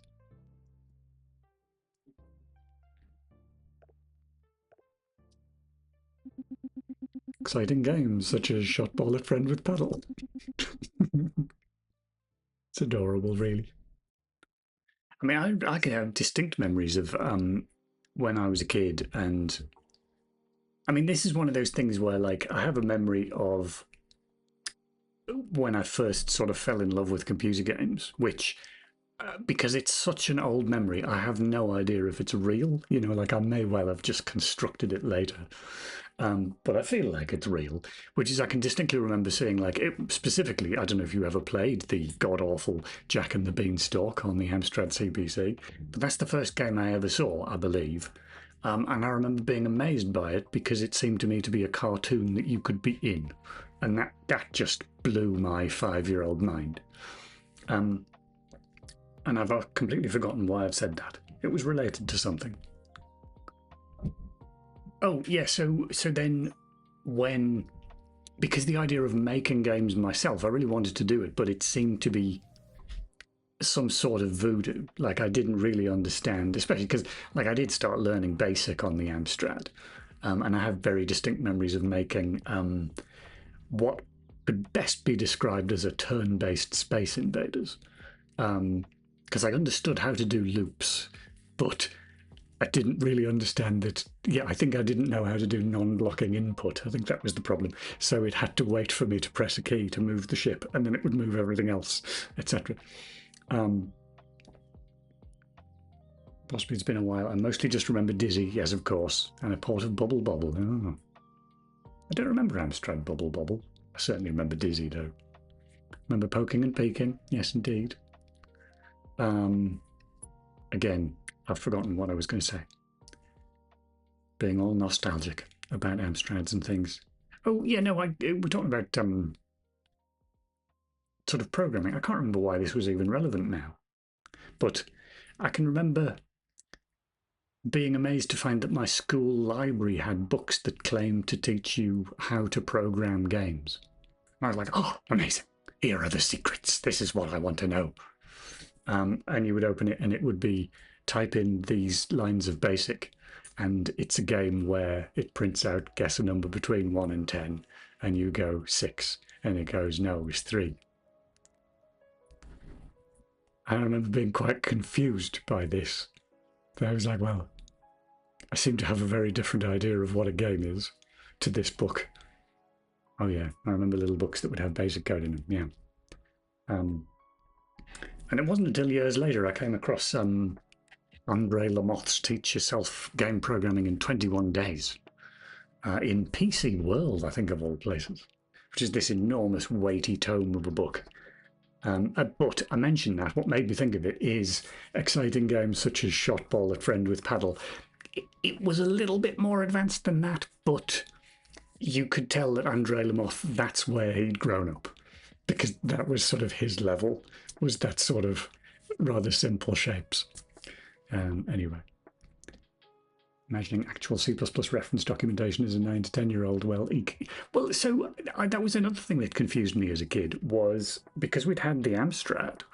If you looked in the Amstrad manual taught you how to program in BASIC, because at that time it was seen that you had to know programming to be able to use the computer.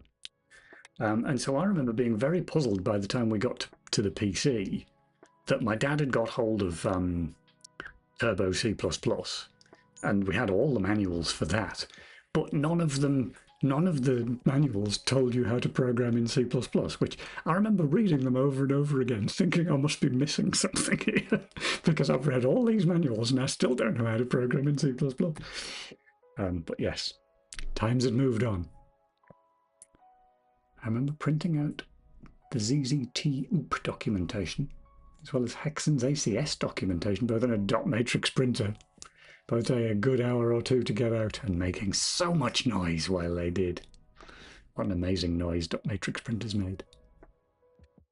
And every computer-owning household had huge stacks of that printer paper with the perforated edges and the holes. And use that as scrap paper whenever you needed scrap paper.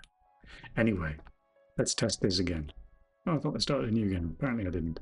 Fine. Z. Ow. That is repeating. I did rebuild this, didn't I? This is the problem, you see. I'm chatting again, which means, that's... Wow. Okay, I've shoved myself through a wall. That's not great. This does say key pressed. I'm not imagining this, am I? Input key pressed does reset. It does. I must have just not rebuilt that. Not at all, not at all. This is generally how my dev streams go. It's mostly me going, what was I doing? I can't remember. And what happens every single time is what is happening right now, which is I complain that I've talked so much, I've let my tea go cold, and so now it is disgusting. Oh, good Lord. Can't imagine trying to stream and dev at the same time. I think I just take the hit. It is fun. I think from what I've noticed of other devs that do it, they seem to be a little bit more rigorous in just basically they will ignore chat for quite long periods of time while they're working, and then they'll sort of like decide in their own heads, right, it's time for chat, and they'll go and catch up and they'll spend 10-20 minutes talking to people, and then they'll go back to work again. And perhaps that makes more sense. You'd have to, I imagine. Yeah, because I'm certainly not doing that. I'm just doing lots of attempting to multitask and failing. Lots of no backseating in the rules. Damn it, I want to backseat. Backseat and programming if you want.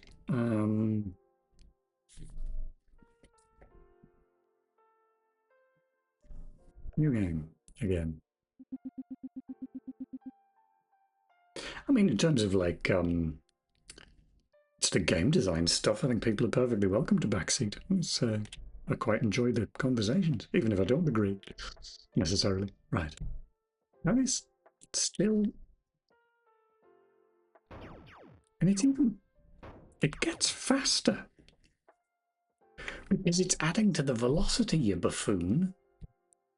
Oh me, oh my, yes, okay.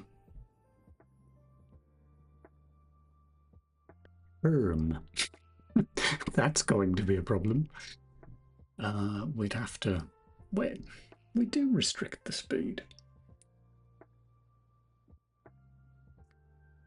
After the fact, handling friction. Well, that would be when you do it, though. Yeah.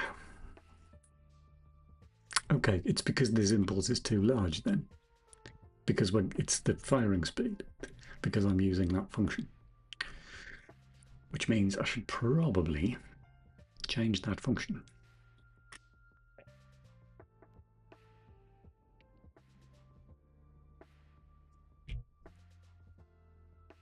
We should probably call that something more like get facing vector, and then you pass in how big you'd like it to be.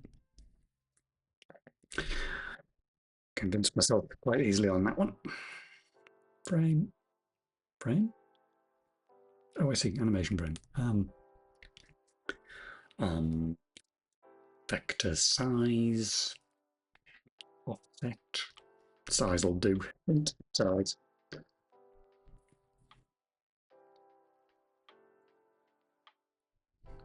Size.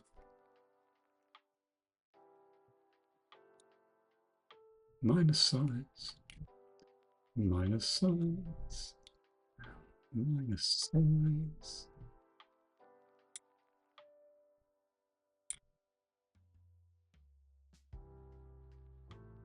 In. And that one. And that one. Okie dokie. So get firing angle now needs to be replaced with that.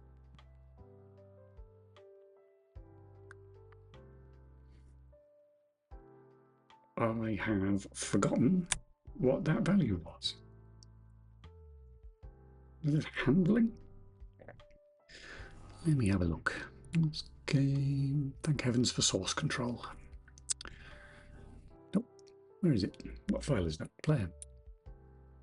It was projectile speed. Well, of course it is. You're firing a projectile. Does get firing. Oh, does it gets called again there? Donk. Oh, good lord. Exciting noise. Thank you for the follow. I always say they're anonymous, but you can say hello if you like in the chat. You've already done that, so thank you for the follow, Mr. Cat. Stuff. Fair. I don't want to backseat somebody else's C++. No, that would be. It's always fun. I find generally arguing with programmers is mostly a waste of time. So, anyway, I'm doing some 3D renders to sprites in the style of Ultima Online right now. That's cool. I am now backseating. This bug never would have happened if you just wrote raw assembly. That's true. I think, though, as you're no doubt aware, or could guess, if I'd attempted to write this game in raw assembly, I think by this point, which is, where are we, February? So I think that's 5 months in. By 5 months in, or by the fifth month, I think I might have some pixels on the screen. I think that'll be about it. Thank heavens for C and modern C compilers. That's what I say. I know I've said this before on the stream. I can't remember if it was to you though, Cat Peasant, but I know I did imagine when I first started writing this that I would have to write some assembly, but I was quite pleased to see that DJGPP, being based off modern-ish GCC, actually does a really nice job of optimizing, so you don't really need to. I mean, I'm sure you could squeeze a lot more out of it if you did hand code some assembly, but no, my brain would boil if I had to do that. My approach to assembly is very much like my approach to Japanese. If you show me some of it and you give me a very long time, I can eventually tell you what it says. If you want me to speak it / write it, we're going to be here all year. Phasing vector, no, phasing vector, no. Does that get used anywhere else? It does. Using this in various places. That, I've already forgotten what value that was. Handling projectile speed. Lost it. There it is. Any more for any more? Get firing angle. Oh, target firing angle. No. Get firing angle 4. Doesn't feature. Okay, they're all updated. Lovely. So back up here again. Get phasing vector. Oh, in fact, those two don't need to be projectile speed. They need to be smaller than that. But who knows what value? Probably have a movement value in handling. Interesting, interesting. Is it max speed? Feels like it might be max speed. Or, in fact, it'll be throttle, won't it? Well, it's going to be one of the two. Let's give it some throttle.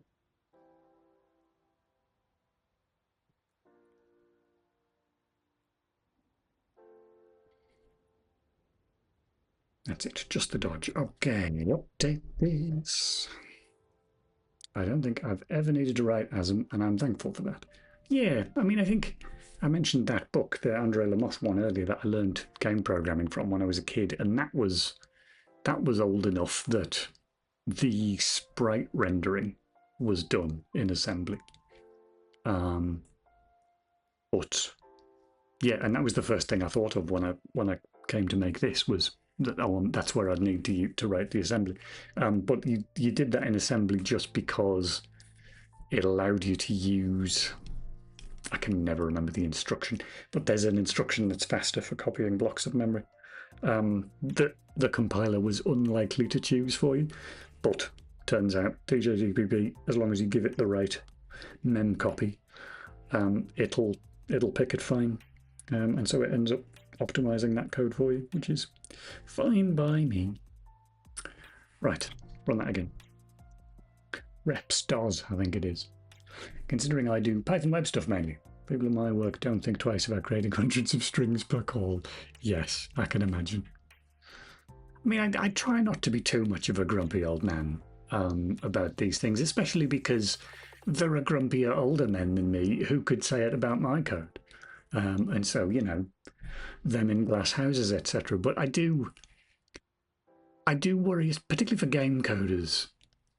I worry, like, if you're a new game coder now and you start, you know, writing things in Unreal, Unreal's already monstrously heavy, so if you just copy what it does, you're going to be burning resources like nobody's business. But fundamentally, if you're working on modern PCs, you have functionally infinite amounts of RAM, like, which is kind of terrible, because you end up making games that just don't care how much memory they use, and then you have to port that to a Wii, and suddenly it ain't going to fit, and it's not going to fit by a significant margin. And so, yeah, I do get a bit, you know, I find that difficult to cope with sometimes. But as I say, it's exactly the same thing. The fact that I'm sitting here writing this in C, you know, you could very well look at this code and go, well, you didn't need a 32-bit integer for that. A char would have done, and all of that sort of stuff. And that's not an unreasonable complaint. It's all a case, I suppose, of where you what you personally consider to be acceptable.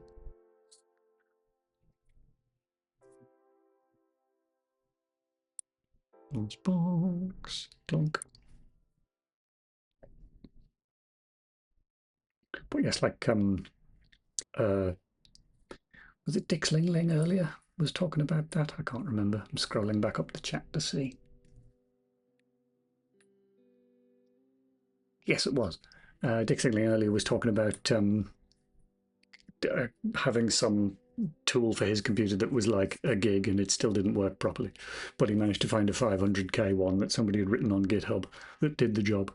And yeah, that's kind of sort of standard now because everything's built with Chrome is probably what you're doing to do any sort of rendering. And so then half your code's written in JavaScript on top of that. And it's in one viewing of the work, one viewing, it's sort of fine because it's faster to get things knocked up that way. And it doesn't matter because you're running it on a PC that's got 32 gig of real memory and terabytes of SSD, nearly as fast hard drive virtual memory. And so it sort of doesn't matter. But then at the same time, it's a gig for something that only needed 500k. Anyway, I'm ranting now. Ranting?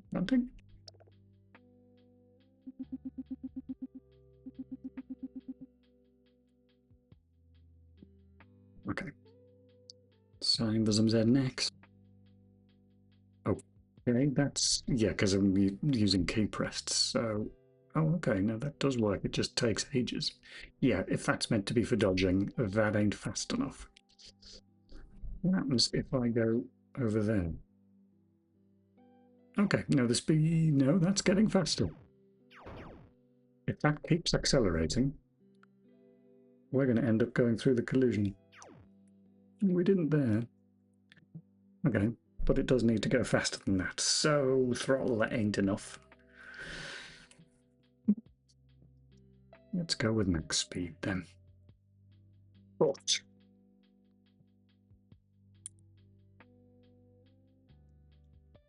I am puzzled that that seems to be adding that value multiple times. It doesn't think that button's pressed, does it? Let's put a log in and see if that is actually what it's doing, or if I'm misinterpreting that. Oh, it's Dora Pussycat. Dora FMV. Have you played the atrocity called Big Rigs Over the Road Racing? The Atrocity Cat Peasant. Big Rigs is wonderful. Everybody likes Big Rigs. I have played Big Rigs. I did actually make a point of going to download it to give it a go when I first saw a video of it, because I think because I didn't believe the video. But no, it's a real game. Bless them. It was released rather earlier than I think anyone involved wanted. But everybody talks about the fact that there was no terminal velocity when the vehicle was in reverse, but I think my favourite feature of it was the fact that the brake lights were a foot off the back of the truck. I think that was my favourite thing, that they just hovered in midair. Bless them. I'm sure it would have been a good game eventually, but it wasn't when they released that one. What am I doing? I want to print this out. So, dodging left. That'll do. And let's just see if I hold that key down, does this print multiple times? Because it should not.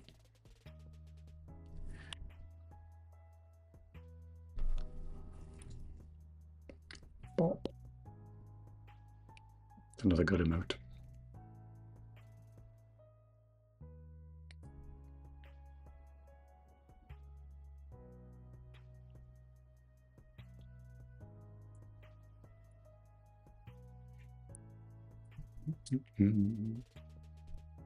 Run.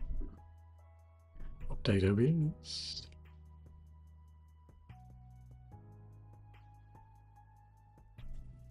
Good. Play new. Skip. That is flickering. Come on, DOSBox, don't do that. There we go.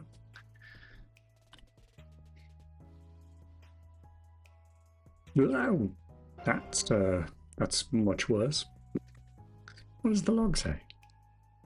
Because the log presumably says we pressed that button multiple times, which we did not.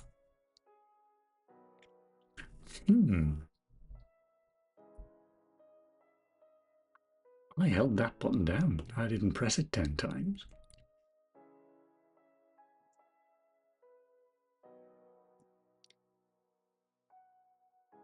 Now it's really big rigs. Infinite non-forward speed. Oh, that's true, yeah. I just need to put lights on it that aren't attached to the ship.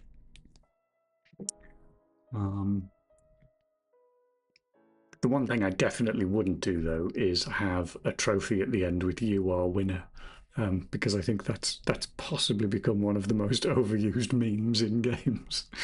But anyway, right, is that flagging as pressed?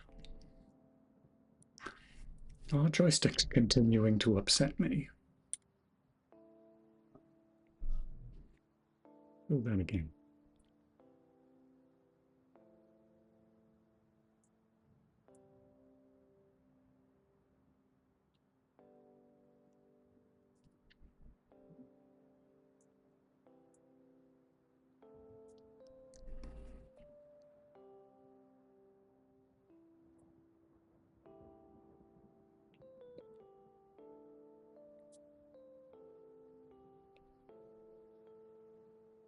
DOSBox.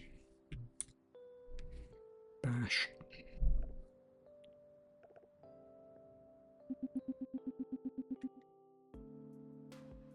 It's flickering again. There we go. It's still doing it. So that's... I mean, that's just key repeat, but I don't remember adding key repeat. Pressed array will go to 0.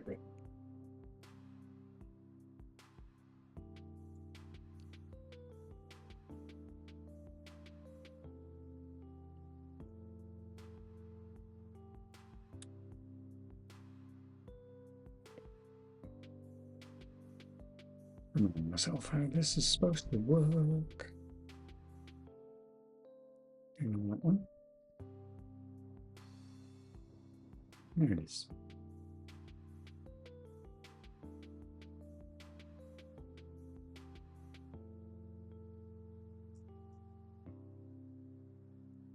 So yeah, that is going to come, that's going to get reset each time.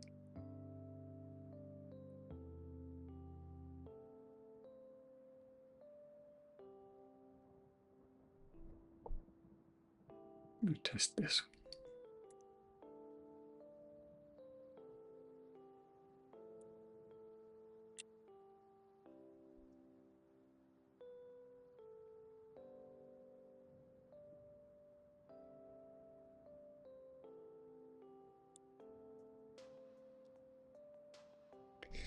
Oh, right. So yeah, this is just behaving rather strangely then. I just never noticed, but the menu does the same thing. If the highlight is on the top entry in the menu, and then you press down, it'll move down one, brief pause, and then it'll fly down the rest of the menu, which is very strange.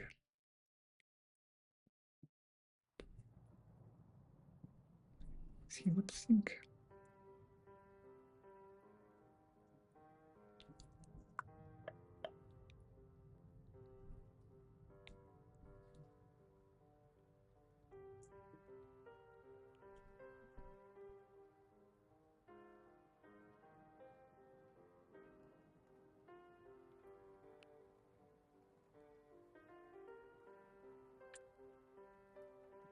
Oh, I'm calling the wrong function.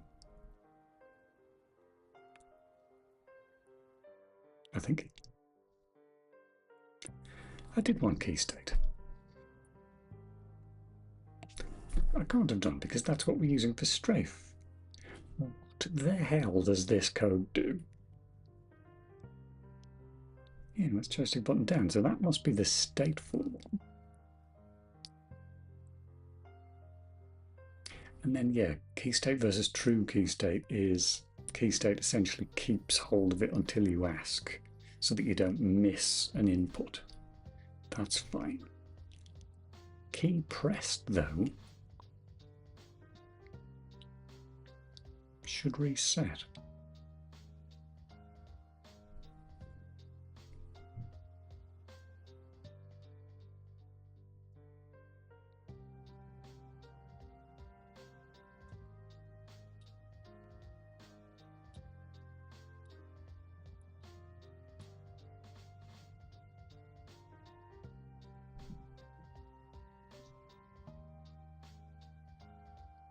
No, it shouldn't. This is behaving right because... What am I doing? Am I using key state for the movement input? I think I am. True key state. Wow. Okay.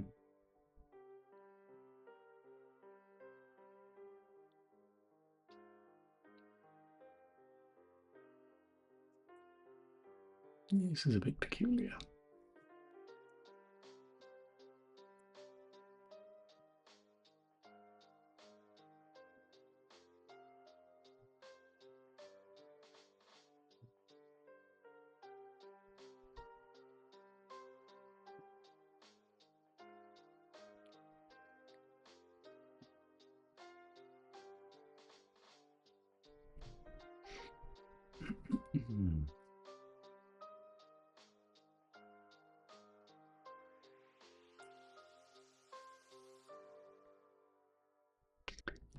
Fundamentally, that's just too high.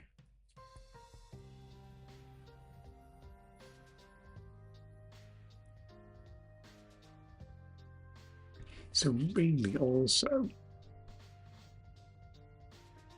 what we essentially should be saying is if they've pressed the button, then over the next X number of frames, add this small amount of speed and then stop. Potentially over this next X number of frames, or we could just add it in the one go. If we add it in the one go, we then have to make sure we don't add it again beyond a certain input and a certain value.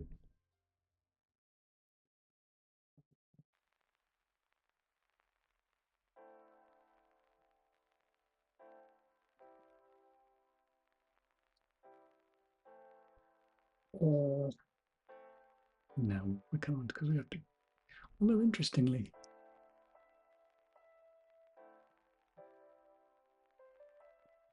does check collisions account for that?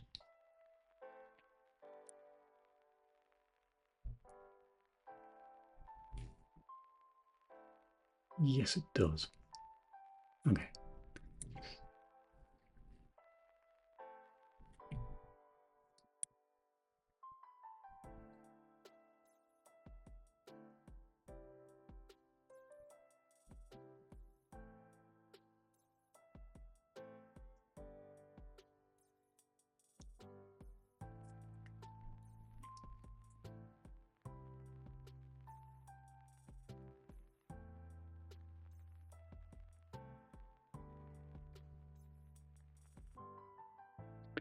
This calls for another cup of tea. I'll be back in a moment.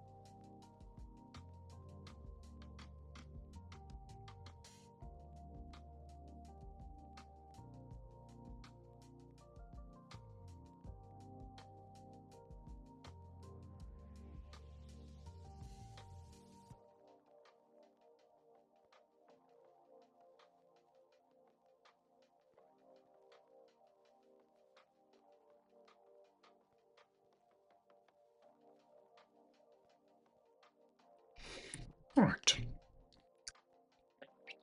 So yes, team making thinking time made me realise, yeah, this is all silly because this should be a state, or it should be part of the state, because the dodge key is just going to put you into that dodge state for a few frames, and then you're going to come back out again.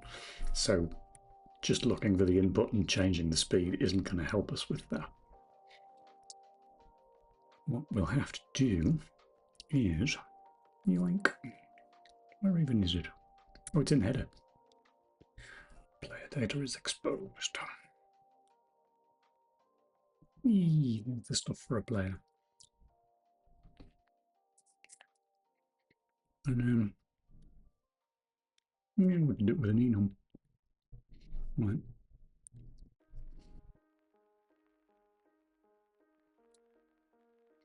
Wrong direction. No. Left. Right.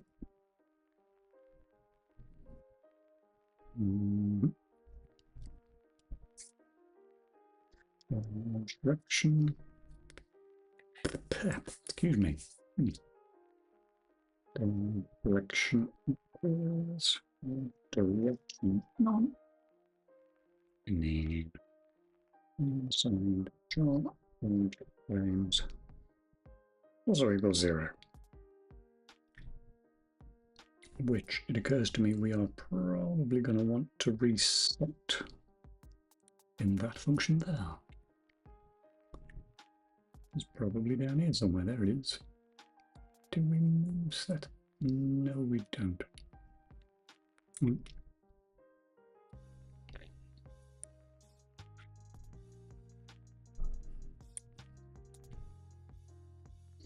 Done.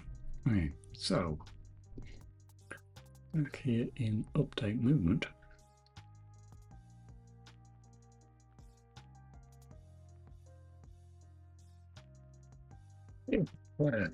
Dodge direction. Ignore it to dodge direction. None.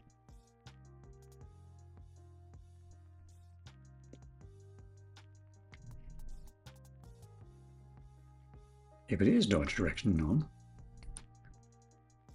something similar to this is going to happen. Excuse me.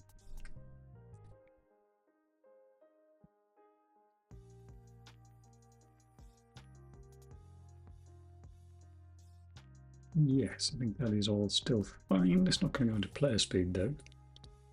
Actually, no, we're not going to do any of this, are we? We are going to... We are going to have to store the vector, because otherwise, if you carry on moving, it's going to change. All right. So we need an actual direction rather than just the enum. But we need the enum to say that the state's happening. Yeah. That has probably stopped being an enum and has become double.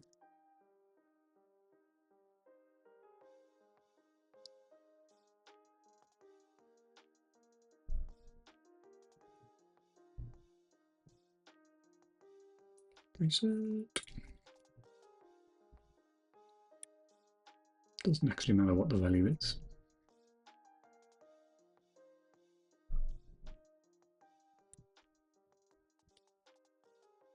When I'm on, we can get rid of that again.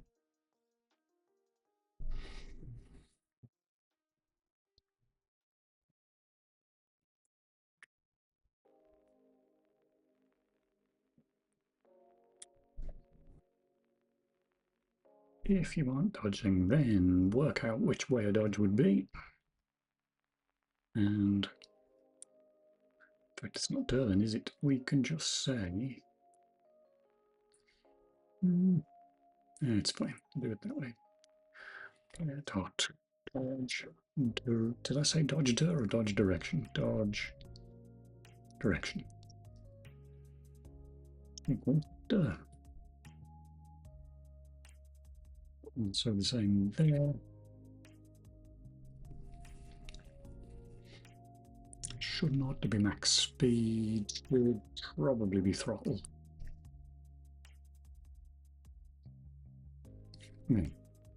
Also, in either of these cases, it's true.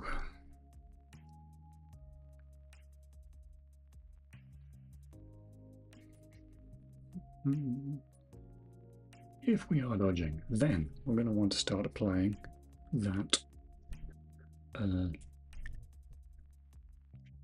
speed change.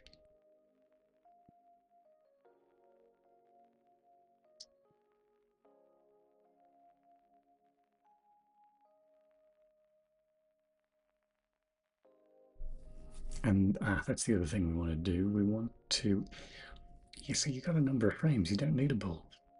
Just keep changing this. Okay, fine.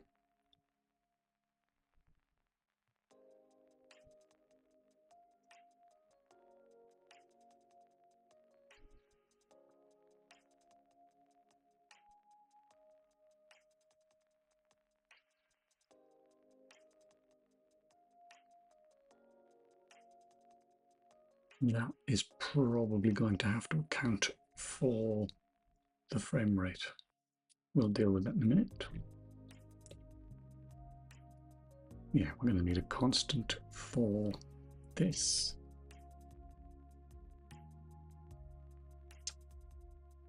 I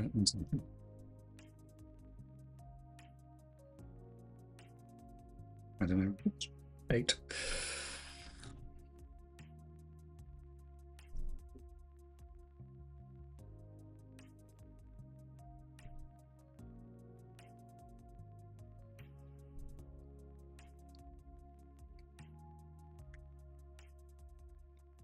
It's sleepy time, almost 3:30 here in New Zealand. Goodness me. Well, good night. Thank you for dropping in, Mr. Cat. Nice chatting to you. Yeah. Have a nice sleep. Hopefully see you next time.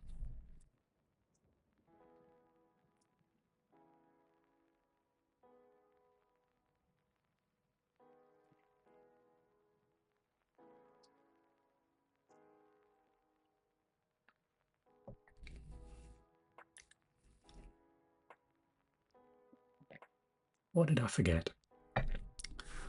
Oh, it's in the reset, isn't it? 123 reset. There it is. That's it. We just need to set dodge frames to 0, and that's a lot. Try again.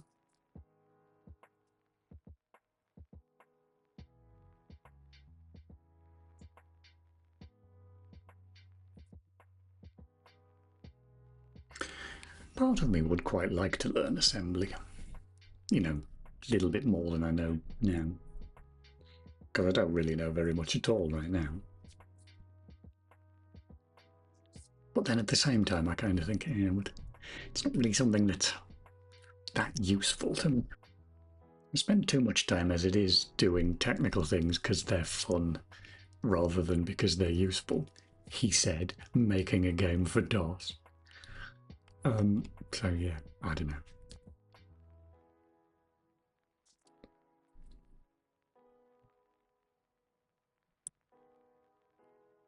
Useful, yes indeed. It's all right. The game won't make much money, but Jabu, when I release my video codec for DOS, then we'll see the subscriptions rolling in. ARM assembly is pretty enjoyable. I did a few Advent of Code problems using it a few years ago. Less warty than x86. I had heard that. Because I think that's the thing with x86, isn't it? That it's because it's sort of similar to Windows in that regard. That because it's been backwards compatible forever, it's like 90% cruft. Oh, will there be a Twitch client for DOS too? Don't tempt me, Jabu. Back. Stop putting these silly ideas in my... Do you know what, actually?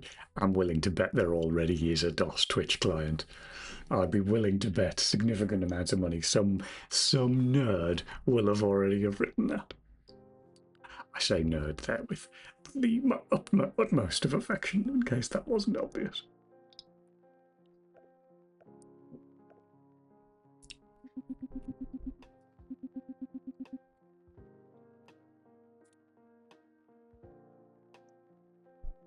X it's still repeating. Well, I guess it would do. We could just have an artificial cooldown on it then. That's not unreasonable. Okay. I talked myself into that one very easily. We will need a thing for it.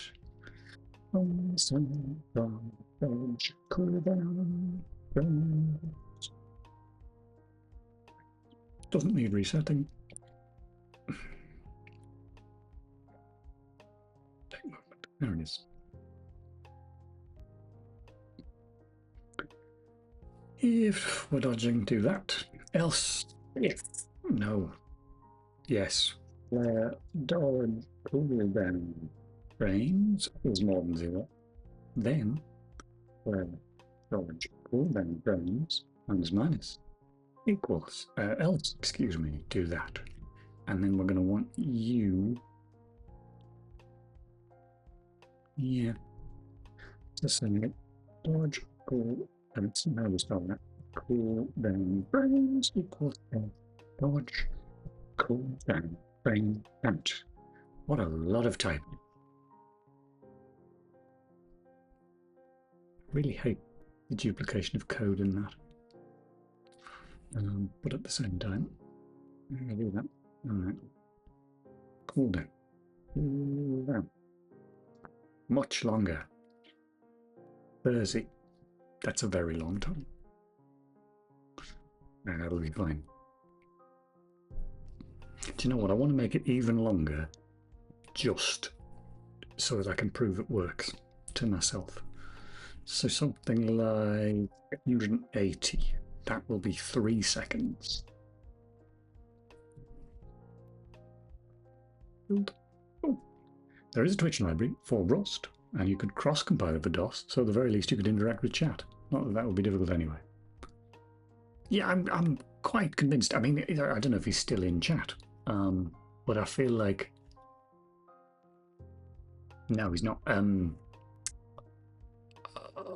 I feel like from what I've seen Whiskey talking about, I suspect if there's anybody we know who has made a Twitch client for DOS, it would be Whiskey.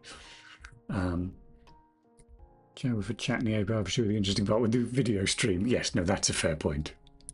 Potato Twitch. Potato Twitch. There's got to be a better potato pun in there. Twitch chips. I think about it, I'll get back to you.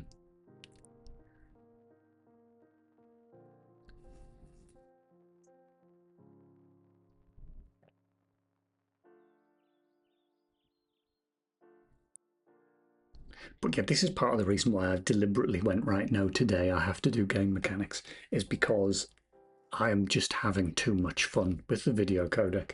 It's just such an interesting problem. And, you know, so many different ways you can try and solve it. Really enjoyable. And I'm slightly concerned that I'm just going to do that, like for the next 6 months, and not make a game, which is frankly my life story.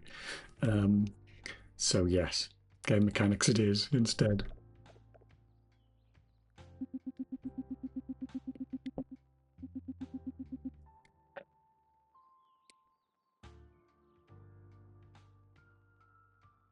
Two, 3, and now 2, 3.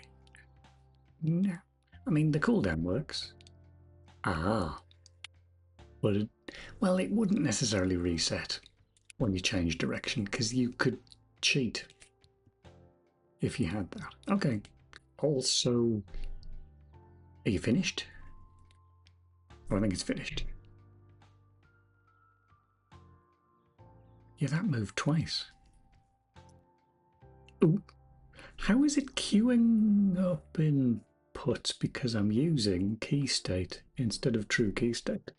Right, okay, good, good. In fact, I'm using key pressed, which is even worse. Do I want key state or true key state? Key state. Key state will be fine. Because key pressed is recording the key presses and waiting for me to ask for them, which we definitely don't want. Because we don't want you to be able to queue up dodge moves. It's not a rhythm action game. No, it might be fun if it was one. Stop it. Stop it.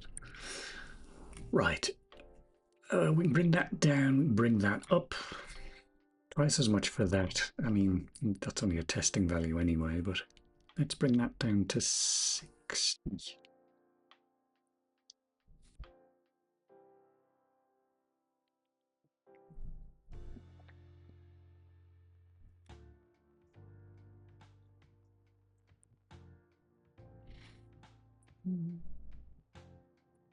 What does my Discord say that? Oh, somebody's at old or whatever it's called in Discord. I'm getting a notification. Right, you run.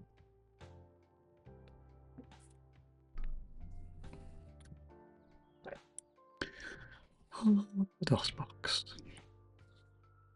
If only you could remember where windows were.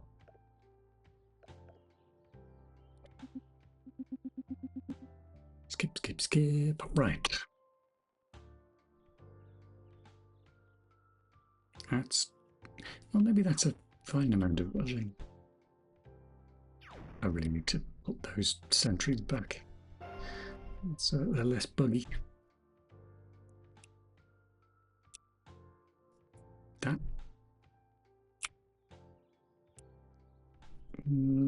I still don't... It doesn't feel great, that. I guess it's difficult to tell on the stream because you can't see when I'm pressing the buttons, but that doesn't feel as nice as I would like it to, certainly.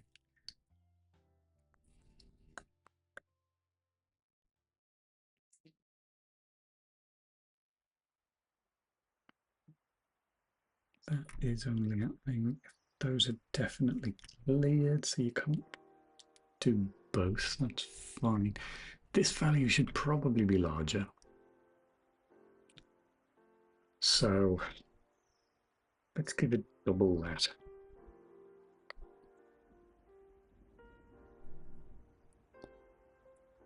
What else do I want to do? The other thing I need to test actually is, because I'm deliberately just pressing the dodge buttons, I need to see how it behaves if you keep moving and dodge at the same time, which is the intended use.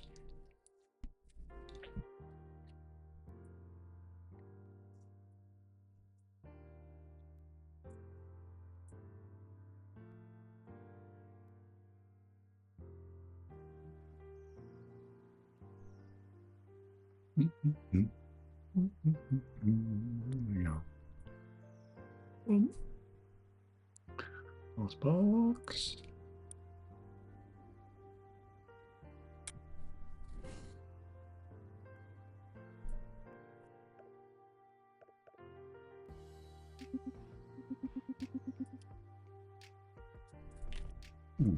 Dodge button on their own. Excuse me? Good grief. Oh, everything about that is horrible.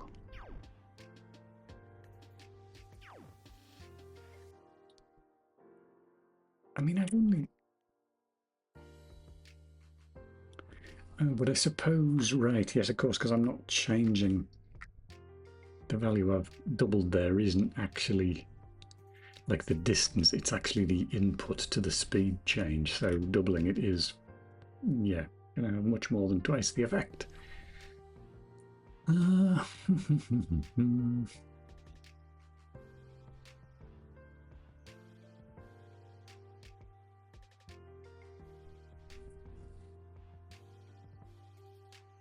Fine. We just need a different value then. So we're getting it from handling just to counter the fact that the frame rate can run at two different rates. So for now, we'll just hard code it though. We'll sort that out later. So it's normally, oh blimey, it's really low. 3. So 3 is too slow, 6 is too fast. 4 or 5 it is then. Better hope one of them works. Let's go with 4 to begin with.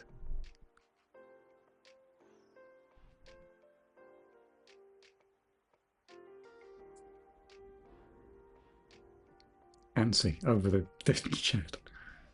Oh, you mean ANSI graphics?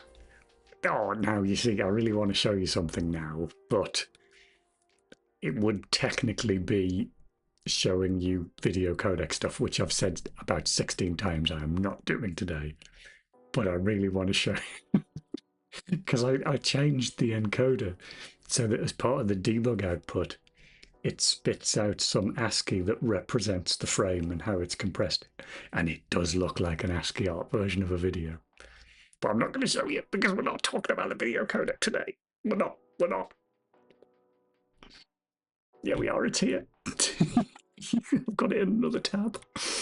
Hang on. Where's terminal gone? There it is. Look at this. I'll have to make it. Oh, I'll have to make it really big though to make it fit. There you go. There's a frame. Look.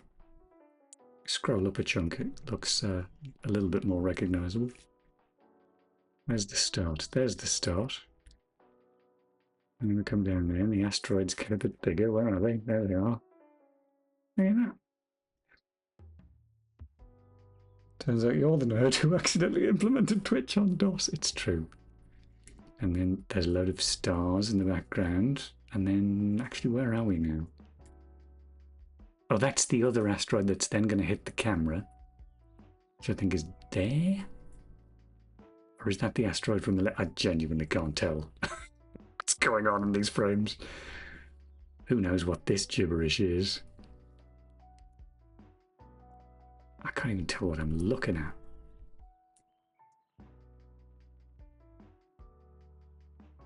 I don't know, we're about frame 57 of 89, so is that Earth?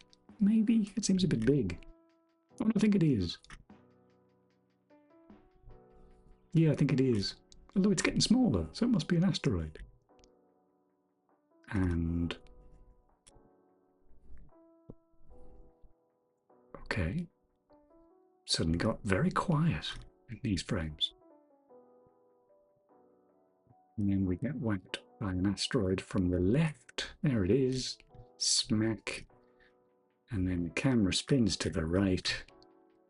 And then the text appears, which is very much not readable in this view, unless the game is called Hidnis, which it's not.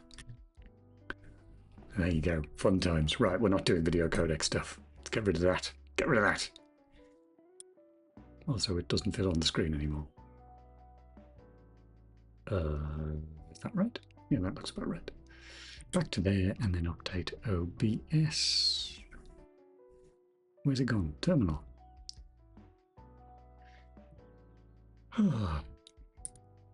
So yes.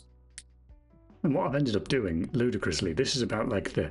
I've just basically I've given up on not talking about the video codec. I am now going to talk about the video codec. What I've done now, it's about the 5th iteration of that codec, and I've essentially just re-implemented Smacker. I've just made my own version of it. Because, you know, since it was reverse engineered, it's known how Smacker works. And so just based on the Wikipedia page describing what it does, it's like, well, that sounds quite clever. I could probably do that.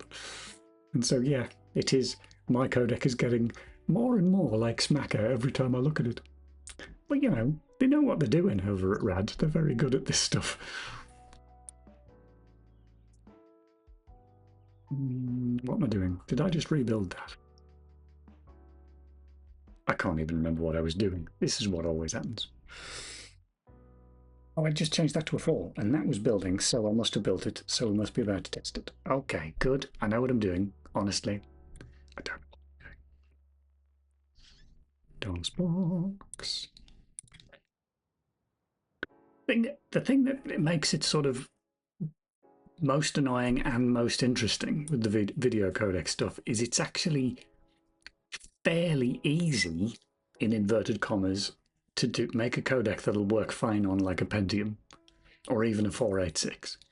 But trying to get something that will play a decent enough video on a 386 without ruining the quality for anybody that's got a better computer, that's where the really interesting part is. Anyway, we're not talking about that today. We're not talking about that today.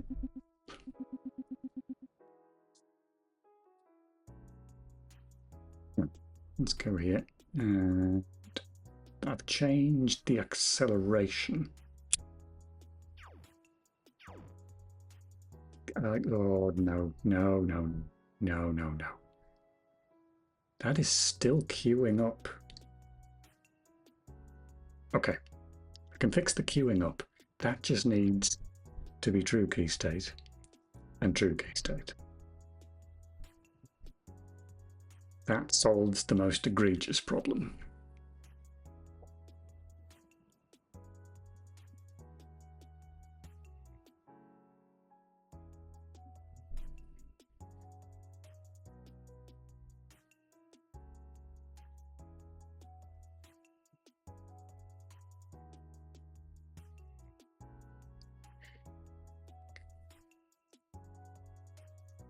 Mm-hmm.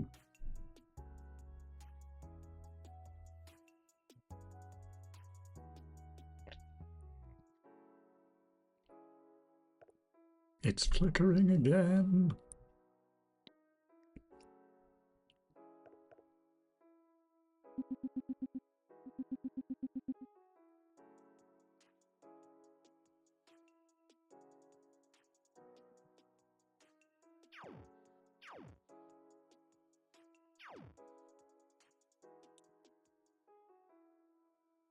Okay, so it no longer feels like there are fandom inputs.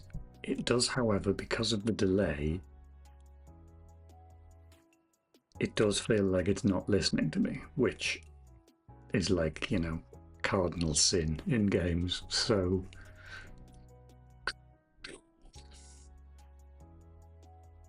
I think we're just going to have to allow people to spam the buttons and reset the cooldown. Because Neo's going in opposite directions, so it's not going to allow you to build up speed. No, it's not. Okay, no, fine. Again, I've convinced myself. I'm being very agreeable today. Right. Cooldown gets reset if you change direction. And that's going to be horrible. Okay.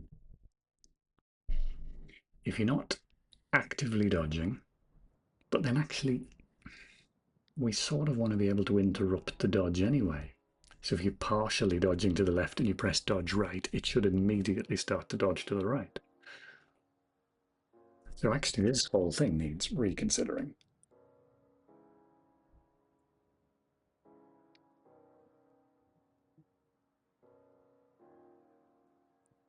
So this comes out of its little else.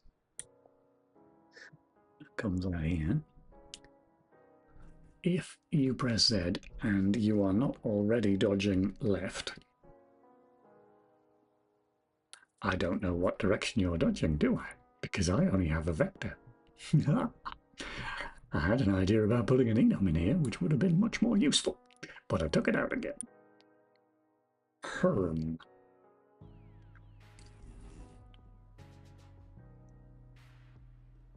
We're going to need both.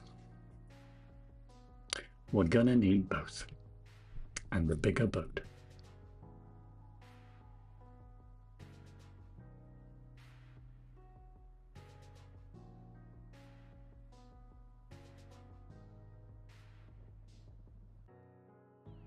Can't call it dodge direction now, because we've already got a dodge direction.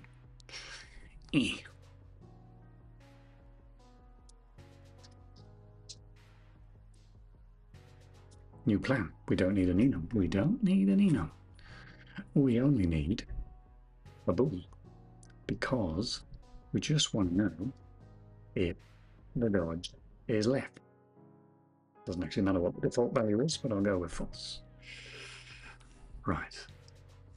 Okay. So you press the button, ignoring the else in there.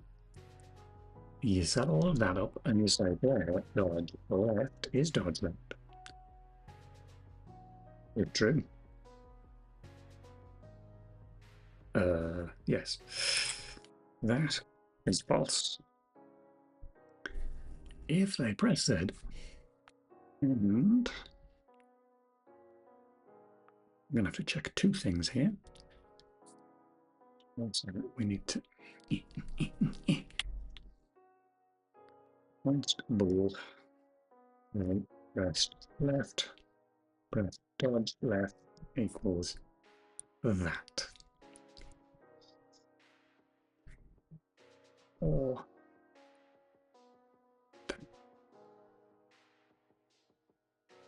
except we actually, no, we can, we're safe to include that. If rest, well, it's not constant. Well, it sort of is. C++ concept of constant. Right, and left. If K, press dodge left. And I don't like it having a K on it because it's not that kind of constant. It's just constant in that I'm not going to change it. So, beaver pressed. If pressed dodge left and layer dodge frames equals 0, if we're not dodging at all, or we're dodging the other way. Okay. And then we need some guff down here that will look very similar.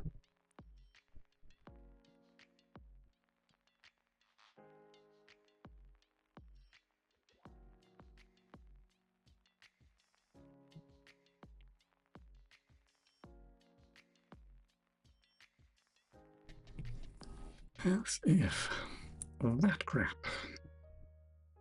Oops. If you press dodge right and you're not already dodging, or you are dodging to the left, then you are allowed to dodge to the right.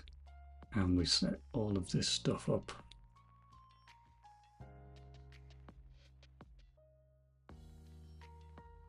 I feel like you can probably still spam that to get quite fast.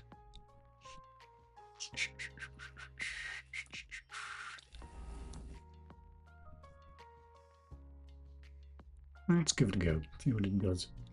So that sets the values. If it doesn't actually matter for an else there. If we're doing a dodge, then add the direction, count down. Otherwise, if we're well, actually the cooldown doesn't mean anything anymore. So I guess it does because it's in the same direction. Okay.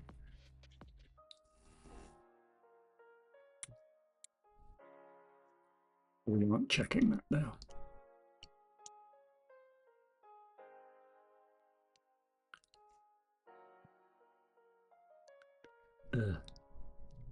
Okay.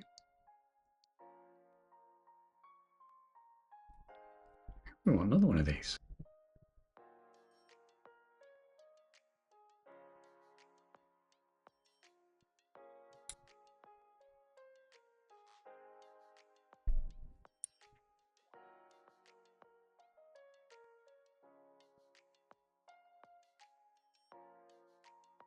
It's dodging B. That's not 0, or that isn't 0. Yeah. Dodging or not is dodge left.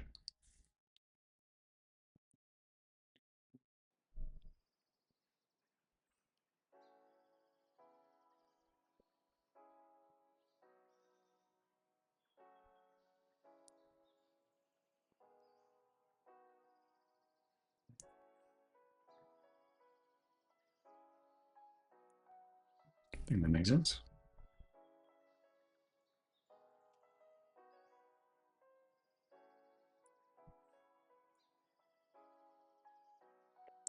It is now not work time. I hadn't noticed that comment, Cat Peasant. Marvellous. Marvellous. It has officially become eat chocolates until fall asleep time. Those are the only 2 times. 5:34. What have I done?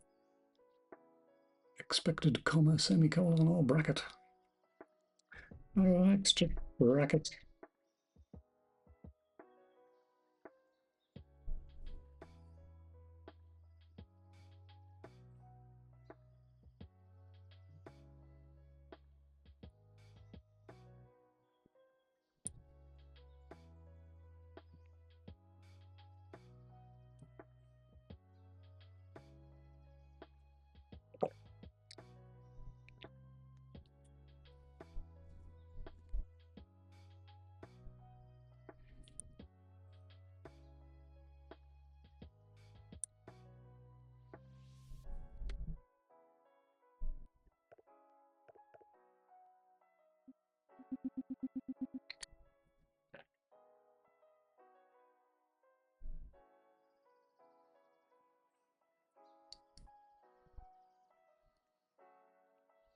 Seems like too much again.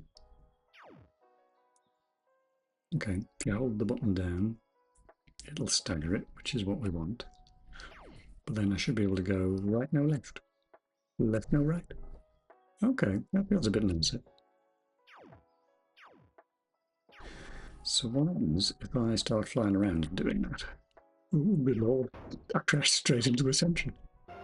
Also, that's not the fire button. It is quite fiddly to hit Z and X with your hands like that. But I don't know how else you would do it.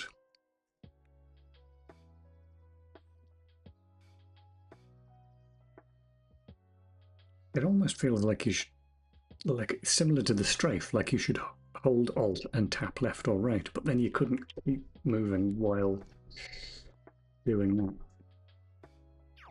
But then my brain cannot dodge and hit the fire button at the same time.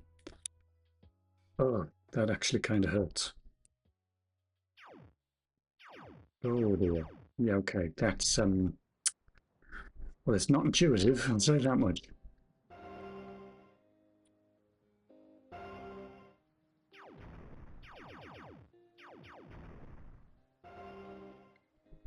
Thing is, though, after all this, I'm just not convinced we need it anyway. Because it's kind of cool and everything, but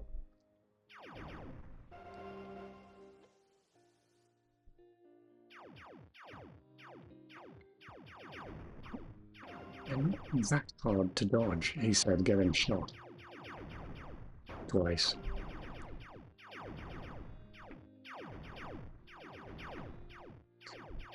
I love the way you've got multiple reactors, though. Oh, this is probably going to out of memory again, isn't it? Yeah. Levels where you've got multiple reactors, it is much more difficult to dodge, but I don't think having a dodge feature or a strafe feature is going to help you in that regard. It is basically bullet hell at that point.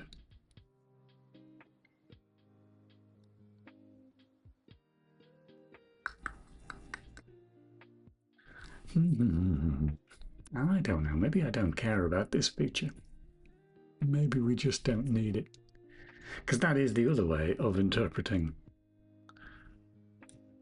It doesn't feel very good, and few players used it. You can either make it feel very good, which I'm currently failing to do, or you could just take it out because nobody used it anyway.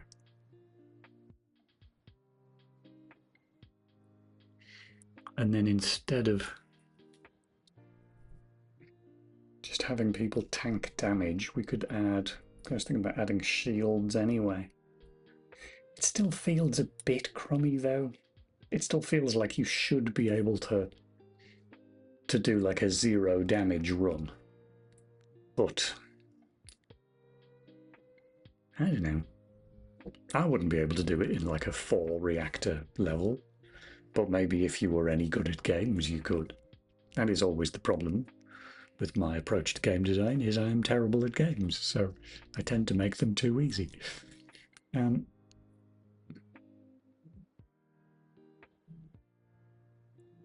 think it does feel a bit rubbish if you're just forced to tank damage. Like, I'd seen several people when they've streamed the jam version of this getting mildly irritated that they felt that they didn't really have the choice when they came to do the reactor to do anything other than just die, respawn, and come back in again and try again. And that is a bit... well, it's not very good game design, really.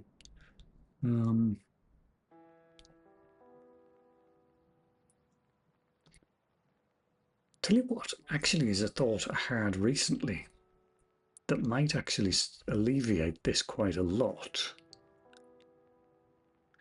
We have the EMPs as a secondary weapon, but there aren't very many of them in the game at all, and several people that streamed the game never used them. But they're a heck of a lot easier to use than a strafe mechanic, for instance. But what I was thinking the other day is another thing that would probably help, especially in those reactor runs, would be because the people that did use EMPs realized that they were most effective against the reactors, and so they would use them in the reactor room. But I think one thing that would probably help would be if the EMPs also destroyed all the projectiles. Because that way you could, if there were more EMPs in the game, conceivably do a 0 damage run. I think I've talked myself into that. That idea is the one I hate the least so far. Okay. And it also, famous last words, should be fairly trivial to implement. Oh, you can remind me I said that in an hour when I'm crying into my keyboard. EMP, well, it's going to be in the player, isn't it? Also, we can get rid of that. If not, in fact, comment out this whole block. I'll leave it in case I want to play with it. In case it does just take a bit of getting used to. I don't think it is. I think it just feels bad. But I'll leave it in. Right. Update. Update. There it is. Player EMP. Player fire EMP. Player. Sound effects. Oh, if you've got no ammo. Wow. There was ammo for the laser at one point. That was a long time ago. Yeah, that's not going to happen. All right, fine. Anyway, missile. They actually came out as well. There's so much dead code in here. I'm going to have some random wiggle. Power up. Oh yeah, that's for the other projectiles. Where the heck is the EMP? Good lord. This is horror. You can tell this went in like in the last week because it's just a lump of copy pasta over and over again. Gruesome. Yeah, I should probably fix that. Right, this is what I wanted. This is what happens when you fire an EMP. We get a sound effect. We flash the screen. We go find all the enemies. And we chuck a load of damage at them. Well, that seems fair. What I'd also like to do is I'd like to go through all the projectiles. I believe we've got a function for that. Hello, namespaces. I made those global. I wonder why I did that. All right. Oh, so I could just get hold of the data myself. That's a bit gross. And presumably the draw is where it does the collision detection.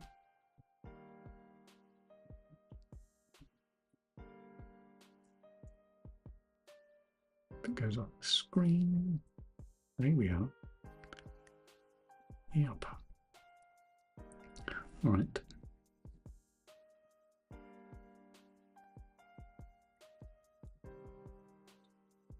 Actually, I don't really care where you are, as long as you're on the screen. Oh, that's what that is it? No, because it's going to take itself off the screen if it needs to. Okay, well, there's the wall protocols. Right, okay, fine. Bit of that. Bit of that.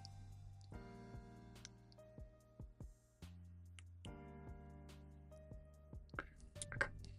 Tail. Not clear to me here whether I'm pretty certain projectiles cease to exist as soon as they go off the screen, but I'm trying to find any confirmation of that. That's the wall particles. We can ignore all that. Active frames. So if it's still alive, work out the tile.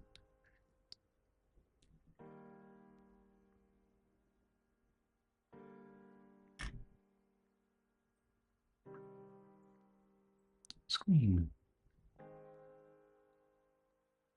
we see that's when we're deciding whether to draw it or not. Okay, so I'll steal a bit of that as well then. I kind of want to leave that code in there though. I don't want it escaping. I think. Yeah, because we don't even have a function for it. Let's just say display on screen the reptiles. Display on screen the reptiles.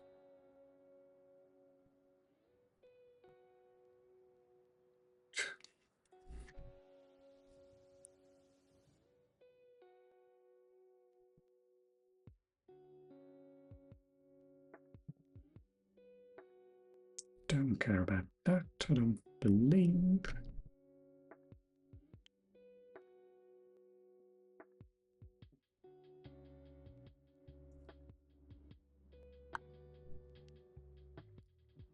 Mm-hmm.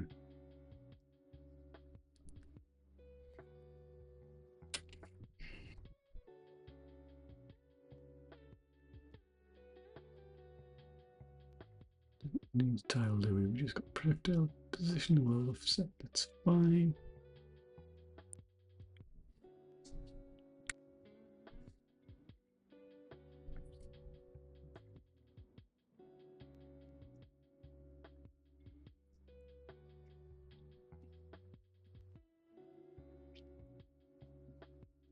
+2. Oh, size of the projectile.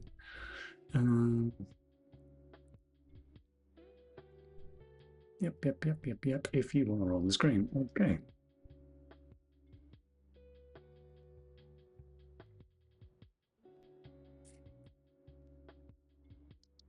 I think we just need to do that. Yeah. If not paused. Yeah. Okay.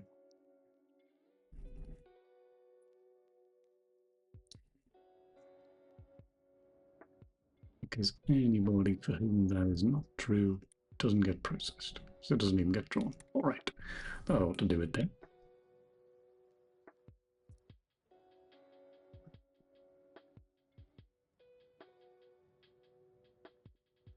That's quite funny.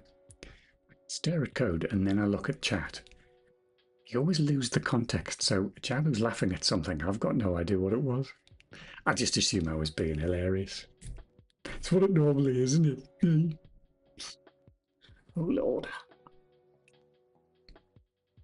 Well, I've let tea go cold again.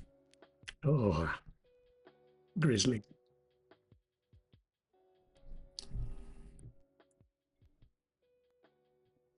DOSBox. Bash. It's 7 minutes old. I don't remember stuff that's that old. How true. Yes. The question I always used to dread when I used to work in offices was you would go in at 9 a.m. on a Monday and people would say, "Did you have a nice weekend?" I've got no idea. That was yesterday. I've no idea what I was doing yesterday. What kind of question is that?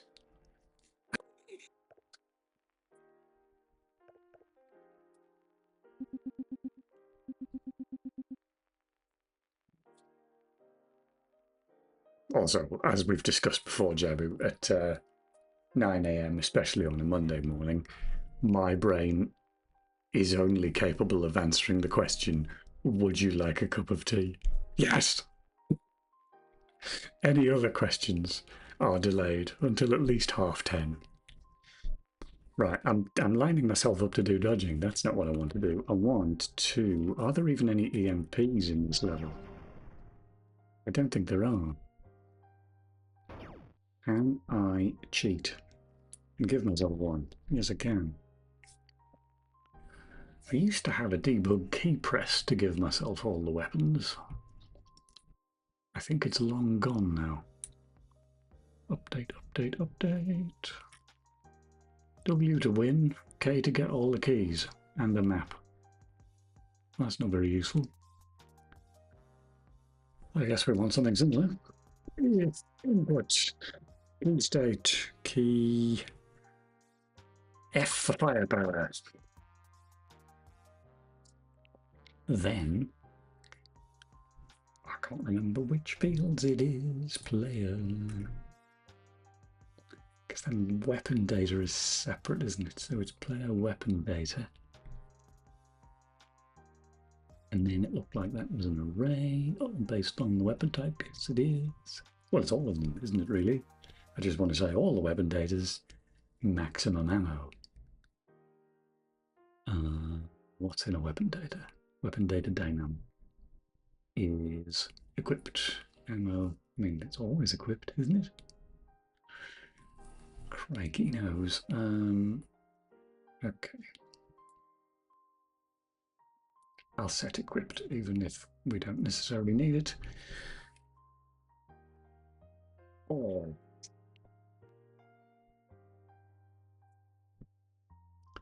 Weapon type, there it is. Missile. I think you could fire missiles on the alternate fire before I put the EMPs in. Pretty confident you can't now. It's kind of funny that the code's all still there, though. I don't really want to do it with a loop, then I'll just set it for the EMPs. Hint. Weapon EMP. Ammo. Don't want to set it too high because it'll wreck the UI. Let's just say 10. Let's be sensible about this. Especially given that probably holding down F will get me multiples of 10.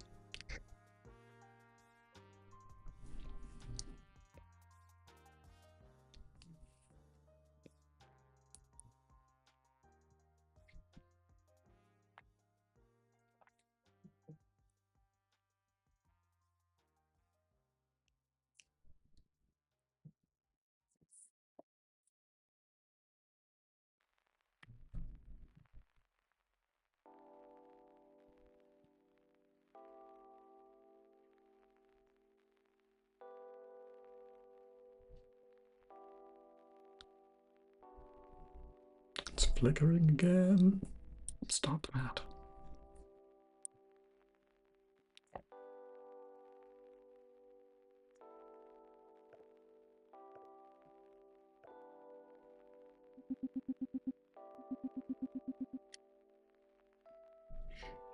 F. Now I got 10 EMPs. Oh, so that's the wrong button. Oh yeah, it got blown up. So let's get these guys to shoot at us. Ow. Ow. I can't put them both on the screen at the same time. That's quite funny.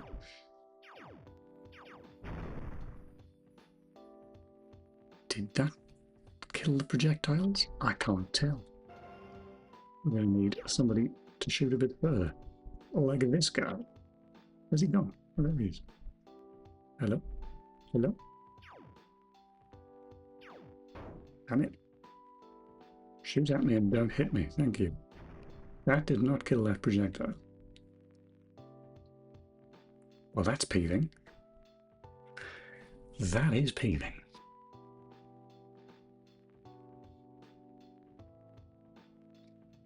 Firing P and then fire all the way down the bottom of this gruesomely long function.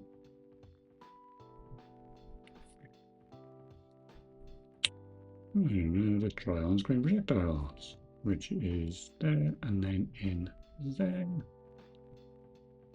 What does it do for all projectiles? If it's on the screen, or if it's active rather. Projectile position minus the world offset.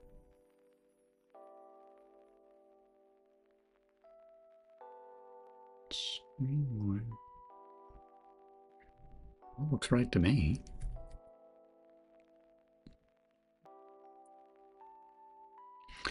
Is that not enough? Is it something silly like... Oh, I hope it's not. Oh dear, oh dear. No, it can't be. We're not calling it from inside that loop, so it's not like active frames ends up repping. I don't think.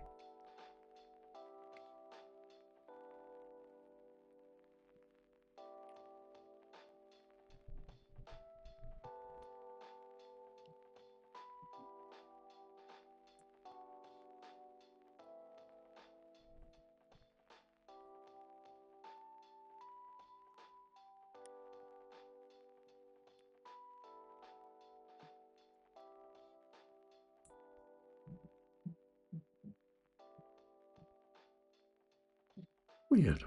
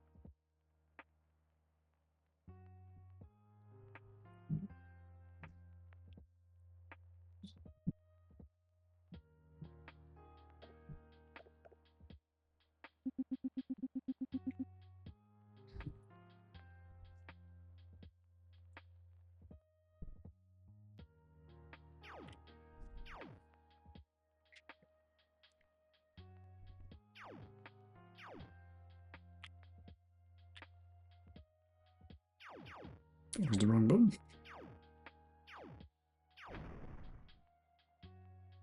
Weird. But is it not detecting it? Does it not think it's on screen, or is it doing the wrong thing to kill it? That's what I don't know yet.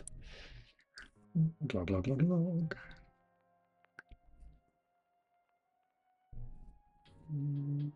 Can't see anything in there. Let's look for in B. Doesn't feature. So it doesn't think it's on the screen, which suggests this rather elaborate calculation is wrong. Well, it is the same one we're using in other places.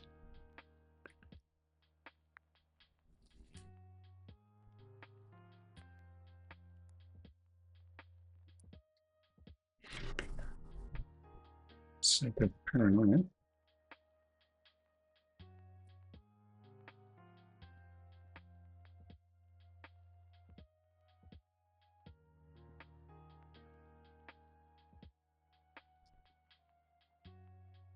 Wait a minute. You're never moving the pointer. Oh, yeah.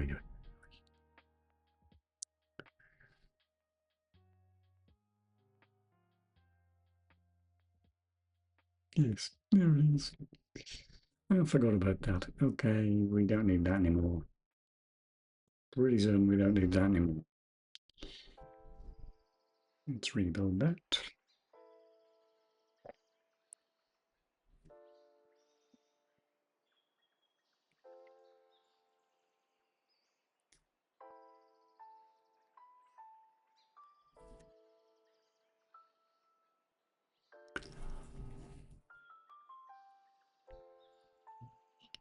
Oh, excuse me. Run.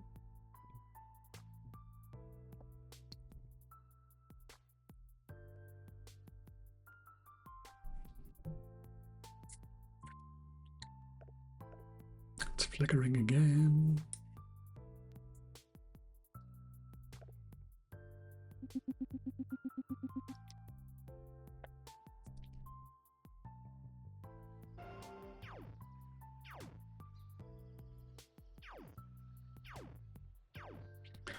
Of course, this will affect my own projectiles as well. Didn't think of that. Okay, it's working at least. I could do with it not. I mean, it doesn't make any sense if the EMP affects enemy projectiles that it wouldn't affect yours. But, you know, computer game logic, we're allowed. I believe the projectile knows who fired it. Oh, it's done with a bulb. Yeah, I remember that one. Oh, gross. Okay, fine. If project active frames okay, and Proj damaged player, then kill it. My own projectiles don't get destroyed. Right. I'm just going to check that in. Oh, there's so many changes.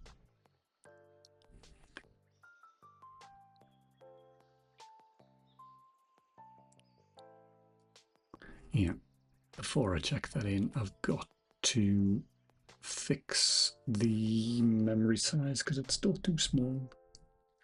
Let's get rid of all these. Alec. Let's just make it too big and see what dies.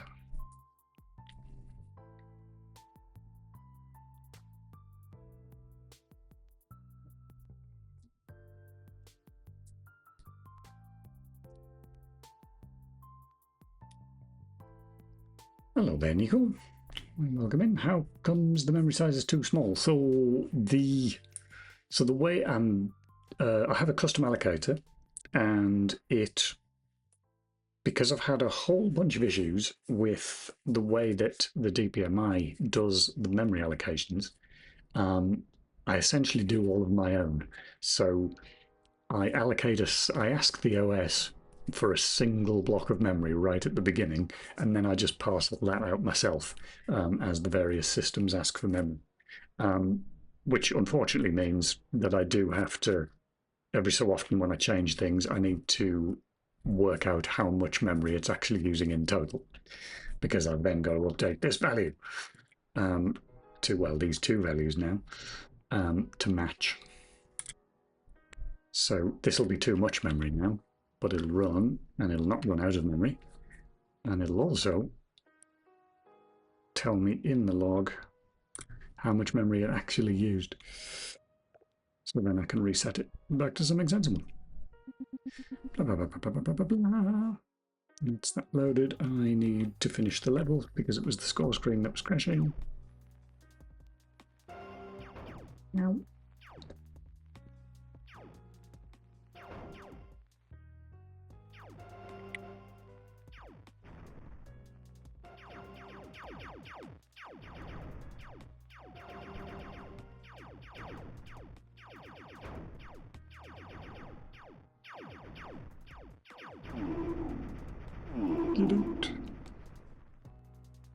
still crashed. Oh my god. How much is this memory estimation out by?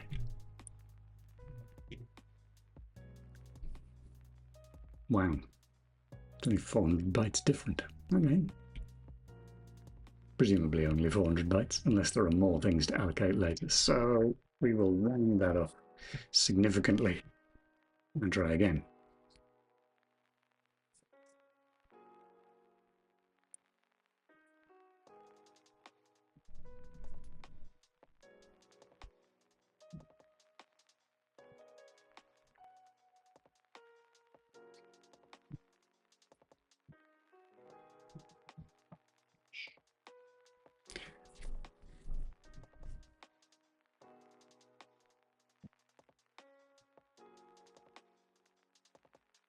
Stream again.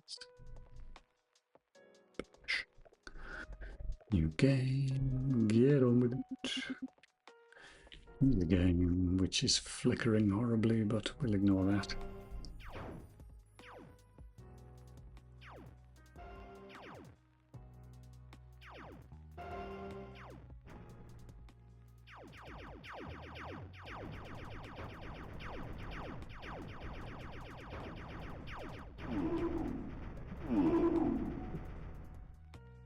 It's a bit more sensible. Right. That'll load into the next level. Quit that, and then we can look in the log again. Right, all the way down the bottom. Using too much memory there. That appears to be it. That can't be right. That score screen should be too much. Oh, there it is. Wow, okay, the title screen's using 50k that it doesn't need to use, but the title screen's very in flux, so I'm not going to bring that down. The title screen's where we play the movie, and that's the memory usage for that is going to be all over the place for quite a while. Next, next, next, next. Hello.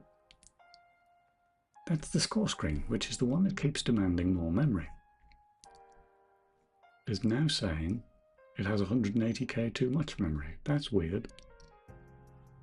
Do you want to make your mind up? Oh, I suppose you aren't necessarily. That is just potentially the... There it is.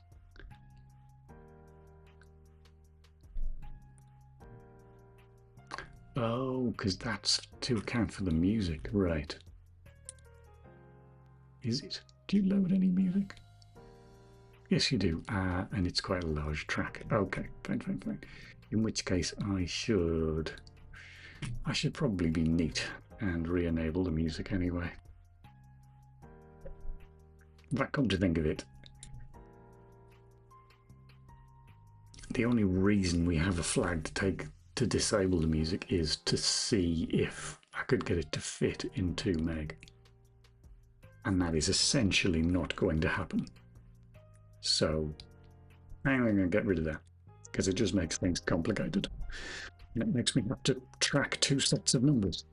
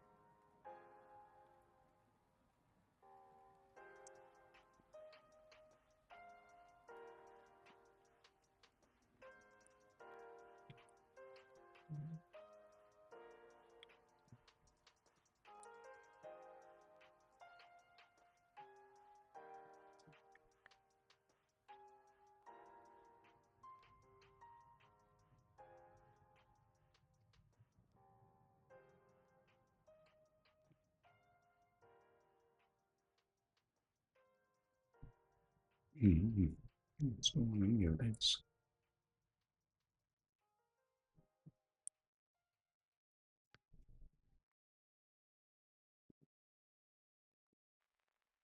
Of course, these numbers are probably even more out of date than the previous ones, so we'll have to test this again. See where we're up to.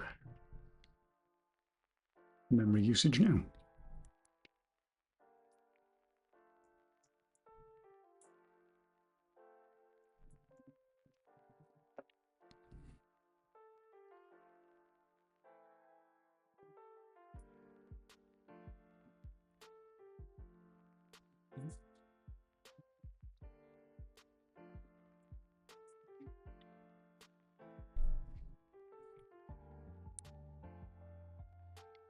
Okay, that didn't even run. That's how much those values are out of memory, even on the title screen. Trying to load the menu music. Okay. So we need to increase that by at least 100k, which, yeah, is about right for what we just had to increase the other one by. So let's just be silly and give it 200k.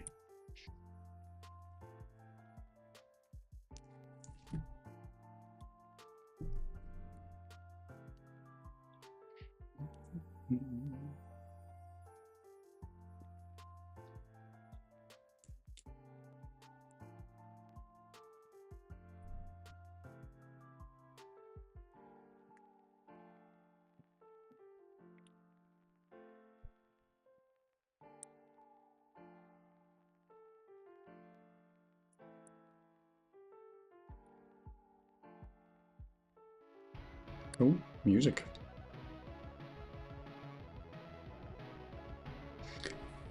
Had it switched off for so long I'd actually forgotten what it sounded like. Right, new game.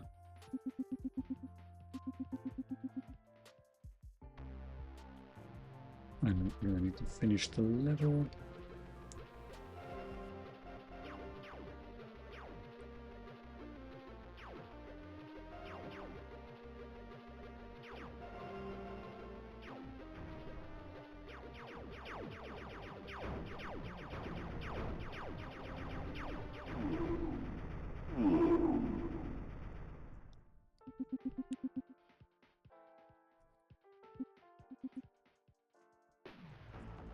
Right. Back along.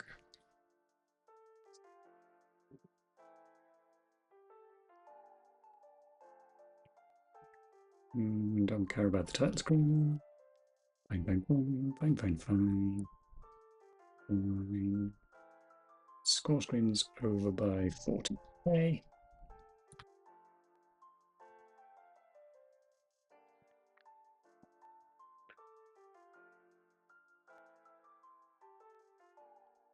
Game's over by 80k. Game. There it is. Oh, the score didn't have a separate.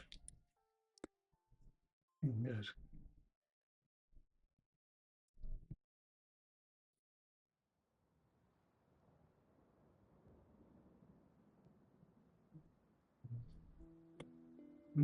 Okay.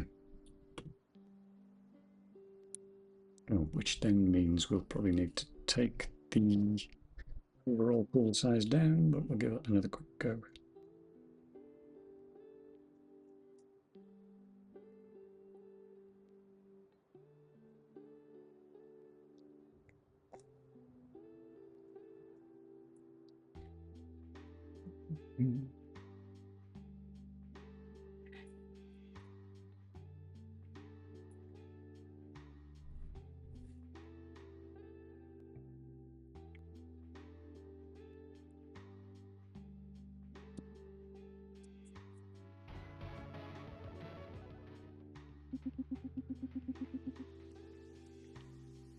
Oh, it's deed.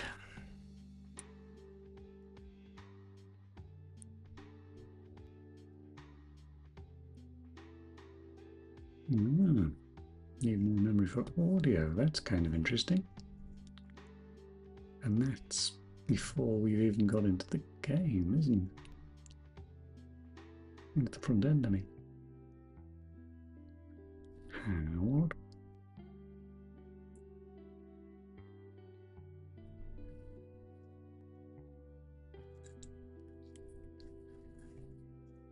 Oh, but he's trying to load the game. We didn't get that far.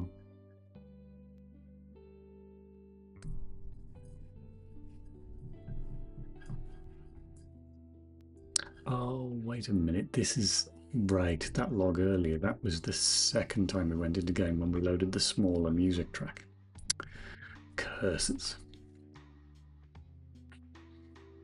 So that is going to need to be bigger than that. Shouldn't be, might be 100k actually.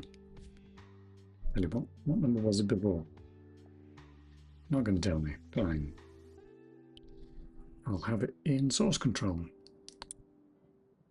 And game state.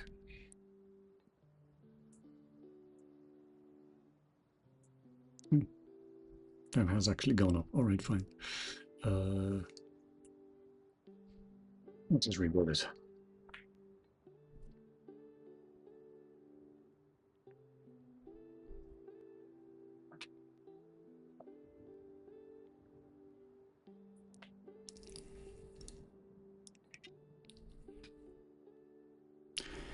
Dora put it that. It's 3:30. It's nowhere near dinner time.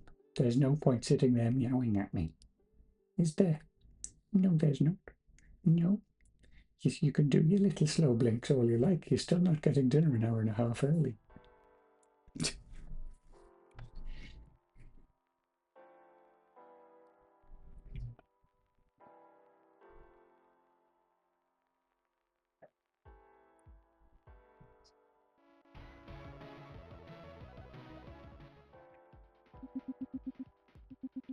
Blah, blah, blah, blah. Oy, that flicker is really upsetting.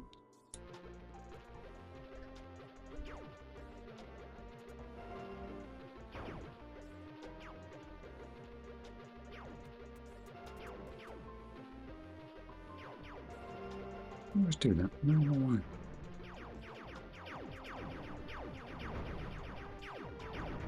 Right. Bye. Bye. Skip, skip, skip, skip, skip. Bang the game again. Quit. Back to here. Back to the log.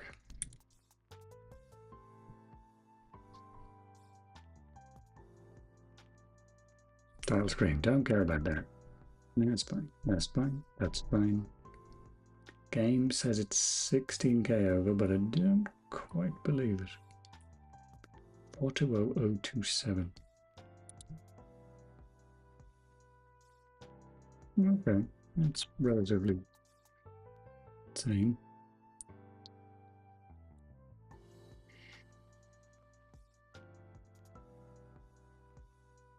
Right, that's the second time through. Okay, so this is a more realistic number then. Again, the overall alloc size is probably going to be slightly too... In fact, it's probably going to be very, very too big. Very too big.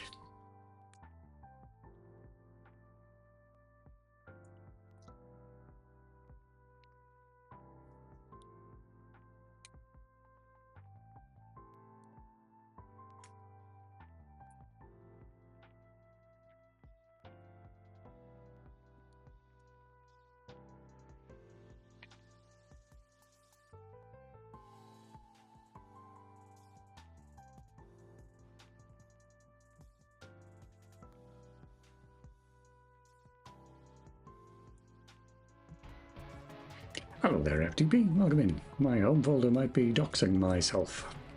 Oh, the name of it. Yeah, I know.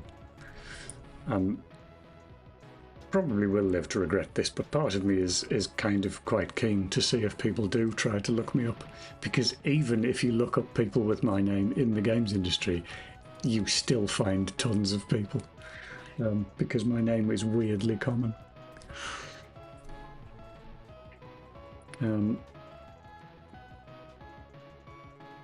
Play new. Carry on, carry on, carry on.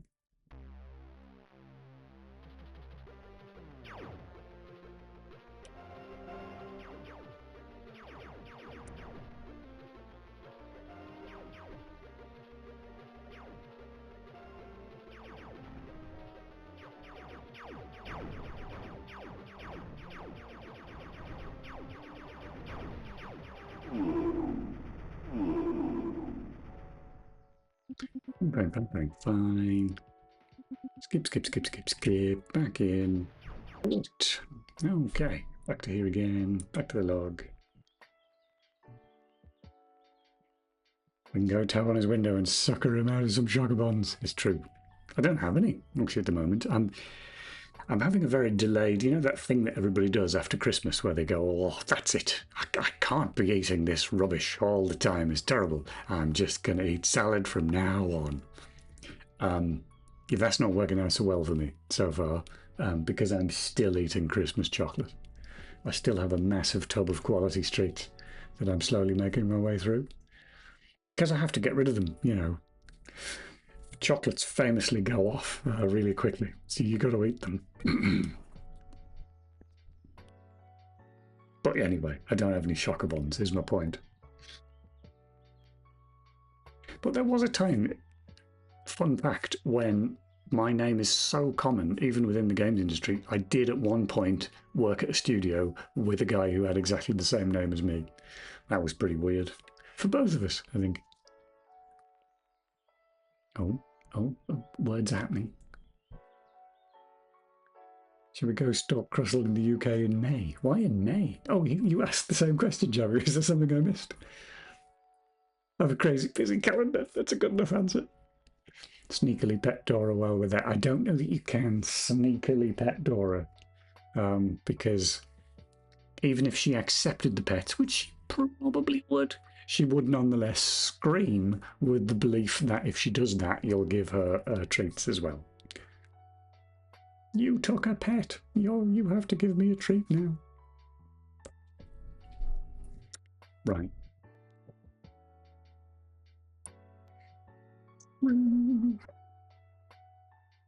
Oh, it's not free, is it? It's the final value, which will tell us... Peak, there it is. 825k-ish. Oh. It's Cat Peasant chicking in. Thank you very much for the chickening in. The joke doesn't work. I'm still trying to make it work. I don't think it's ever going to work. But thanks for pressing the button anyway, Cat Peasant. I need to put that down. Okay. And then I need to stop playing with memory. Right, let's get rid of that as well. Where's main gone? Main, aka the to-do list. There it is. This was just pain and hurt, so I'm going to ignore that one forever.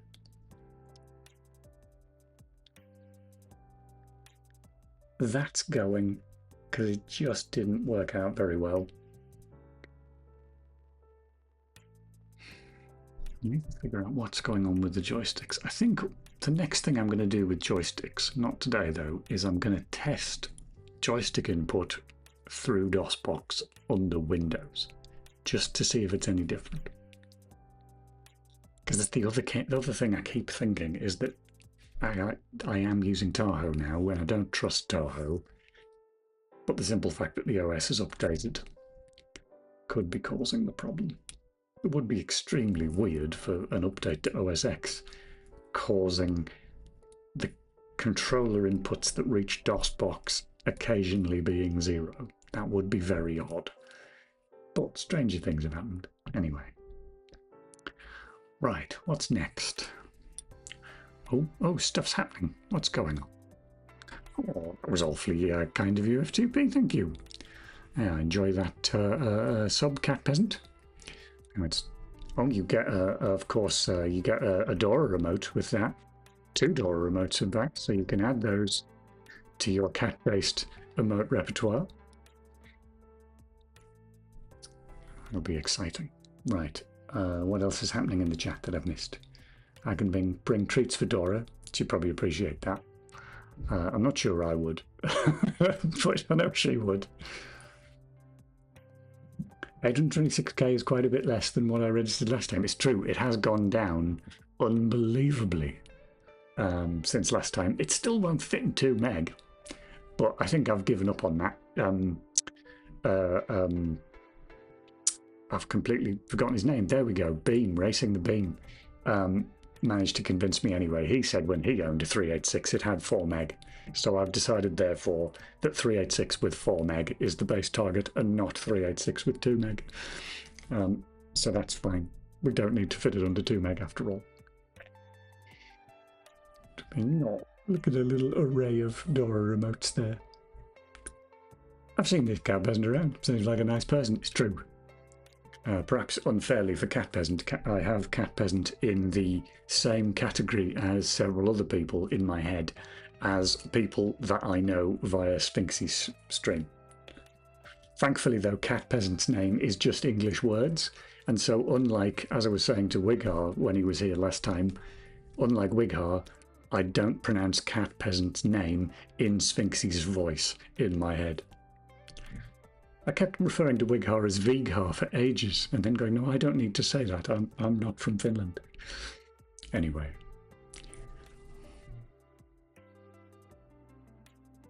But that does, of course, mean, Cat Peasant, that I also assume you're from Scandinavia, which is a completely unfair assumption that is based on no evidence beyond the fact that I first saw your name in Sphinxy's channel.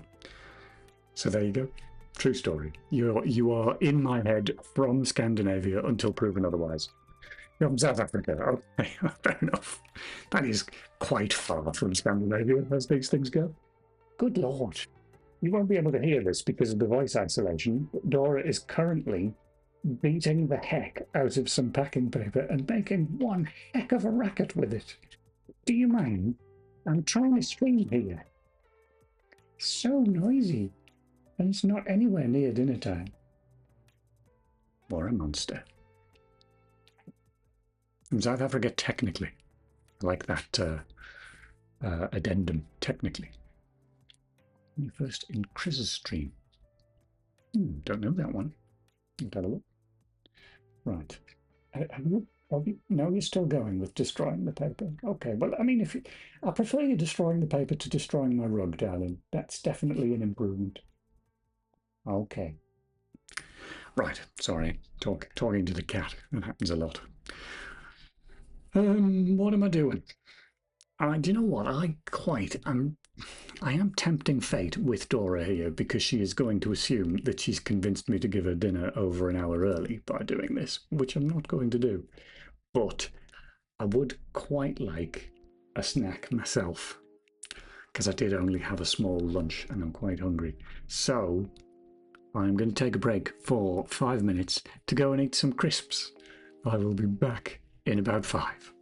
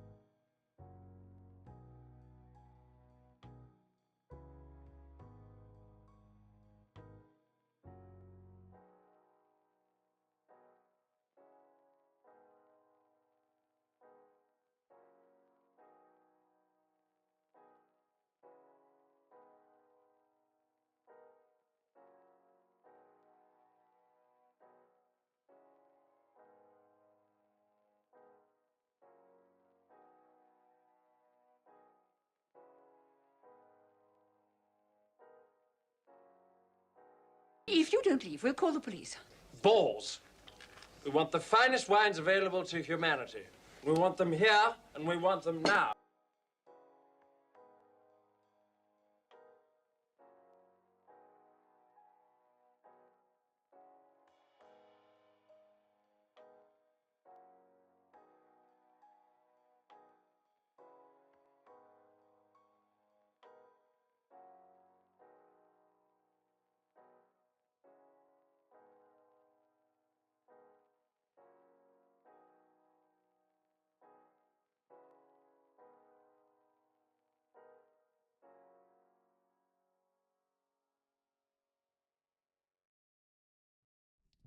Hello.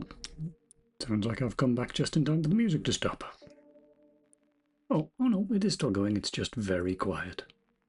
Wow, it's got another hour to go. Very long video. Nice. What have I missed? Well, I was eating the horrible crisps. I bought horrible crisps by accident.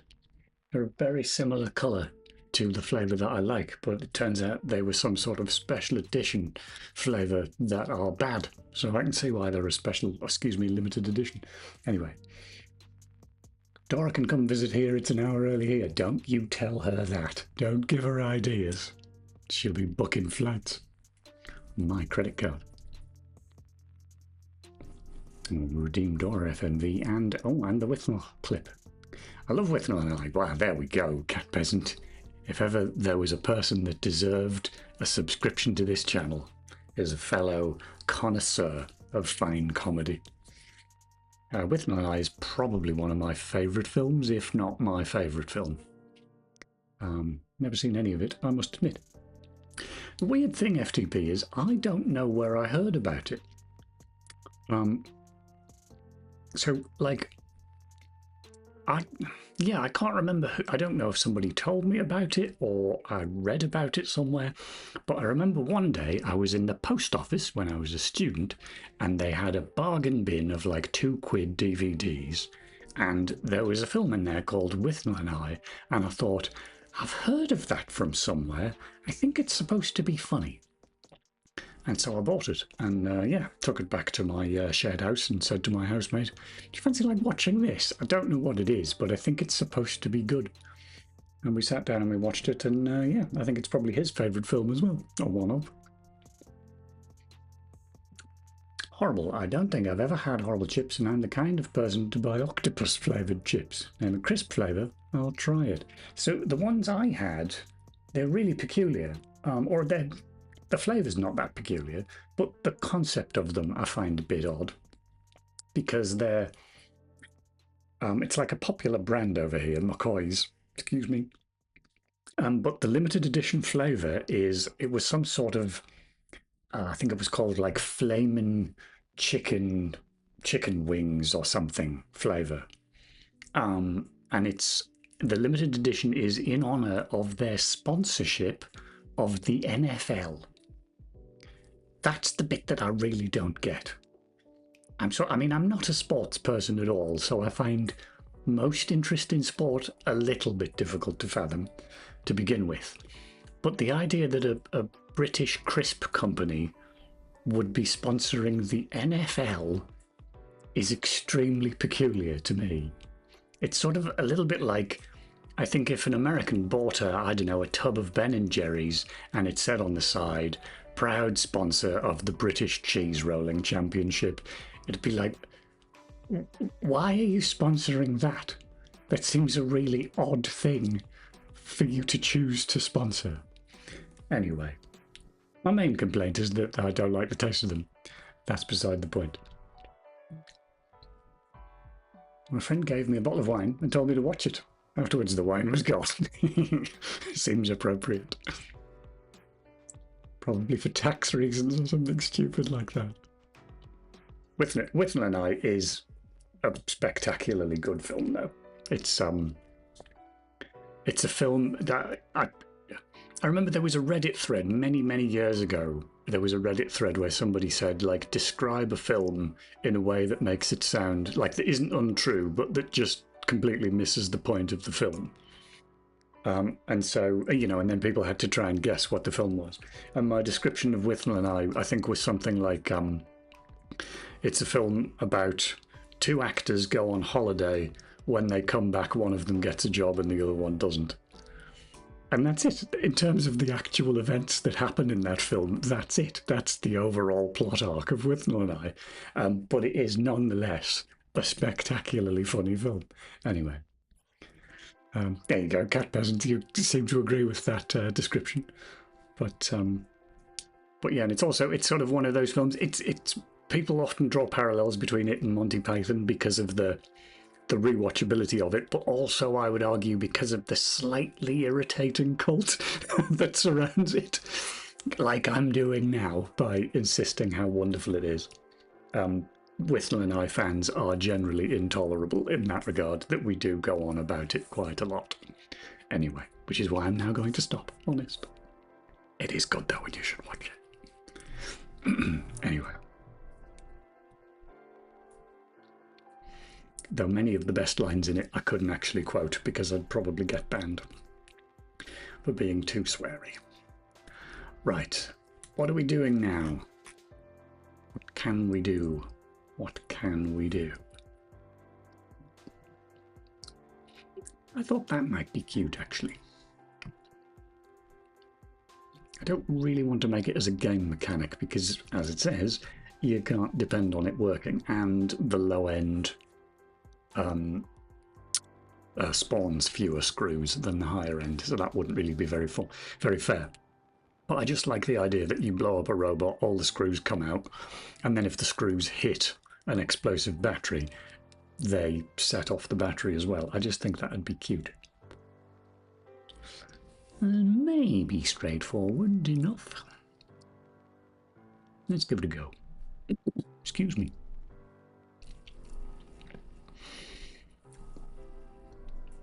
So we must be updating them. I have a feeling screws, they ended up being folded into, is it explosions? Yes, pickups, debris. The screws are called debris, so yes. Weirdly enough, the screws, I guess because they're produced when something explodes, the screws are part of the explosions code, so there is no, oh there is. There's a draw rather than an update, but we could do it in there. So we animate the explosion. Okay, and then we're updating the speed of the screws here, so, excuse me, if we were going to do collision detection, it would be here. Oh, yeah.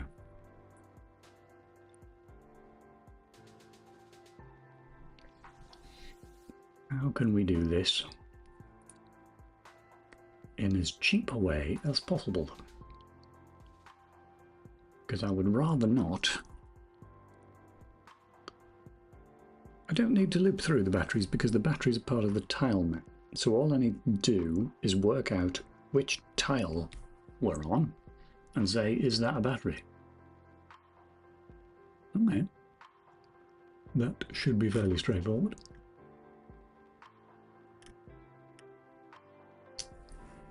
Nope. I was hoping to cheat and cut and paste the code for working out the tile. We were just looking at very similar code in the projectile code. Here we are. Oh, that's the screen.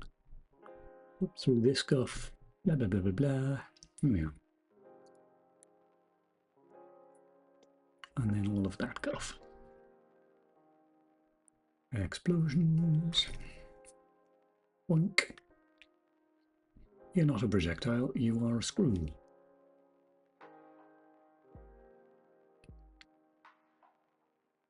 Get the tile offset, get the tile value from the offset, get the type of tile from the tile value.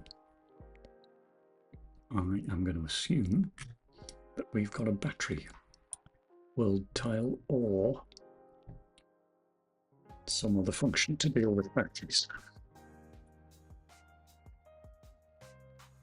Explode battery at tile offset. Who calls that, and what exactly does it do?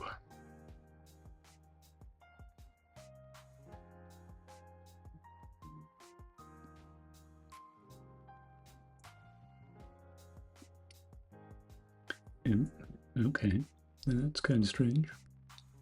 Who calls that? Blair does. Ah, there we go. So there is a tile type there. Okay. Bit of that ought to do it then.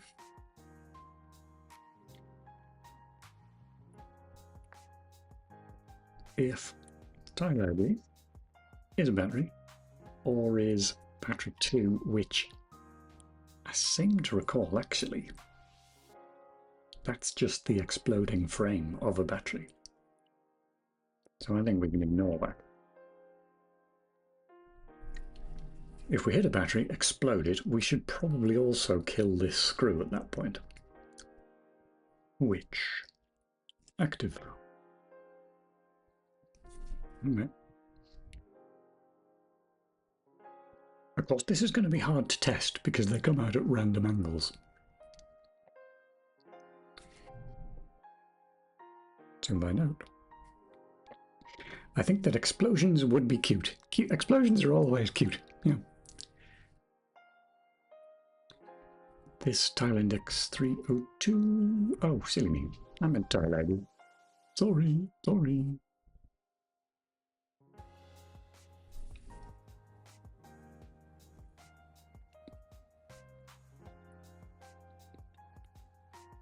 Oh, for pity's sake, what have I done now? 302. Oh, well, tile an int. You want an int at that point. Tile offset, not type what? What is happening?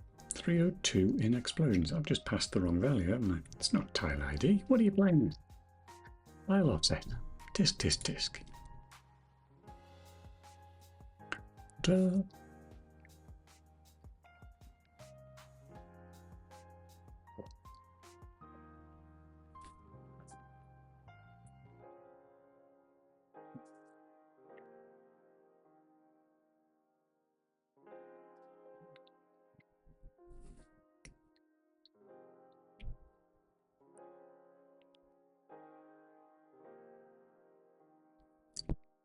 Ouch.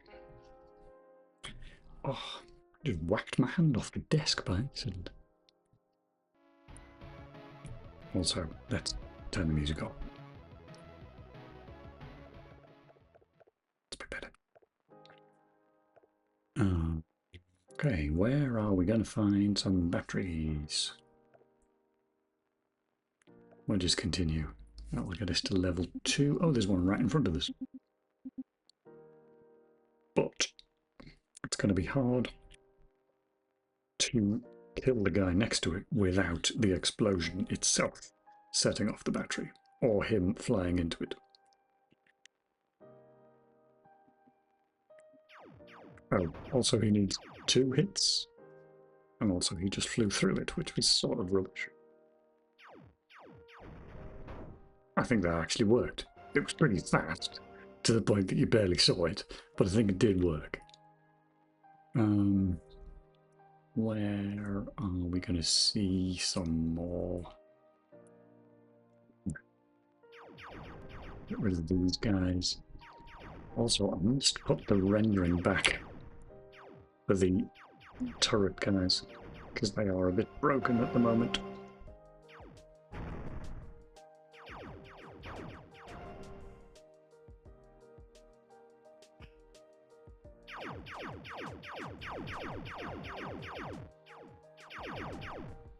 Damn it. Oh, I was going to change that as well. I don't want it to do that anymore. So you don't lose the power up on taking damage. You only lose the power up when you die. I think that would be nicer. Because I think actually it confused a lot of people watching the people playing it on stream. It was like, oh, I've got a power up, and then they take damage and go, oh, where did my power up go? It's not at all clear that you lose it if you take damage.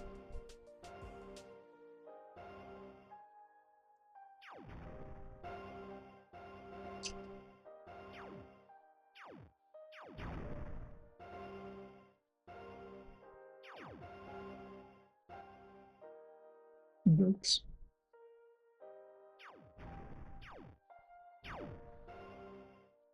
Now, there are a lot of them down here. Gonna be kind of fiddly. There we go. Yeah, not quite. Where's that guy gone? He's over here somewhere. There he is. I'm going to be able to get you over. Ah! It's a bit more dramatic than I was intending. Okay, I think what I've determined is this is kind of a cute gimmick, but it's actually kind of subtle enough that it's really invisible. But it's fine, because it doesn't appear to cost that much, so we'll keep it. Right, I'm going to check. Oh, I can't check anything in until I... What else do I need to fix, actually, before I can check in? Actually, maybe it's fine. I should put some sort of comment around this. Actually, I'm quite a fan of just putting little scopes in as well, even though it's not a separate function.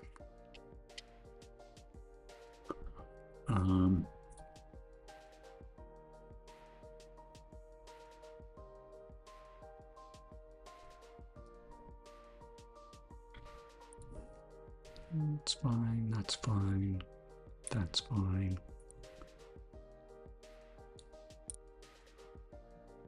All good, all good. Oh, let's... Okay, we don't need the cheat to get EMPs, I don't think. We could do with there being more EMPs, though. And whether that just means more pickups. Do you know what, actually, maybe you get EMPs occasionally as drops from some of the enemies, because we don't really drop a great deal at the moment. I think maybe the saucer cats drop diamonds, but I think that's about it. So, yeah, I'm going to write that down, actually. That's happened. Done.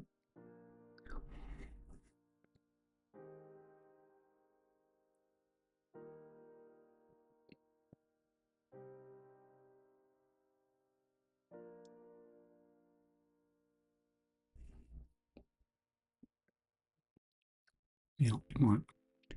And then I'm going to check all of this in.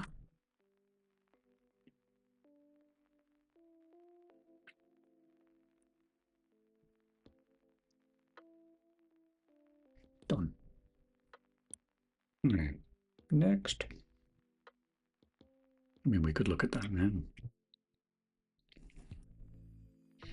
So, I believe that would be in enemies, because I think we've got a number of screws spawned on death, number of diamonds spawned on death. So actually, yeah, that might be nicer as a list. Especially given, wow, that's it. So that, what enemy type is that? Oh, that's a saucer cat. So the saucer cat's the only thing that drops anything, and it drops 2 diamonds, apparently. Well, it only dropped 1, actually.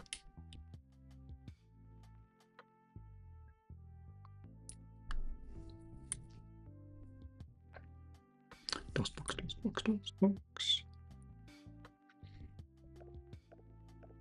Ah, there's no saucer cat. Saucer cat's in the first level. Why did I go back to the first level?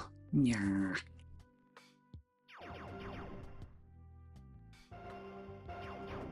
And I want to put those sprites back. I keep saying that, and then I don't write it down. So actually, I'm going to write it down now. Main memories. Memories. Sprites again. Exclamation mark. Back to there. Press the wrong button.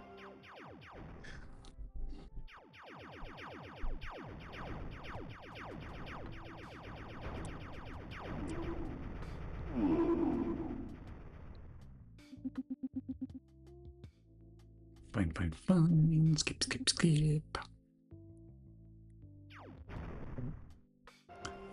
What am I even testing? I've forgotten. Oh, the saucer guy. I just blew one up and I wasn't watching. That's it. Let's kill these guys, and then there's another turret, and then there's another saucer cat over here. Isn't there? There he is.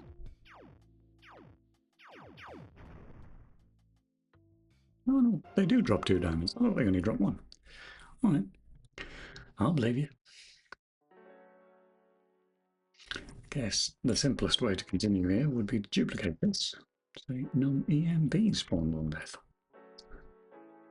Though it would really be nicer done on the other axis. And also, these are fixed numbers. These are not like loot drops, which they should probably be.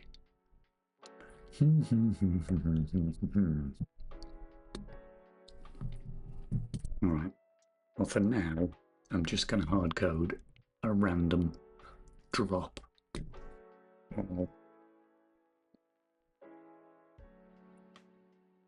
Oh, that's why we're doing it that way, because this expects numbers of each. That's kind of horrible, though unsurprising. Yeah, it's all done with numbers. Okay, so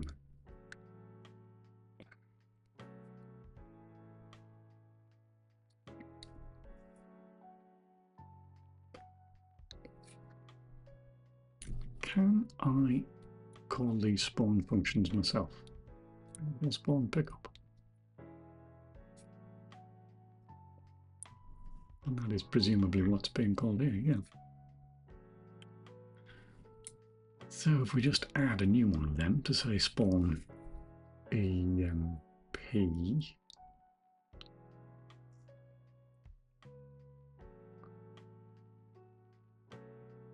No, hang on, spawn pickup, and then the pickup type could just be EMP. Yeah, so we can just call that. Alright, fine. We'll just do that then. If enemy.type, I think. Type enemy H. Type is enemy type, which is one of them. Okay. If enemy type equals enemy type source catch, then random number. I think I've got a function for that. Misc. There it is.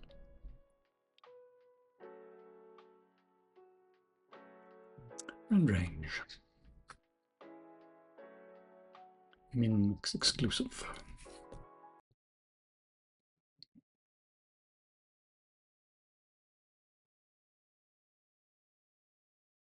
Oh, I don't know. 100.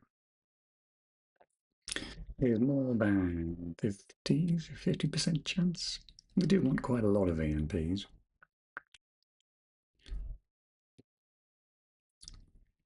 Another thing, now we'll do that in a minute, but another thing we probably want to do with the EMPs is we probably want to make a bit more of a song and dance when you pick one up, because another thing I noticed in some of the streams was that people just didn't know they had them, which we can probably fix with a bit of animation on the HUD, I think. But anyway, let's add them in first. Nope, that's not what I wanted. I want to explosions. Pick up. And bots. I assume I just need. Oh, no, hang on. Pick up type first, then the position. Controversial, but anyway. Pick up type in. I'm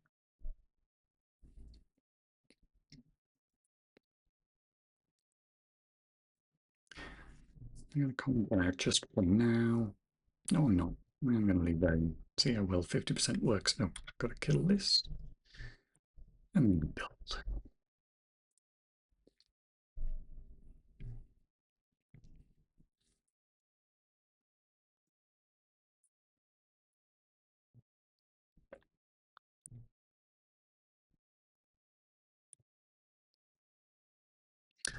The music's died.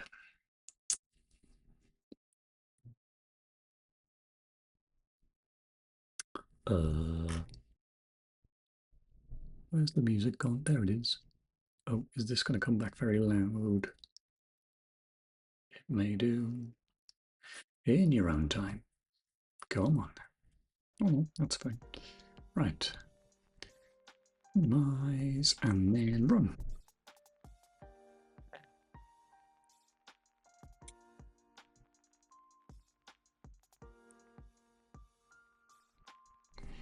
Play new game. I did new game again. There's no saucer cats in the first level. Also, it's flashing. Nah.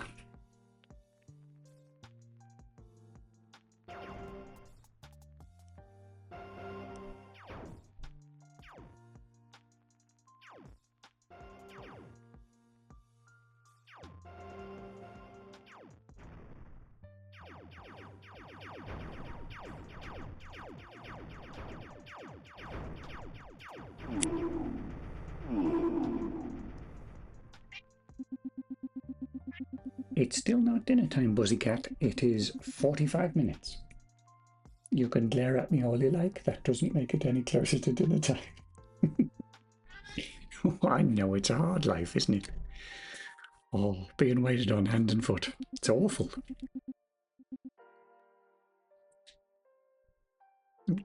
Got the fire button again. Look at that. An EMP came out and everything. One.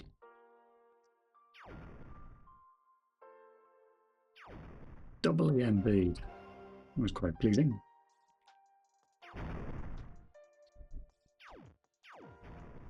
Yeah, I sort of feel like they all should be a bit more random. Because you don't ever get anything out of the sentries, and it would be nice to occasionally get a diamond or something out of them. The other thing, totally changing the... So, that is a good emote. Is that from... Oh, it's a Sphinxy one, of course. Wow / I will eat you. I think that's how I interpret that one. Anyway. The other thing that is completely unrelated to what I'm currently looking at, that I also would like to do something with, is this. Which is, you can hold the fire button down as long as you like. There's no penalty to that. I deliberately, as you can see, if you only hold it down a little bit, it goes where you're pointing. If you keep holding it down, it's sort of, you know, the spread increases. And I thought that was a nice, subtle way of saying don't hold the button down, or of preventing the player from holding the button down. The problem is, it's actually of benefit that it increases the spread, because with only having 8 directions to point in, you're very often not lined up properly. And so when the spread increases, it actually makes it more likely that you'll hit the thing you're firing at. So that's not working. That's kind of having the opposite effect, because it means everybody just holds the fire button down permanently. Which, maybe that's fine. Maybe I don't mind that. But it feels like I should mind that. But then at the same time, before I did that, I had an overheat mechanic, so if you held it down for too long, it would eventually overheat, and then you wouldn't be allowed to fire for a little bit. And that felt really horrible. So maybe I don't care.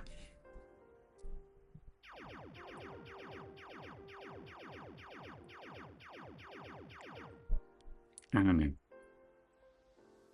I don't want to think about that. I do think everybody should be spawning more stuff, but they should be doing it randomly. So let's do that. I think it's a palace cat, so it'll probably try to eat you. Yes, that seems fair. It looks like it probably couldn't be reasoned with.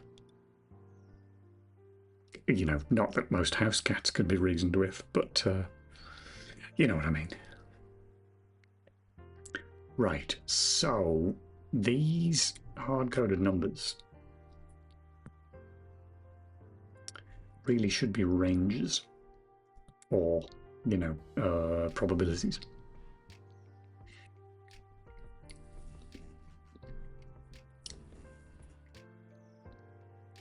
Is there any advantage to spawning the pickups here? There really isn't, because all we're doing is just then farming out to the spawn pickup function.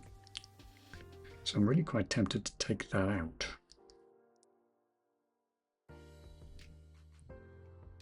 Yeah, okay.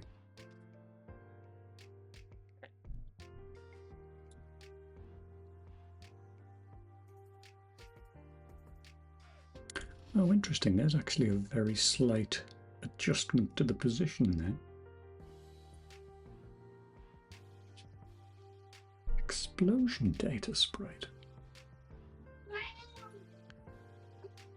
Josh, angry cat, it is not dinner time. 40 minutes. You make your grumpy noises at me. You do a great grumpy face, cat. Oh, you do. You're going to write a stiff letter of complaint to the management. Will this simply not do? Tough, isn't it? Isn't it tough? You gotta wait. Life with a cat. Right. Yeah, that isn't it just explosion data? That's the actual explosion, though, isn't it? Oh, so you right. So you're spawning them in the center of the explosion is the idea. That is quite strange. Right, yes, because we're drawing the sprite at the position that's passed in, so that will be the top left of the explosion. Okay. That is sort of an internal detail. It would be a little bit odd for external code to have to know about that offset. Okay, fine. That goes back in again. Even though it makes me sad.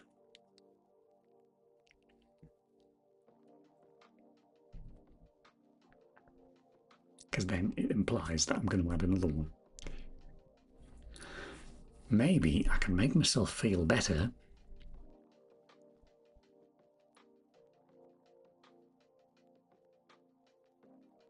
by putting them in a struct.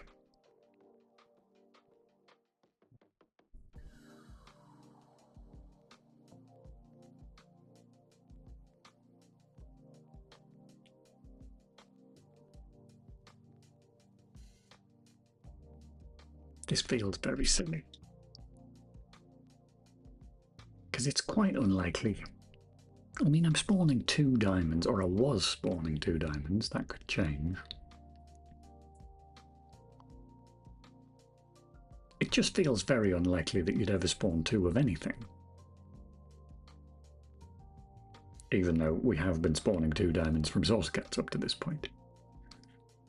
I don't know. I don't know. Maybe I'm definitely overthinking it because I always overthink everything. But let's just make some progress with this and then revisit it if we need to. Right. That's going to be number pickups. That's going to be number VMPs. I keep calling them pickups. We should really be calling them diamonds because that's what they are. Okay, and then in spawn, screws is not relevant because you're always going to spawn screws regardless of whether you spawn this extra stuff. Well, in which case, why not add it anyway? Yep, good. Talk myself into that one. Screw 0.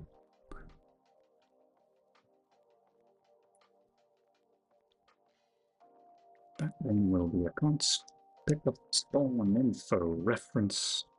Or pickup spawn info.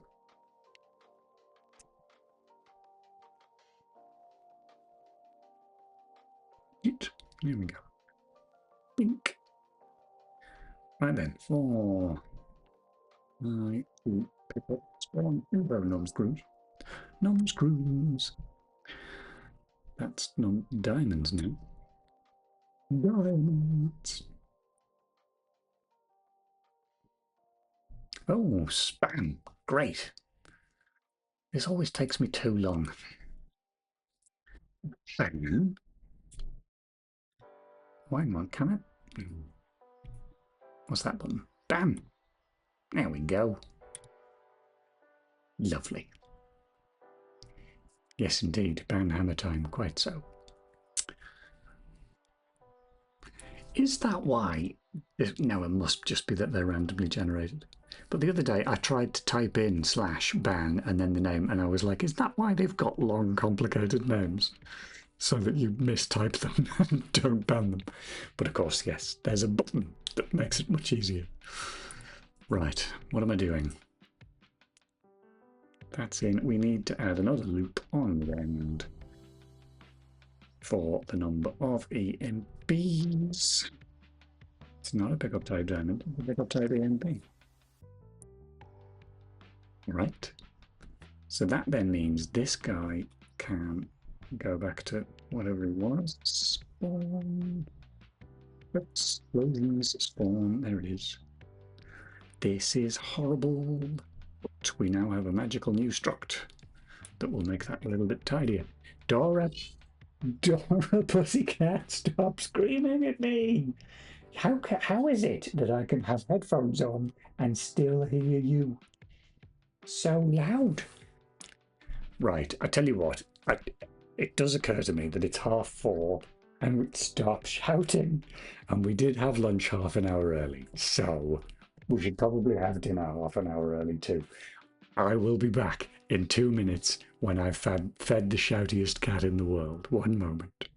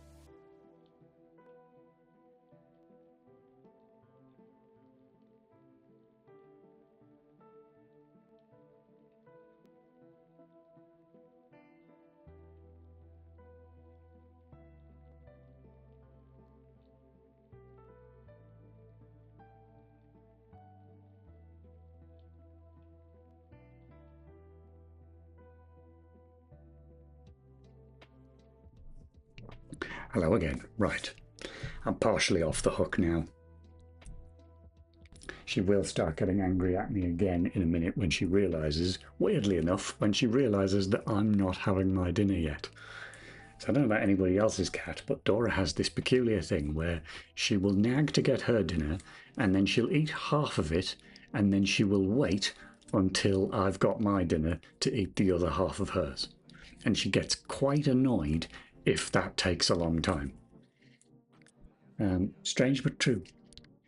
Food time for Miss Shouty Cat. True enough. There's autocomplete on names, and the names are auto-generated, so longer names, less chance of conflict. Yeah, first about bot account creation. Seems fair. Yes.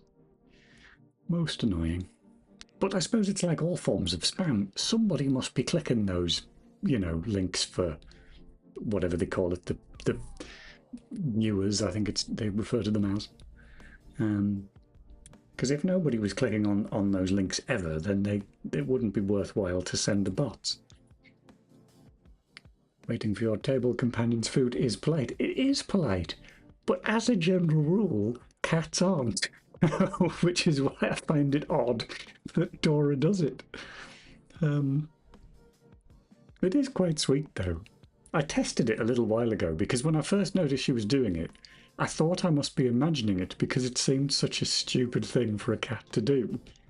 And so I tested it one night. I was due to go out for dinner that night, and so I would be eating much later than I normally would. And she was getting really angsty because she'd eaten the first half of her dinner, and she was sort of running around in circles and then jumping up on the sofa to shout at me and then running around in circles again. She was getting increasingly, upset. And so I thought, I wonder if this will work. And so I went to the kitchen, I got out a dinner plate, I put a pickled onion on it, I brought the plate with the pickled onion into the room, and I ate the pickled onion, and she went, okay, that's fine. And she went off and ate the rest of her dinner. So she just needs to see me eat something, and then she'll eat the rest of her dinner. Very, very odd. Cats are polite, according to cats. That's true. By their own judgment. In their own judgment they are. That's very true. Right, I was about to change this data over to be structs. What did I call it? Pickup spawn data, something? Pickup spawn info. Always ends with info or data. Pickup spawn info. Pick up spawn info. VATGOF.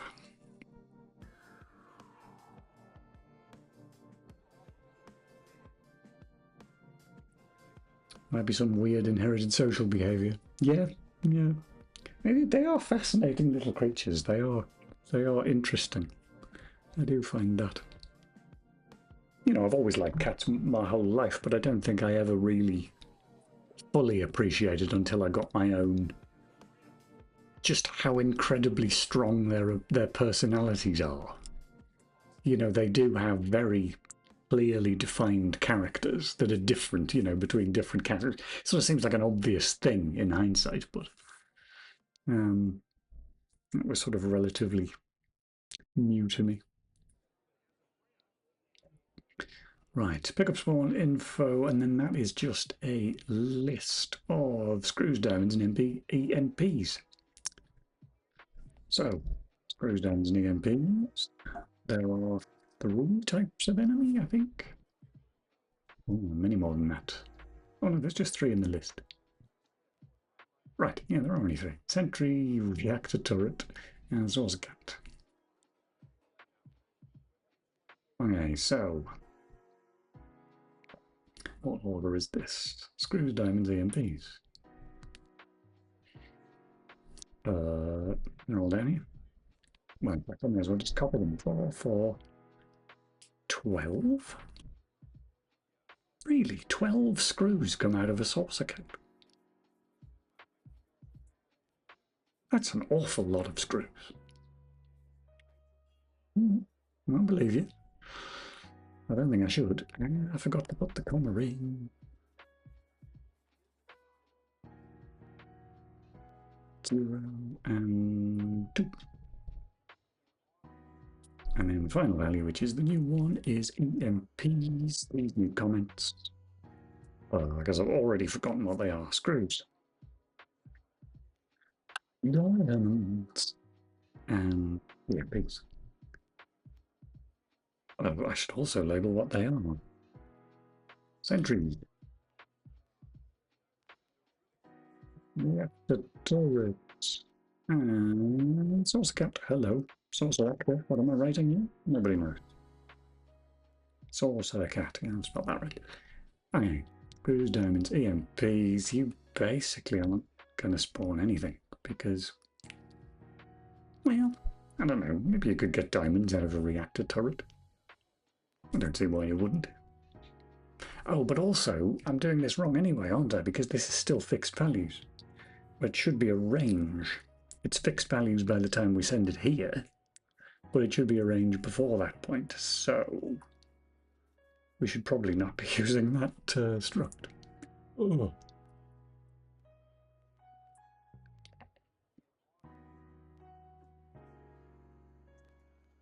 Yeah. Okay, bye. Oh. I'm just going to have to put it near somewhere. Okay, struct.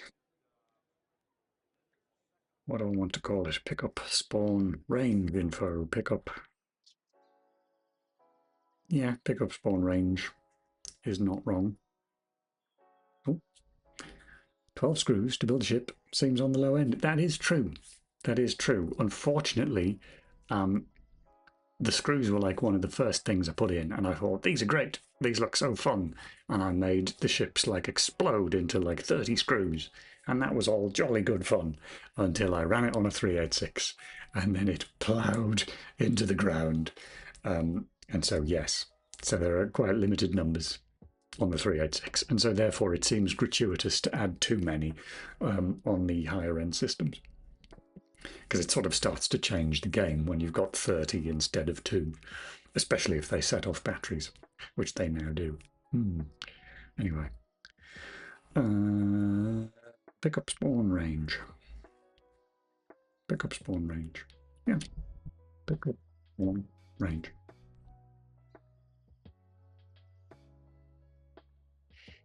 The rest is held together with duct tape and paper clips. That's true. Well, it's held together with whatever a cat can put ships together with, I suppose, because that is sort of the story, is that everything there, the asteroid itself has been mined out, it's been hollowed out by a cat. All of the sentries and other robots, they've all been, well, it's implied that they're built by the cat, but actually, spoilers, I think actually they've been built by the cat and Professor Leopard, who I think it will probably be revealed at some point is in fact the big baddie behind the scenes. But yes, that was the idea of how it then becomes episode 2, in inverted commas, is we haven't actually saved the world at the end of episode 1. Anyway, cats do love rubber bands in general, so maybe those. Although I think they'd steal those from their own ships. I think a rubber band... I don't think I would trust Dora with a rubber band, because I'm fairly certain she'd try to eat it.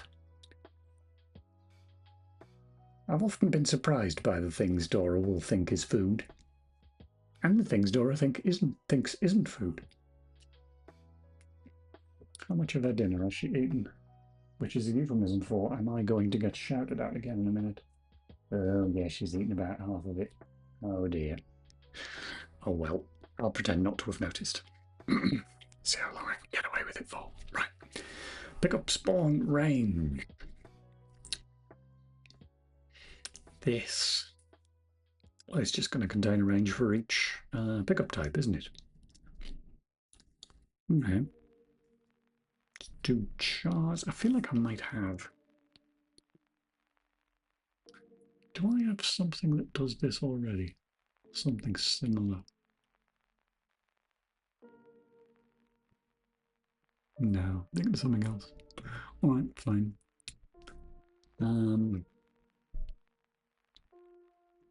should probably be a struct in a struct. Okay.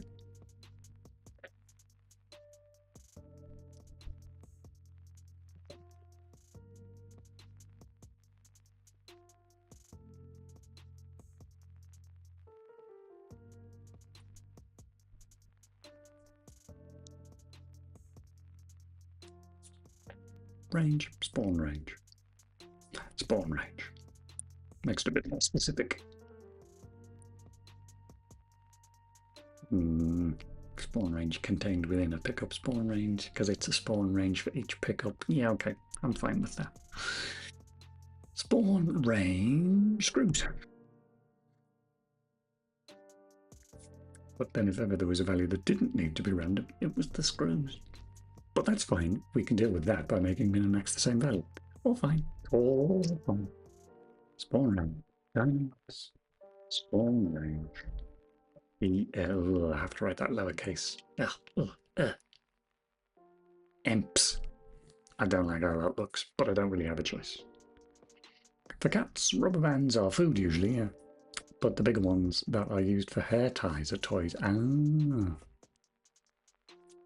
It's a fair point. Just looking around at the toys littered all over the floor in this room. She's got so many of them. My favourite one, adorably, is the one that my next door neighbour made for her ages ago. She's a little sort of cotton knitted mouse thing.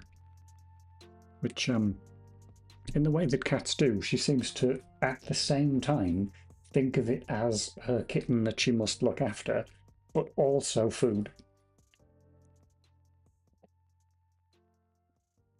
Never fully understood that impulse, but there we go.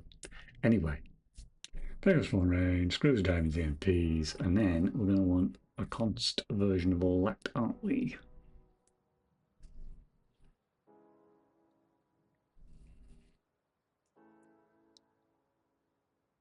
Yeah, fine.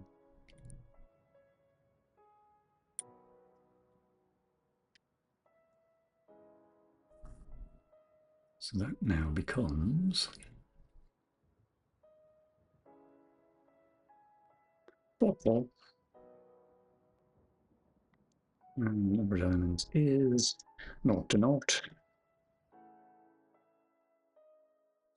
And the number of EMPs becomes 0 to 0 also, at least for now. So I'm actually going to cut and paste that link. And then we'll change the numbers. Right, screws for a reactor turret is also 4. No pickups. That's actually the same then. Yeah. And the source cat is 12 and 2. So I'm going to have to test that. I don't feel like it does spawn 12 screws, or maybe it does. And then 2 and 2, but we're going to change these numbers in a minute. So screws we can randomize a bit, make that a bit more interesting. 3 and 5. That's terribly interesting. 2 and 5. That top is exclusive, so that's just going to be 3 or 4, but that's, you know what, 3, 6, 3, 6. You can have 5 if you want. There you go. I'm feeling generous. You can have anywhere between 10 and, gosh, 14. Number of diamonds. Could be none. Could be 2. That's exclusive, so that would need to be 3. No, I hate that. That makes these numbers unreadable. Between 0 and 2, that makes far more sense. I'm just going to have to account for that. Set the value. Okay. In fact, let's make that obvious. No, let's not. Fine. Talking to myself again. 3 and 6, 3 and 6, 10 to 14, 0 to 2. I think maybe you're 0 to 2 as well. Which does mean you could end up with 2 diamonds and 2 EMPs, which is a bit gratuitous. I don't think I care that much, though. Okay. This lot can get commented out, at least for now. And then we're going to want to grab this guy.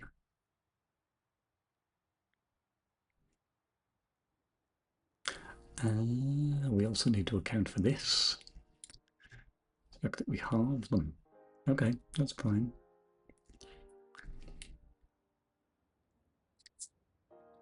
We're going to want a pickup spawn info.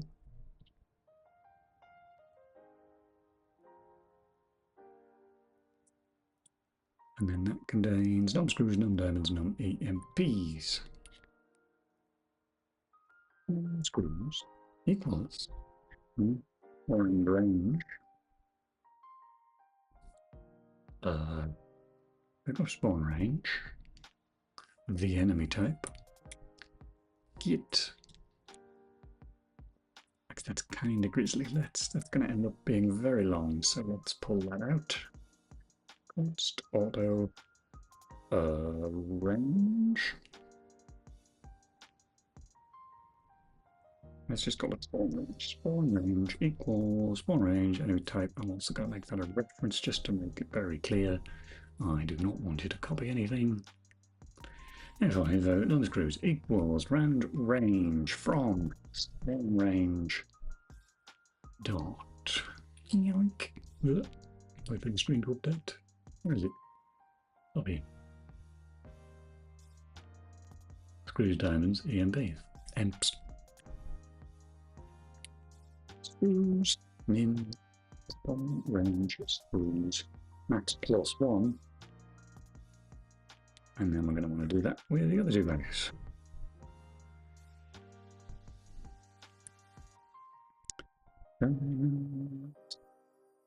EMPs.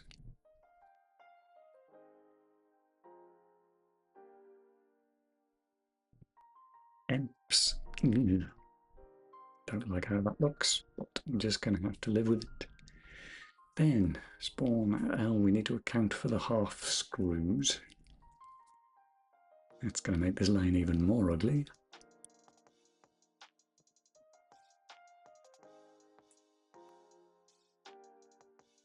Wow. Spawn all of that, and then pass in spawn info. Spawn info. Oh, we don't need this anymore. Yoink.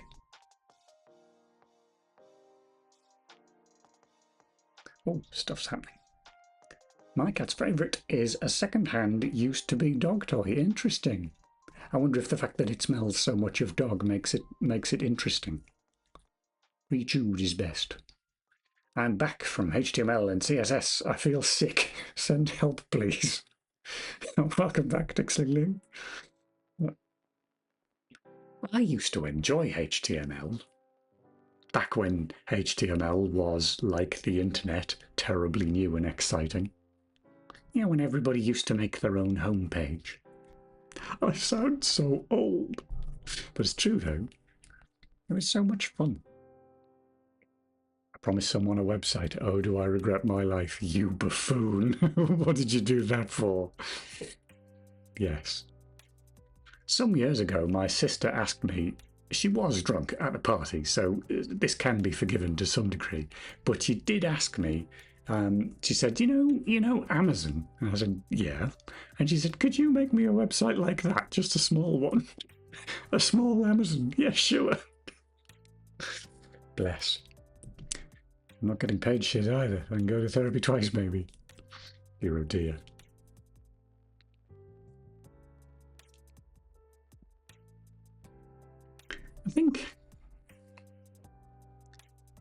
I think I'd stopped.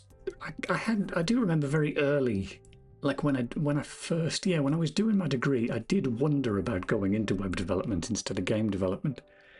And I did my industrial placement. You know, you work for a year. I did that for a web development company. And the job was fairly dreadful, but I think I just sort of got a bit bored with the web by that point. Because it was all in those days, it was all about fighting the box model and Internet Explorer. That's principally what I remember from that period. And all the websites ever were made out of tables, because that was the only layout tool you had. I And yeah, by the time CSS had come in, I was sort of, I think I was long gone. The thing is, it's a web shop. It looks simple. It's not simple. At least not raw dog. No, I could imagine. These days you get front-end frameworks on top of front-end frameworks. You do, yes. I've done some work since, not for a long time, but that was tangentially related to web stuff. And yes, it's a very odd approach to programming, that sort of modern web stuff, where your main choice is which one of the several 100,000 well, not PHP anymore, mostly, but which one of the several 100,000 frameworks do you want to use? It's like, is that important when they all mostly do the same thing? Anyway, I'm going to end up ranting again, so I'll go back to my code. Spawn info, we want to rebuild this. Doi. Reactor control 60. Oh, you're spawning stuff as well. I forgot about that. Reactor control. Reactor control. There it is. Line 68. Yeah, you're just spewing out random explosions with screws. So that just needs turning into a struct. What kind of struct? Not a pickup, is it? No, it is a pickup spawn info. Excuse me.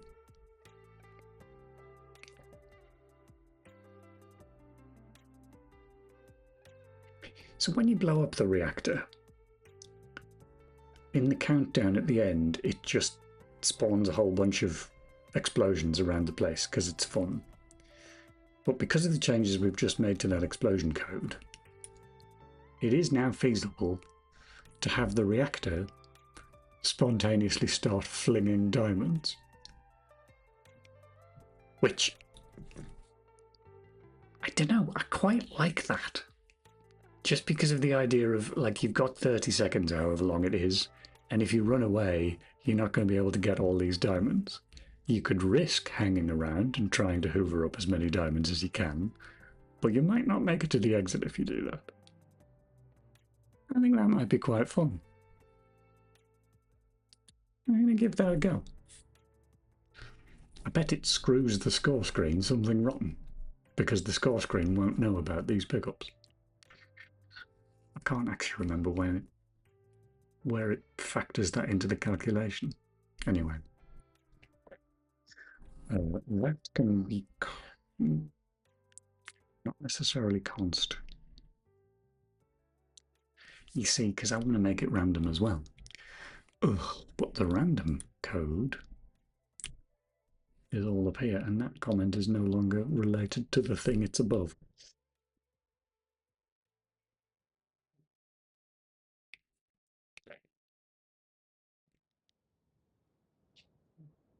See, that makes me want to make that into a separate function. Yeah, I think we should export that up to explosions. And then reactor control can use it as well. All right. You, that lot.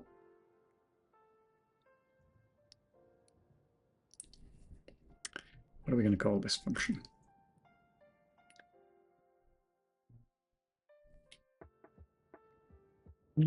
Explosions. Choose random pickups. Calculate random pickups. Decide how many diamonds you're going to get. No, that's not a good name for a function.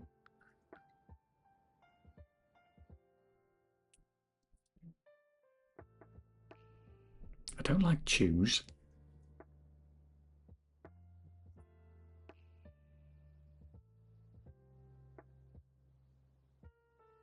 I'm going to go with calculate, even though you're not exactly calculating anything. Calculate random pickups, and then we would pass in a pickup. No, not a pickup spawn info. What was it called? A pickup spawn range, I think. In fact, yes, we do want one of those. That's the constant. So that's what we're getting the range from, and then that is going to go into a pick up spawn info. Spawn info. Bam. We don't need one of them. We just press one in. Screws. Oh, called it spawn range. Fine. Spawn range. So that'll fill those in. Job's good. And right, let's grab that. Explosions H.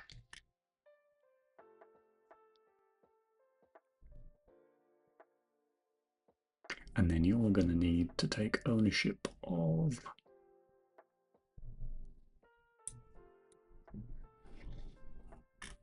these here structs. Yes, they'll need to be in the header.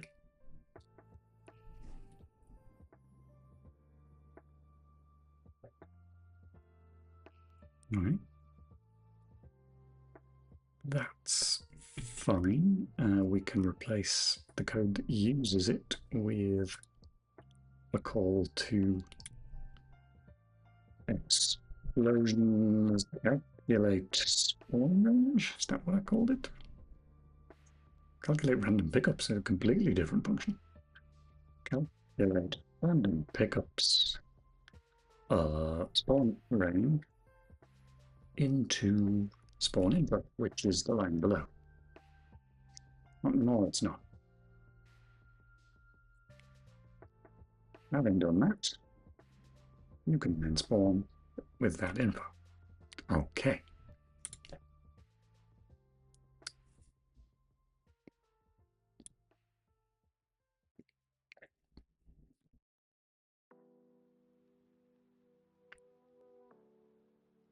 Okay. Spawn range is not going to be an auto. I had it actually on the screen. Pick up spawn range. Spawn range. Blur.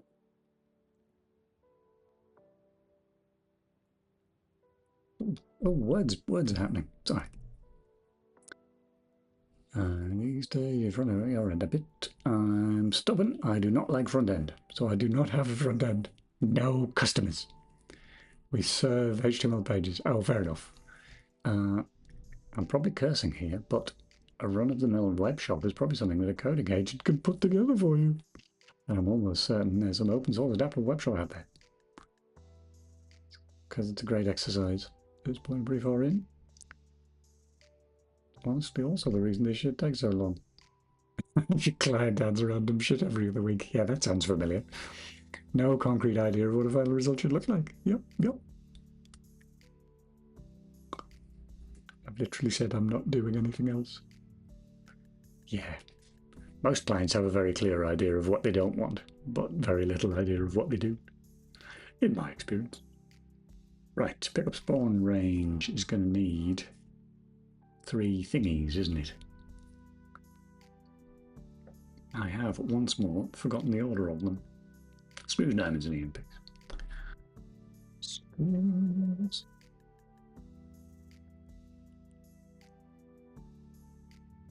We're on the same line. In fact, yeah, okay. How many screws? There was a number on here. I've since deleted it. Cool. What does source control say that number used to be? Reactor control. Oh, it's still there. It's still there. I just couldn't see it. It's right there. Yoink.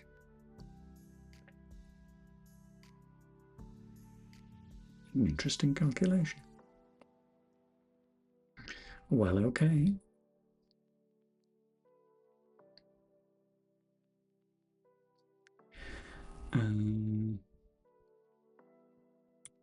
That can be const, can't be const expert out, right, fine. So that can be screws, we can take that out of there, put that there.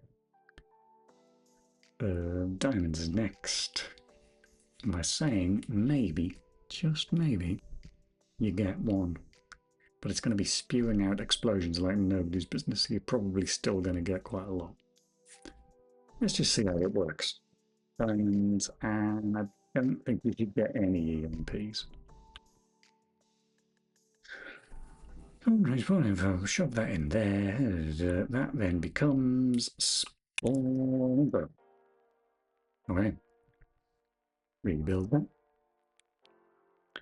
And can I just say, C++ is such a sloppy language. Well, I was going to say controversial. I don't know that it's that controversial, to be fair. C++ is an unusual choice for a full stack web app. Nice. You know, you might be writing the whole thing in, what was it called? CGI bin? And actually, I shan't name them. I shall just make it obvious who I'm talking about, because I always do when I'm talking about this particular very large US game studio. But there is a very large US game studio who I've worked with who actually have that. They actually have an entire... It's essentially a website. One of their, well, several of their games are little more than a web view onto a website, but the entire website is written in C++. And they do that because it was written like that 20 years ago and nobody's ever changed it. True story. I fucking hate this. I don't use C++. I use the only language that's even nastier, though more common for web dev, Java. I don't know. Java's got some nice parts. All languages have their nice parts, except PHP. I'm trying to think. Is there anything in PHP that I like?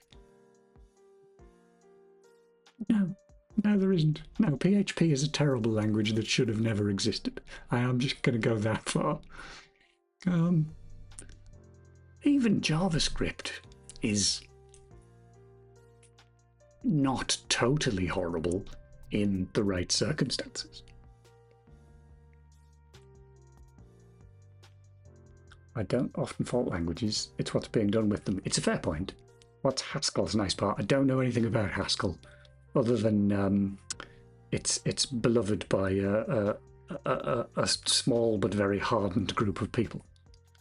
I love PHP. Bean, what's wrong with you? PHP 10 is very different from the PHP 4 from the O's. Oh, is that true?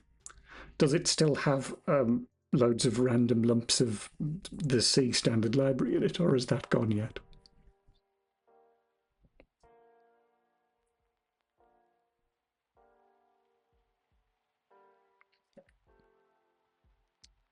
Right. This. Oh, hang on. I've got errors that I'm not looking at. I'm passing the wrong type. All the way up. Narrowing conversion? What are you talking about, me? 970. 8. Shoved to the right once. That value can only ever be 8 or 4.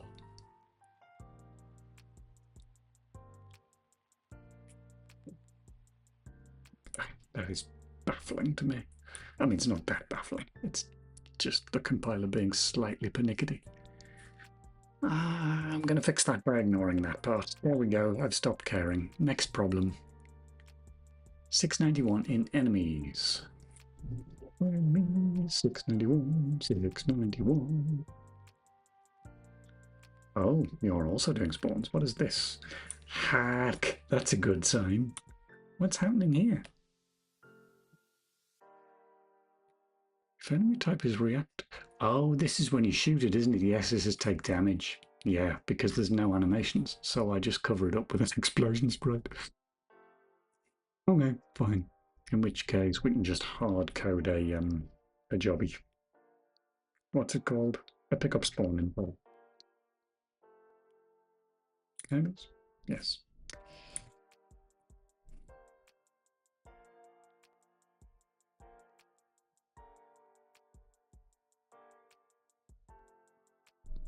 That is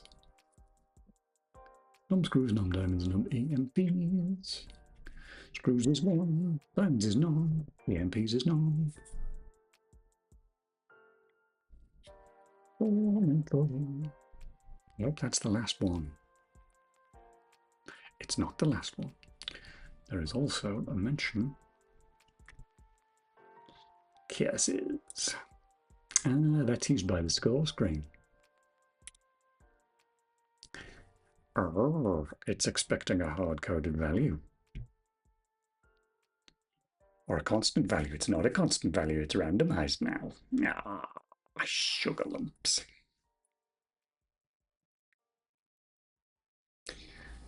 So we are calling this when?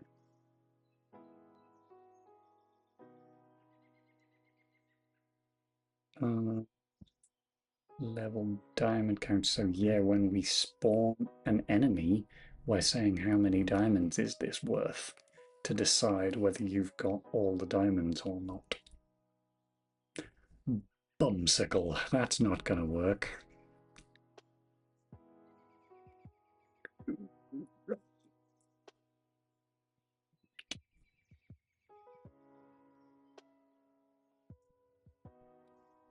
I think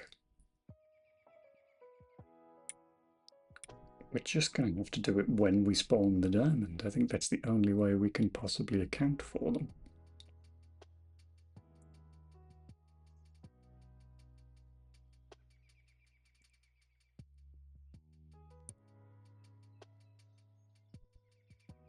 Which is a bit grisly because it means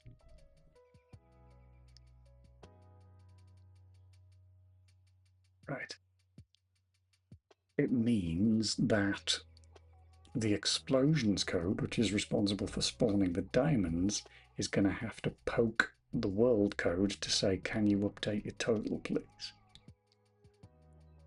Which is gross. Do explosions? Yes, they get reset. So we probably know when the level started. Where's reset gone? Reset. There it is. Yeah, that must be happening at the end of each level, or the beginning of each level. Let's check that. Explosion reset. That is happening when we restart the game state. That doesn't sound right. Do we never call it otherwise? Oh, right, yes, no, because the explosions would get unloaded along with the game and everything else.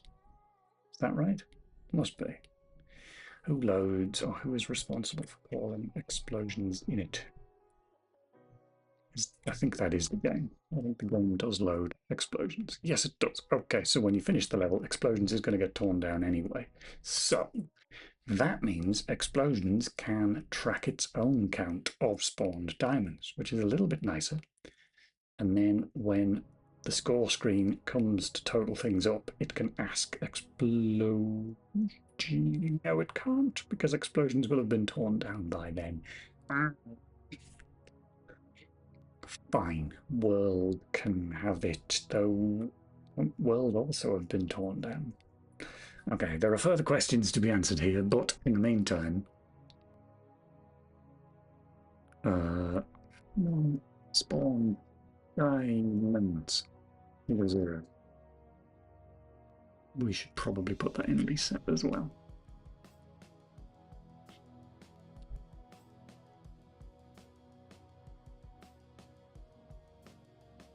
Okay, and then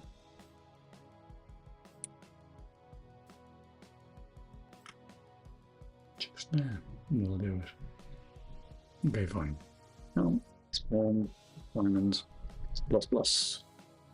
So you've got a count. Then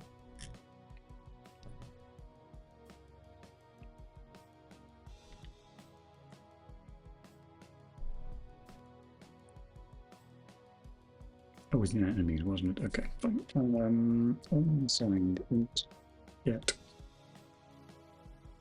spawn diamond count.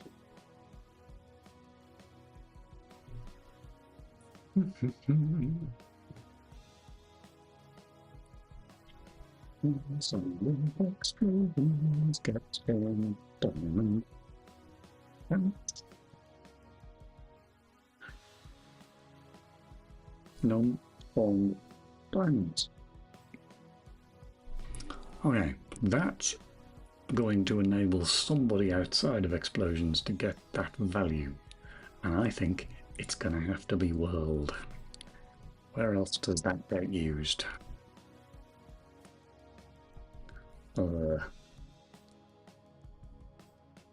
This is fine. This is all fine. Because we could add it at that point when it's asked for. Because you must have access to explosions because you're spawning them. Okay. Yes, explosions get spawned and count.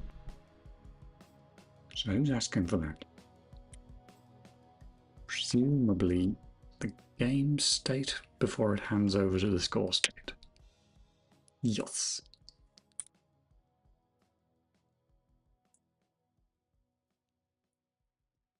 Okay. That's probably fine. Give it a rebuild. Oh my goodness, there's all chat happening. Oh, where are we? Where are we? It's like a convolution. Well, let me tell you, Cross, I've only ever built stuff in PHP 4 once, and I've only glanced at newish PHP, and newish PHP seemed a lot better organised in modules instead of interleaved everywhere. PHP 4 was a pain, started to get better from 5.3. To this day, there's still no easier way to build a mildly dynamic website. Fair enough. PHP 8, not 10. Can I just mention, I've never touched PHP. I've done so many languages, at least a bit, but never PHP. I even tried CPP. What did you do that for? You'll go insane. It got a bad rep because it allowed terrible things like putting DB calls in templates. But if you're disciplined, you can do well-engineered things. To be honest, if you do well-engineered stuff, you will be just fine in anything. I tend to agree with that. It's usually the part where it goes south. I had a free day today besides a meeting, and literally 3 minutes before the meeting it was moved to tomorrow. That's quite upsetting. It's slightly better than getting the invite 3 minutes before the meeting with the CFO passing by your desk telling you to be there. I did Vulkan in CPP. What did you do that for? Like that's, oh my goodness. So we're not that familiar with C++, and you dived in with Vulkan. I mean, oh my, you poor thing. Vulkan was just a terrible idea. It was a real shame. It should have been great, but it was not.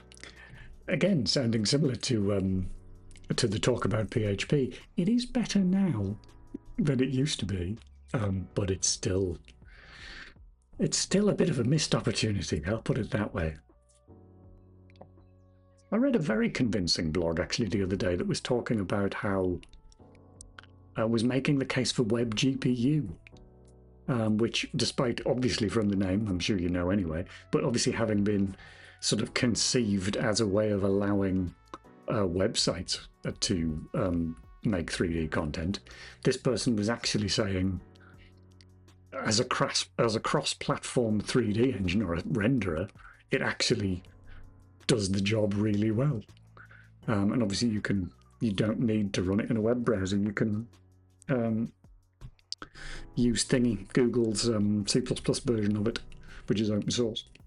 And so I thought, yeah, if I ever do go give writing my own 3D engine another go, then yeah, I'll probably look at WebGPU. So I've done Metal, being a Mac person, and Metal is quite nice. I haven't seriously done DirectX for a long time, but it was all right the last time I tried it. But I did, similar to you, I did write a Vulkan renderer. Oh, gosh. I don't know, pre-COVID, maybe 2019, 2018, somewhere around there. And it was just too much effort. It was everything. To get even the slightest thing done in Vulkan, you've got to move mountains. And it was a real pain. Indeed, this blog post that I was reading the other day talking about WebGPU was sort of making that point about Vulkan and saying how, in their view, the issue with Vulkan was that the API was too geared towards the needs of the people writing drivers. And so as a result, it was sort of a bit grisly for people actually trying to use it to write games. Anyway. Vulkan is a mess, bro. I'm not gonna lie, it's true. And this thing, I thought Vulkan was a better Open DirectX. I must be misinformed. Is Vulkan that much different from Metal? AVI is different, concepts seem similar. Not a game dev, I have no idea how good about it really is. It's basically, they're all kind of similar, but I think the way to explain it is that Vulkan was an overreaction. So obviously Vulkan is made by Kronos, who are the board that emerged out of the OpenGL ARB. Because OpenGL, obviously back in the day, OpenGL was the first sort of major rendering language, so to speak. And it was fine. And indeed, famously, John Carmack preferred it over Direct3D in the early days, to the extent that he put out, he has his plan file. We used to have a plan file where he would essentially blog before we used that term. And he somewhat famously put out a plan saying, after announcing that he was going to port Quake to Direct3D, having made an OpenGL version, he then announced about 2 weeks into that process, there will not be a Direct3D version because it's crap. And unfortunately, because his word carried so much weight, Microsoft promptly went off and completely rewrote Direct3D. But advancing in time a little bit after that, Direct3D did eventually catch up with where OpenGL was, and then very quickly took over. Like, not just in terms of market share, but like in terms of ease of use. Because, and the problem was OpenGL tried its best to hide a lot of details, to try and keep the process of writing code using OpenGL quite straightforward. And that was great in the early days when you were writing stuff for a 3DFX card or that sort of level of 3D hardware. It was a very good fit. Now, as the 3D hardware got more complicated, Direct3D got more complicated, allowing programmers to twiddle with those bits if they wanted to. OpenGL kind of didn't. And so that led to, fundamentally, it led to the OpenGL drivers becoming horribly, horribly complicated, because the programmer would issue fairly high-level commands to OpenGL, and the driver had to figure out how to make those high-level commands work on this particular card. And even between the same cards from the same manufacturer, different cards from the same manufacturer, that would end up with very different commands actually being issued to the 3D card underneath. And so OpenGL started to just collapse under its own weight because it put far too much work onto the people writing the drivers. And that's what caused it to fall behind. And the OpenGL ARB were sort of very silly about this because game developers were telling them this for years, like that you need to actually open this up and allow more features. And they just wouldn't do it, primarily because, if I remember rightly, this was a big thing at the time, which seems so dated now. Every time they floated an idea amongst all of the different industry members on the board about, oh, we're thinking about adding this new feature, this low-level thing. Whenever they did that, Autodesk or the other people making the sort of 3D applications, they would go, no, we don't want it. Anything sort of low-level performance-related, we don't want it because it makes it longer for us to write software. And so the OpenGL board, rather weirdly, always ended up siding with those people rather than the games industry. And so the games industry inevitably just migrated off OpenGL, which was a real shame because it was the only alternative. It was the only thing that worked outside Windows. And so, yeah, that was kind of painful for ages. And then eventually the OpenGL, this is a very long story, I do apologize, but eventually the ARB got the message and went, okay, fine, we need to come up with something better. There was a sort of a side tangent story here about OpenGL ES, which I don't know quite what the politics were, but OpenGLES was actually a lot better. That was the mobile version of OpenGL, which you would think would be. You would think the mobile version would probably be easier to use, but they added a lot of features to that. I wrote quite a few things like for iOS in OpenGLES, which was quite nice.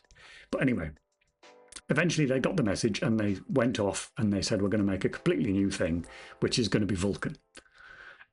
But they radically overreacted. They knew that the big problem was that there were not enough details exposed. And so they exposed absolutely everything in Vulkan. And so, like, if you ever want an insight, look up. It was probably still worthwhile now to look up a comparison between, and I wouldn't be surprised if there are blog posts that literally do this, that show you a comparison side-by-side code of how much code you need to get a triangle on the screen in OpenGL, which is basically a paragraph of code. How much code you need to do it in Direct3D, which is probably a screen or two of code, and how much code you need to do to get a triangle on the screen using Vulkan, which is probably, I mean, I wouldn't like to guess, but it's probably going to be on the order of like 20 screens worth. It's going to be a lot of code. And it's entirely, yeah, because they overcompensated, they exposed far too much, which is a real shame, because it should have really given Direct3D a run for its money, but it didn't, which is why it's still not massively popular. I mean, like even, no, never mind that thought. Sorry, I'll catch up with the chat. Vulkan is straight diabolical in terms of complexity code length. Yeah, it's just what I was saying. If you've got a graphics programming, you can. Oh, yeah, like one of my favorite things with Vulkan is you are expected to write your own memory allocation, your own allocator for it as well, which is absolutely like, yes, that would be useful in certain situations, but it's not. It's very hard to write a tutorial how to get your first program in Vulkan if you have to explain to people, right, you're going to have to write your own allocator, sorry. Anyway. And then Steve Jobs came and said ban OpenGL, almost. The triangle in Vulkan is 1,000 lines of code, okay. Setting up the rendering pipeline in Metal is also quite a few lines of code. It's not as many though. 150. I made a jumping OpenGL triangle once. I remember it not even being 10. No, that's about right. But then, well, it was about right if you were using OpenGL about 20 years ago. If you're using modern OpenGL, and modern OpenGL is a bit of an odd concept, but another issue that OpenGL had, because the ARB wouldn't update it in any serious way, all of the driver vendors, all of the card manufacturers started doing it themselves because OpenGL allows extensions. And so OpenGL, any OpenGL program that you write now has a huge ton of boilerplate nonsense at the beginning, just loading up all manner of different extensions that should be part of OpenGL, but that aren't. And that, yeah, that involves a great deal of fiddly nonsense about DLLs and, well, shared libraries more accurately. And yeah, OpenGLES doesn't suffer from any of that, which is good, or much less of it, which makes it a lot nicer to use. But yeah, it's essentially mobile only. Where was I? I think I was trying to fix errors. Was I? Or have I fixed those errors? Who knows? Let's rebuild. I currently have a 2D topology shown in semi-3D in my Vulkan tutorial. It's nearing 1,500 lines, yeah. No texture mapping, no actual 3D. Yeah, that sounds about right. Oh, I did need to fix those errors. Not pick up spawn on death. Yes, that's gone. Where is that? Enemy 706. Oh yeah, it's this. We've just taken this out. Enemies out. Enemies out.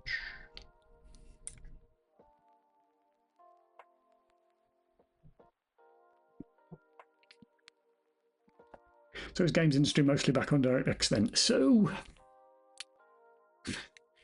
strange times at the moment. I mean, there's so many things are strange times at the moment, but yes, even something such as so mundane as the 3D renderer is strange as well. So Vulkan didn't make any headway in the games industry, like I would say at all. I would struggle off the top of my head to name a game that uses Vulkan other than as, you know, the Linux port.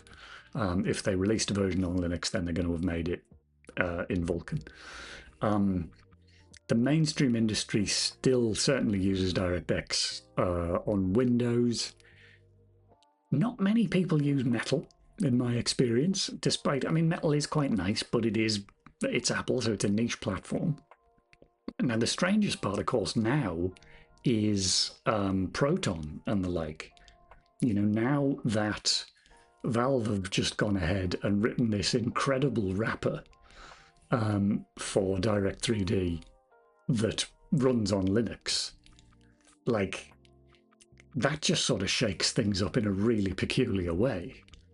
Because it essentially, rather than, you know, Vulkan, I mean, it never did come from Linux, but rather than Vulkan coming from Linux and getting onto Windows, you're now in the strange position where Direct3D is actually starting to become very popular on Linux because of Proton. So, yeah, odd.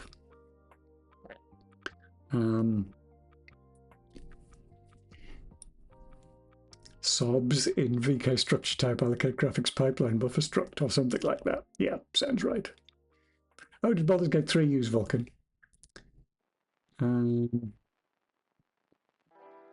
Yeah, I don't know what they used. They nice custom engine, though, I'd say that much.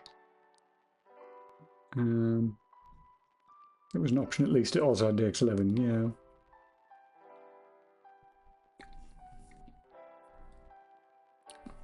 I mean, like Unreal claims to support all three.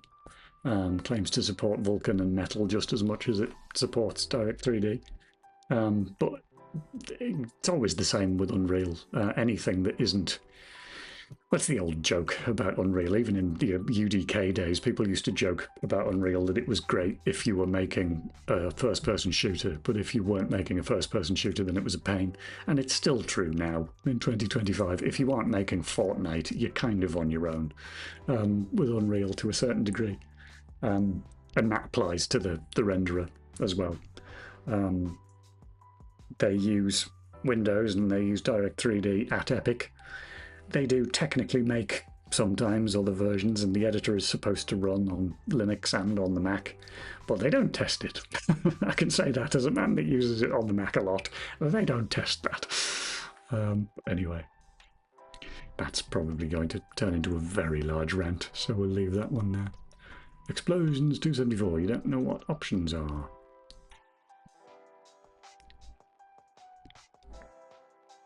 Options. Beep. Explosions is closed.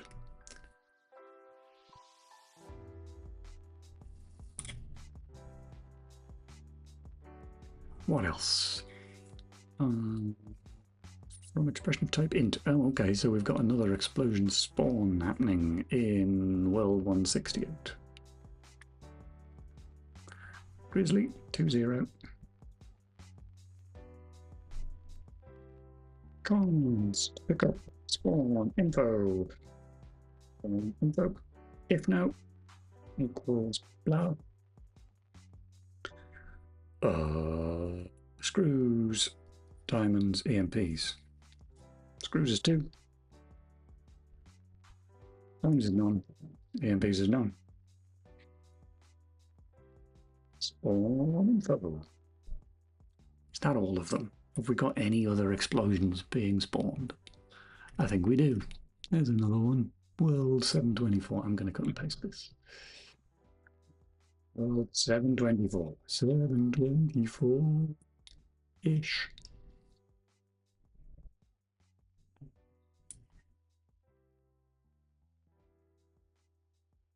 Any more for any more? There's another one. Layer 190. Oh, is that when you die? Player 190 is a long way up here. Zoinks. Three screws. Spawn. Oh. Are we done yet? Are we there yet? Is that making headway? Full Proton support out the gates? I mean, I think so. I think it's a shame in a sense because it kind of makes game devs even lazier than they already are. Which is, I remember from my Linux days 20 years ago being quite irritated that it was relatively straightforward even then to port games to OpenGL and Linux. And, plenty of companies would help you with it as well at the time, but it was just rarely done because the market was so small. Why? It's user 640/Rob. Welcome in. Nice to see you. Hello here. Right. Oh. So, yes, we are mostly having very dull conversations about 3D renderers, so you've come in at just the right time.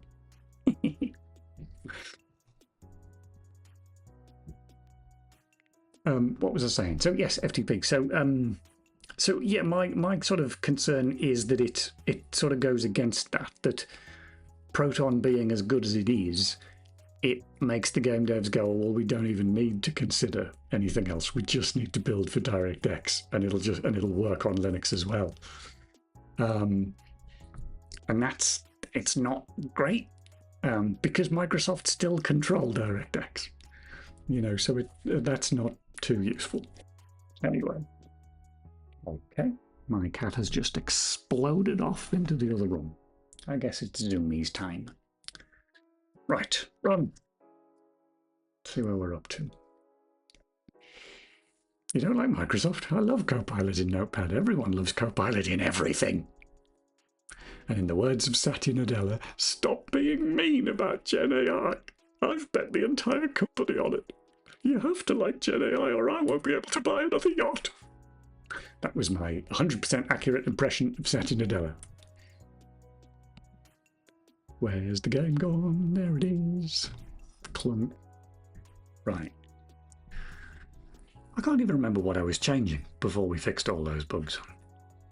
Oh, randomized spawning. I remember. Oh, and also the reactor will spew diamonds now. I bet I take that out. I bet that's too much. Right, skip all of this. 2 EMPs we got out of that guy. Well, that doesn't happen too often. I'm going to need to fix that rendering bug. Okay, let's kill this guy. 2 more EMPs. So much for random numbers.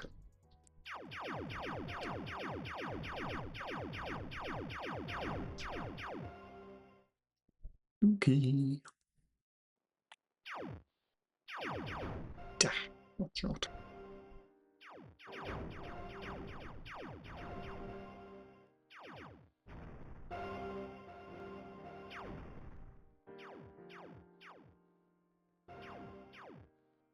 Over there we go.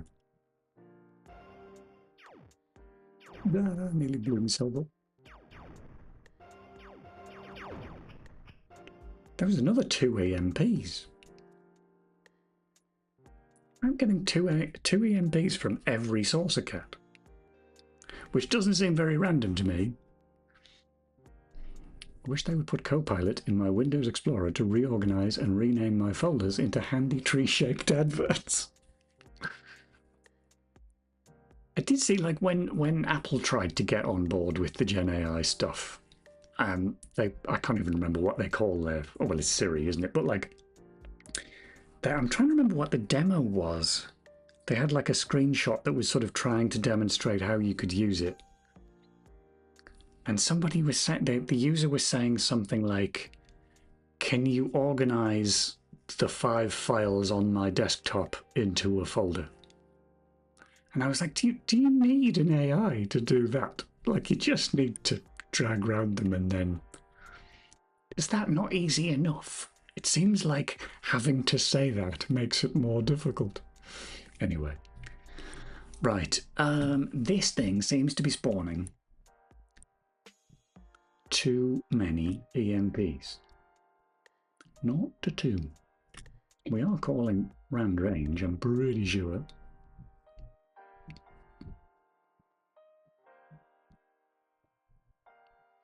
Nope. Explosions spawn. That's the one.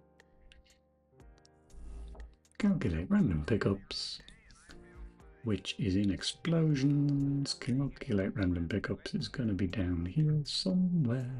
There it is. It sure is calling round range, but it just happens to be getting 2 every single time. Am I ignoring this value inside explosion spawn? No.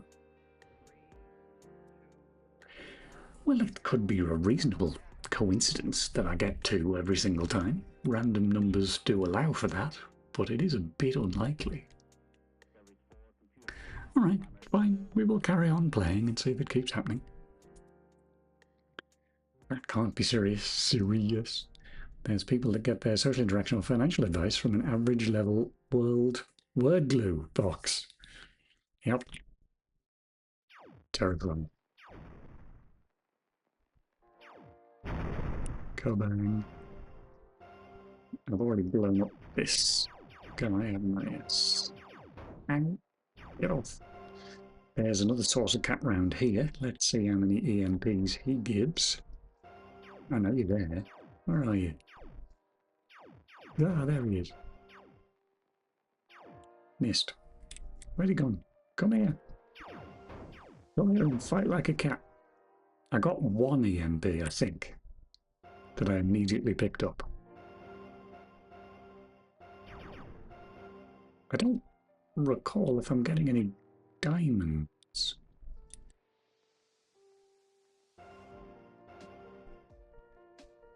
Find and resource cat. There is one up here, I thought there was.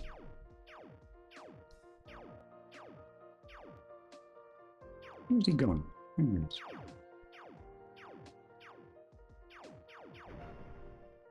Okay, I've got a diamond then and no EMPs. Okay, fine. I'm just being overly paranoid, that's all fine. So, what happens when we go out? That was fun.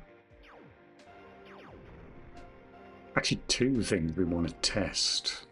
I should have been picking up all the diamonds to make sure that count is correct.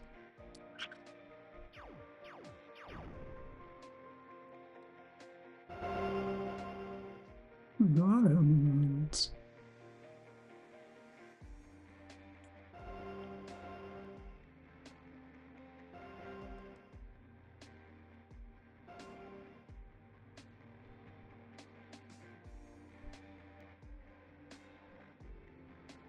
Got them all over here. And we've got them all over here. Bunch down there.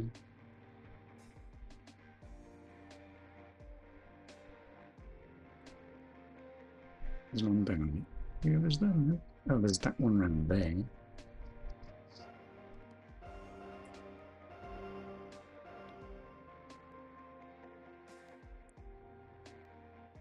Got all the ones round the top.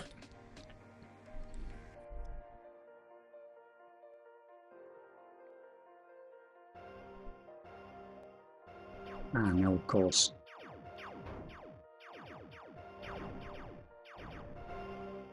When I blow these up, if they do start just randomly spawning diamonds. You see, I thought it was kind of cute if they randomly spawn diamonds, because then you've got the decision. It wouldn't really apply on this level, but on the levels where you've got further to go to get to the exit door. I thought it was kind of a fun little gimmick that you would be tempted to stay behind and just farm diamonds, but then you might die. But I've just realised now that if we're saying on the score screen, we're telling the player what percentage of diamonds they picked up, then actually that suddenly becomes terribly unfair. As I will now demonstrate.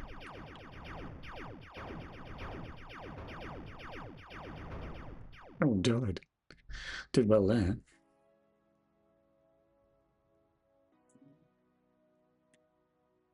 There's chat happening. I'll have to catch up with that in a minute. There's one gone. I just picked up a diamond there. Yeah, there's far too many. So maybe it should just spawn a bunch of them. Yeah, that's just not fair. If you're then being told in the score screen you only got 98% of the diamonds, it's like, well, of course I only got 55% of the diamonds because you spawned a bunch of them while the place was exploding. That suddenly seems quite unfair. Oh well, maybe I'll take that out then. I thought that was going to be cute, but it's not. It's terrible. Get on with it. Quick. What's happening in the chat? Chat. Word glue. The word glue box probably outperforms 25% of financial human advice, though. Probably more, honestly. I had a friend who was convinced he was better at seeing patterns in day trading. Good lord. One of the most fucked up thing about that site I told you about earlier, I'm working my fucking ass off to make it efficient at his job, and the owner decided the main colour themes are basically the equivalent of bullying people with colour blindness. Who the fuck picks pink on purple? Blobby.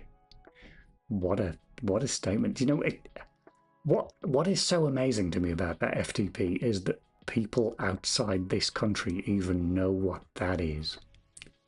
It amazes me and sort of horrifies me, because it's like hearing that Noel Edmonds got out of containment,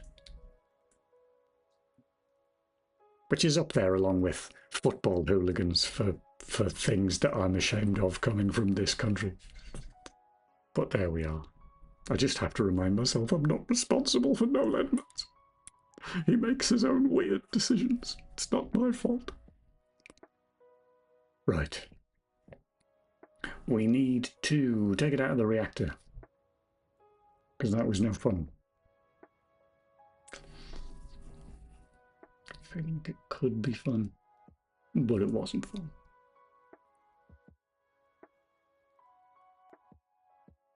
Okay, fine, it's going.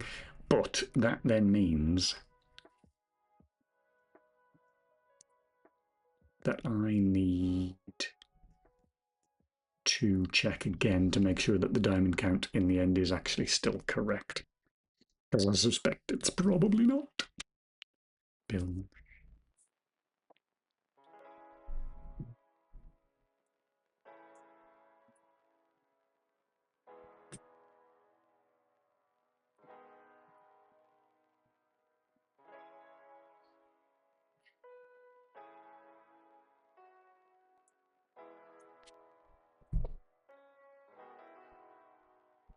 Well, Dora must have got bored of waiting for me to eat my dinner, because she's eaten hers and run off to hide in the bedroom. Fair enough. Right. I will eat alone, cat. Don't mind me. I shan't take it personally.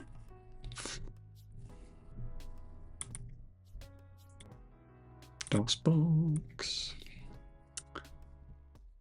I don't have a Noel Edmonds, but I have a Dale Winton. Why do you have all of these things? Oh, okay. It's from Thingy's channel. Makes sense. Dale Winton is unironically brilliant, though. If only because he is a TV figure from my childhood, well, teenage years, that hasn't turned out to be a truly dreadful human being, which most of the rest of them have by this point, especially Noel Edmonds. Anyway, testing the numbers. Let's go. New game. Afraid I need to inform you he passed in 2018. Oh, he did, didn't he? No, I'd forgotten about that. Yeah. He wasn't that old either. I remember being quite surprised by that. Right, I need to collect all the diamonds and make sure that says 100.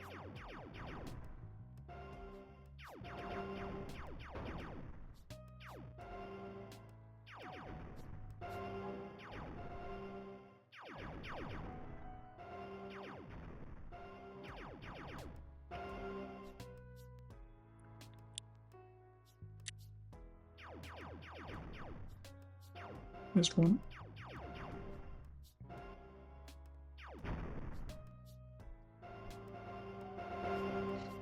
Diamonds. Get off me. Here we go. Missed him. I don't understand. Missed him twice. You'd think I'd be good at my own game, wouldn't you? No. Actually, I'll collect the diamonds first.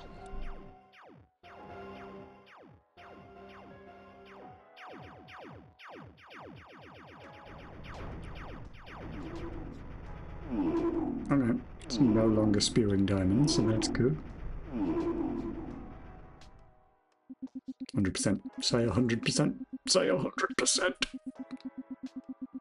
50%. How do you calculate 50? How is it exactly half? Is it including none of them? And it's coincidentally half?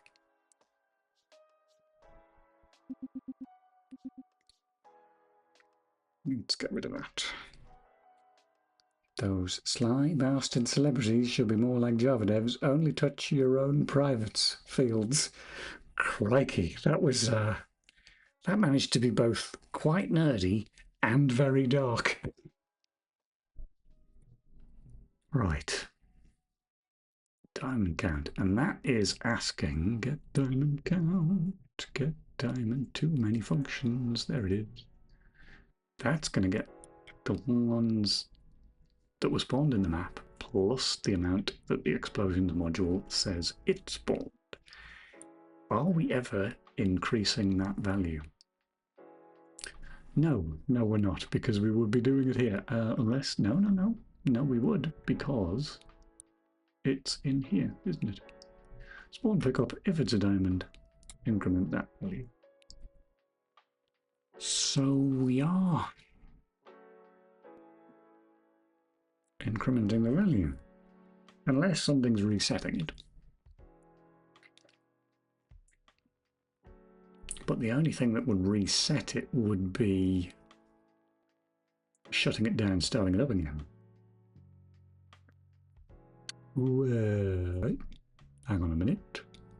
Hang on just one moment. Which was dangerously close to sounding like the Steve Ballmer Windows advert. Just 1 minute before you answer. Anyway, I hope somebody knows what I'm talking about there. Otherwise I just sound like I'm doing a weird voice. Anyway, is this at the point that we ask that question? Now that's in exit. We haven't shut it down yet. So that should get us a sensible number.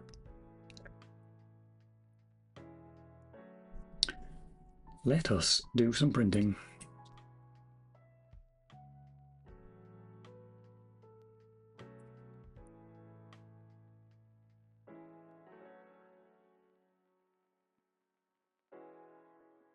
Mm-hmm.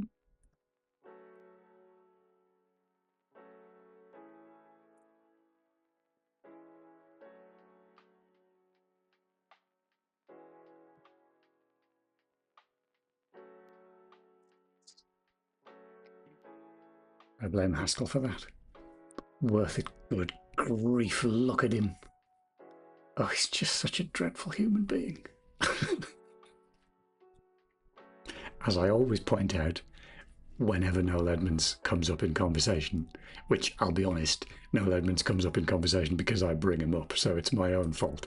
But whenever I do bring him up, I'm then quick to point out that Alan Partridge was largely based on him. Right.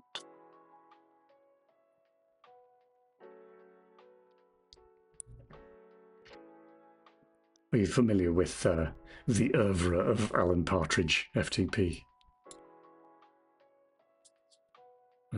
Play. Let's start from the beginning again.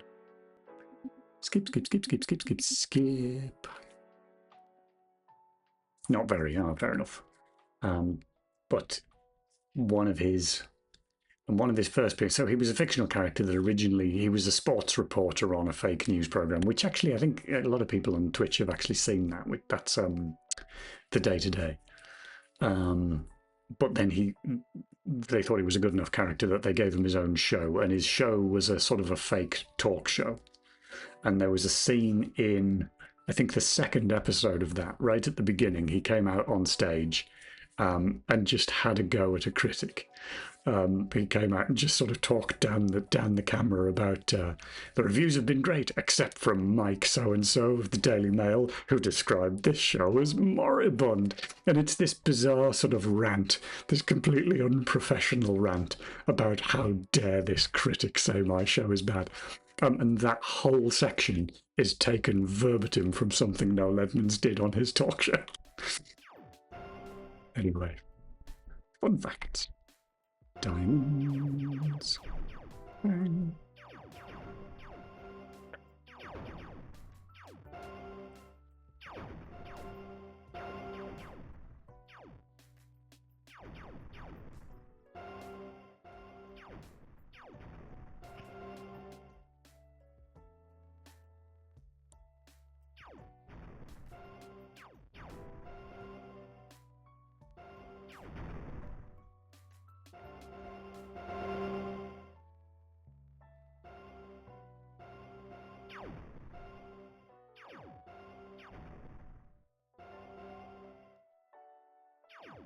Mr. Begin.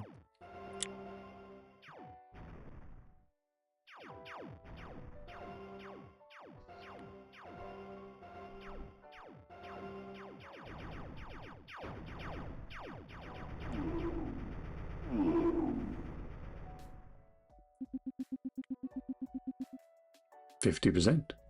It's very definitely going with 50. What does the log say?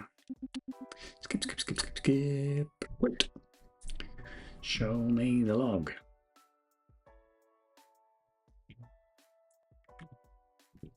Excuse me. I don't even know where it is. Diamond. Diamonds collected. Excuse me. Well, it's not very likely either, is it? Come on. Okay, so that debug print is broken. Again.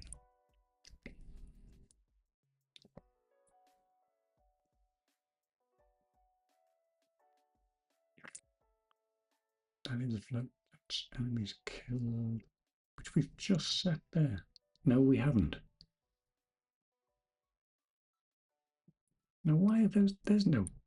They shouldn't be zeros. If that was a 0, that would not be 50. What are you trying to say to me, log? Because it looks like nonsense. That feels like I'm printing the wrong type. It doesn't look like the wrong type. It is the second, no, the first parameter, which is player diamond count, which I'm going to assume is just an int, or maybe even a short.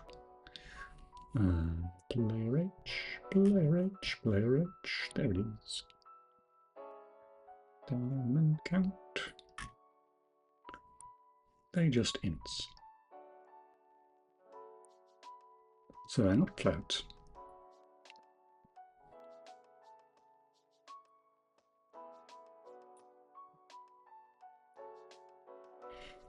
Diamond split equals 700 times integer value.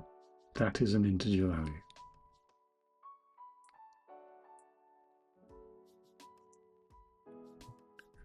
Is this printed twice or something? Ah. Right. Okay. That's a little bit more reasonable. I only collected 58. There were 116 in the level. That is literally twice that number. So we are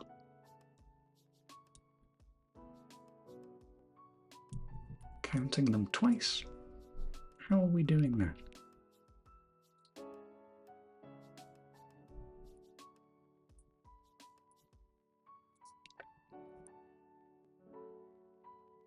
do with printing those out separately. Let's do that.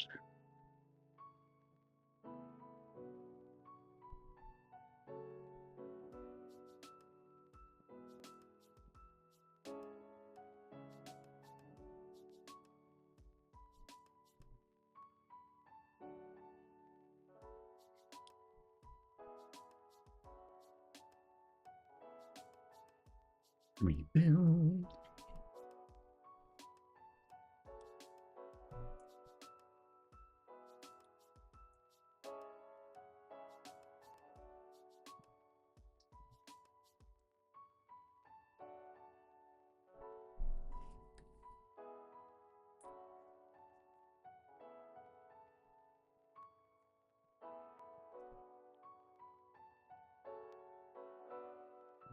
Zoop. Dawn's box. Here we go. Play you again. Skip, skip, skip, skip, skip. And it's flickering again. Stop that. 2. I'm going to count them myself because I feel like 58 is a more accurate value, more likely. 5. 9. 11. 14. 17. 19. 20. 22.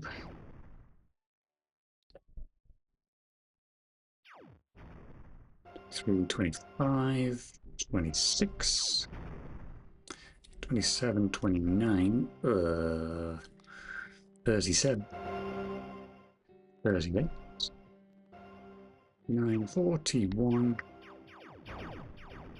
42, 46. Oh, wait a second, 47, 50. The spawn diamond count is going to be 0 because there aren't any saucer cats in this level. So we're just counting all of the diamonds in the map twice for some reason. That's especially weird because I didn't think I'd changed that code. I was on 50. That was a part I just picked up. 52, 54, 55, 57. Well, actually, I've got 60, which is not 58. But maybe I just miscounted.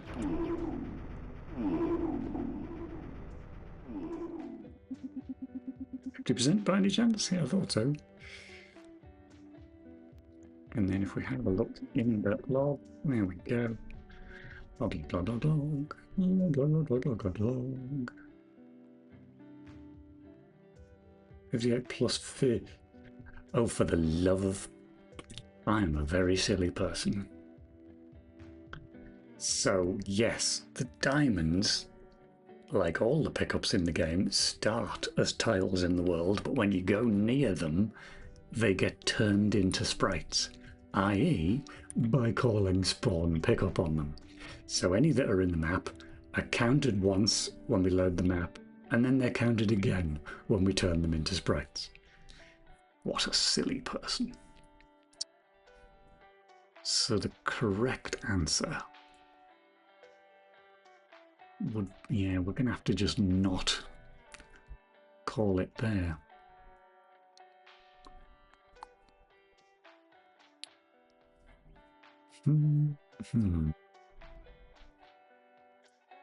Is the nice way of dealing with that.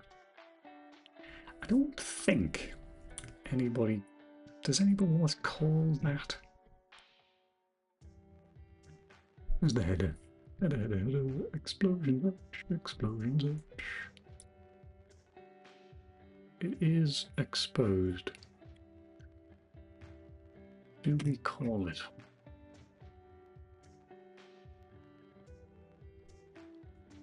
Because you do. But does anybody else call spawn pickups directly? No. The player does. And when it gets near. Yes, yes. Okay. It's slightly annoying.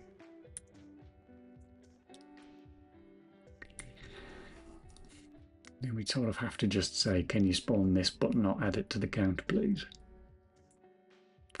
What's the third parameter?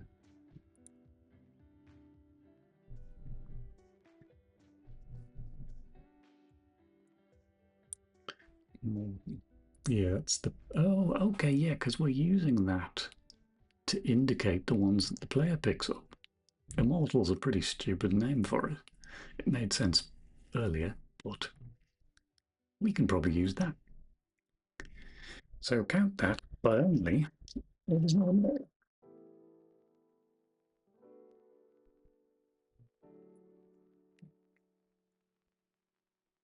Really?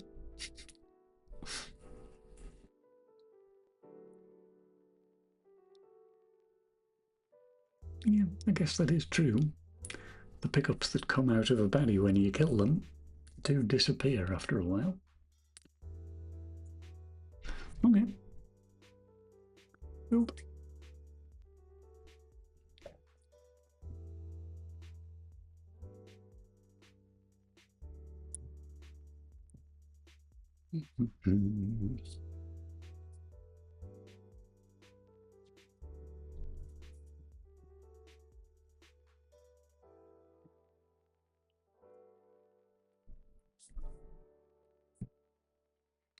Dun, run.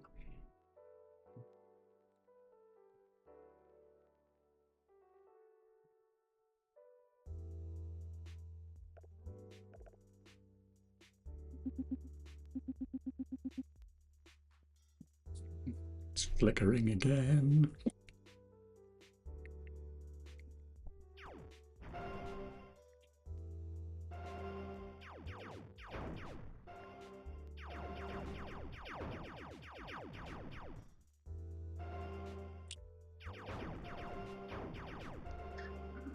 I'm doing very well this time.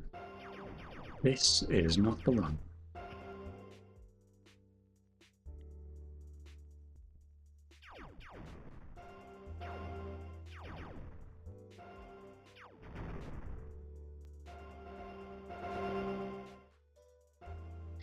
It does feel kind of cool though when you just sort of shoot past and just shoot the one projectile and kill something and that.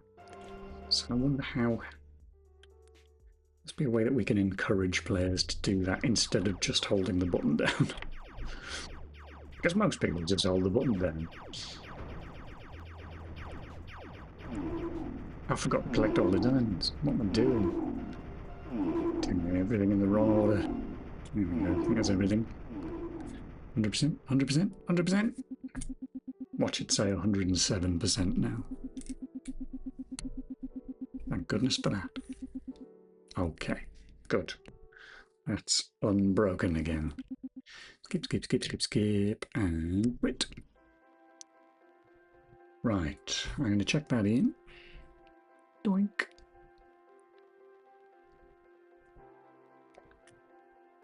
In fact, I'm going to update main. The to-do list in main, where is it? There it is. Oh, enemies drop EMPs. We did that. Oh, I really want to do that again.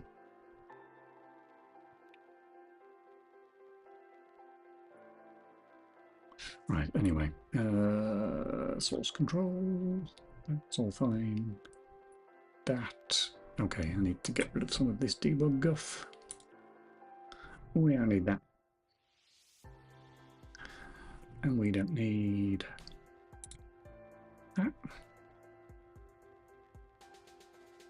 Leave that one in. See if that bug ever comes back. That's fine. That's fine. That is all fine. Okay. Randomized pickups. Stage everything. Commit. Boing. Right. How easy is that going to be to do? Because I can't remember. Enemies, enemies. There we go.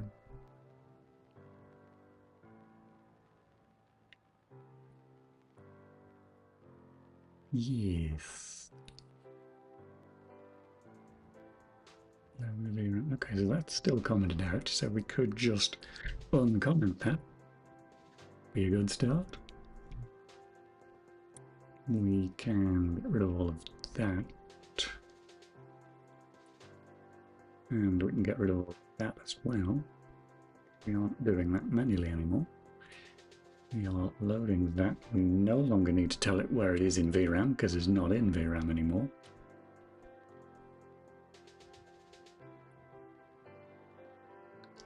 Is that all I need to change?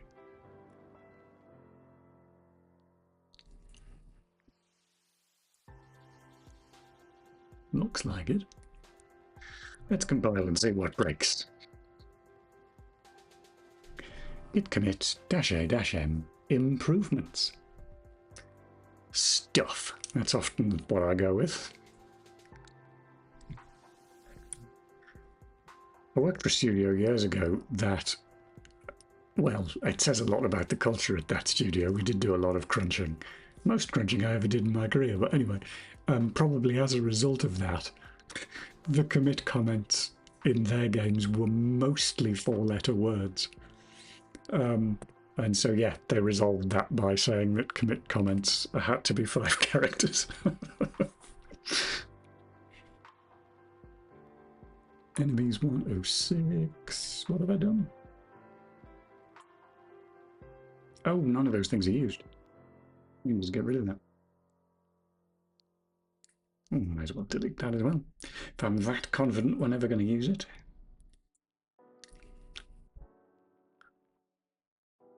Probably fine. Probably fine now. Whip. I do say whip a lot in my commit comments.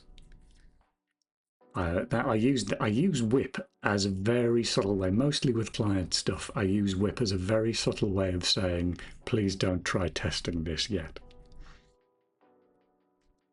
I haven't finished. Leave it alone. My client currently, bless him, he does have a habit of whenever he sees me committing anything, he then pops up on Discord going, so can I test that thing? No. Don't you press that button. It's nice to know your work's wanted, though, you know. DOSBox, go.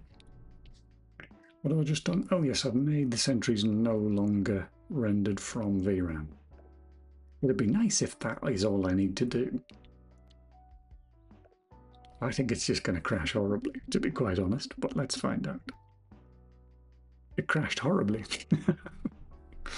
I know my own code well enough. Right, give me a clue. What didn't you like? Oh. Well, I wasn't expecting that to be the issue. You suddenly need more Of course, because we're now using more system memory, because we've moved it out of VRAM into system memory. Oh, I should have seen that coming. Right, so the game pool is going to need more memory, which means the overall pool is going to need more memory as well. So, how big is the sentry image? A sprite. A sprite. I would like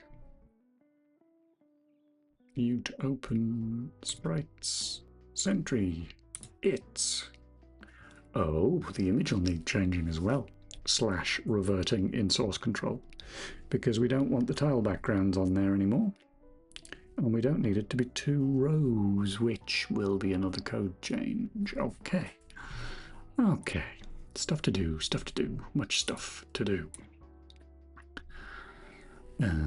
Show me art, res, sprites. Sprites. The history of Saucer PCX, if you would please. More memory reductions, not anymore. Memory increases, that's what we want. We want that version. Can I have that version, please? Save as. Yeah, I'm just going to overwrite the one that's there. That'll be fine. I'll just assume that it's fine without looking at it. You, reopen that file. That doesn't look like it's changed. I haven't gone far back enough in the log, have I? Have I? No, that should be right.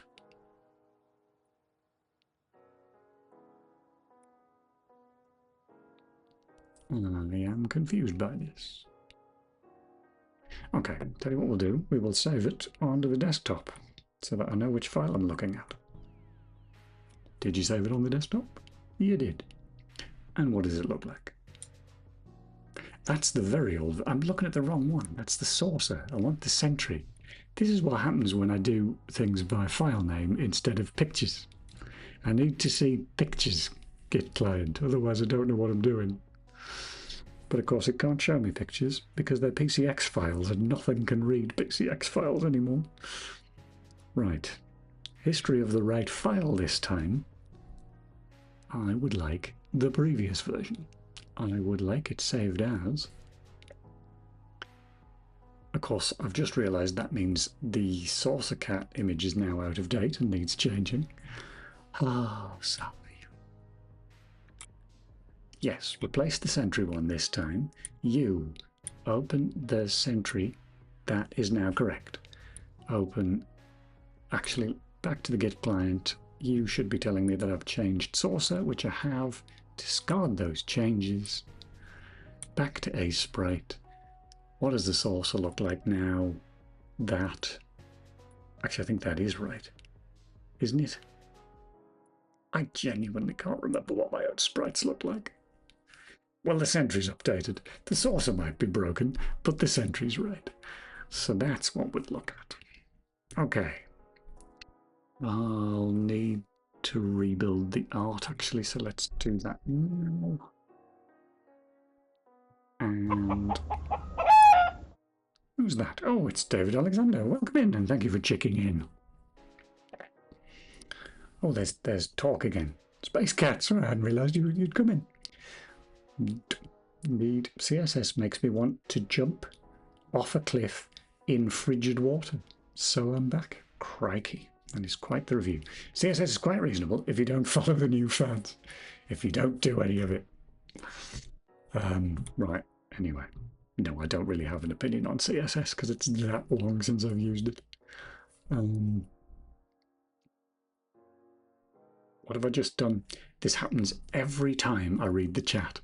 There is something about the task switch of reading chat that makes me completely forget what I was just doing. I've just rebuilt the assets because I've rebuilt the Sentry. The Sentry animation code now needs to know that it's only one row, which is again something that could probably be best done by reverting in source control. Does that need changing? It probably does, doesn't it? And source control, source control. Where's the icon gone for source control? There it is. Show me the history of Sentry Sprue. Oh, it's a text file, so I'm actually allowed to look at it. Great. It has 8 animations. I think it's meant to have 4. History. The previous version. Oh no, not that version, that version. Okay, we want that one as well. Save as Sentry Sprue. Yes, do please overwrite. And then all I should probably do is, which changes that? 6:57, 30th of January. There it is. What else did I change in that commit? Yaha. Okay. Get Sendrianim. Get Sendrianim. There it is. With a capital G. Must have been doing Unreal that day. Oh, it's still commented out. Fine. What else do we need to do?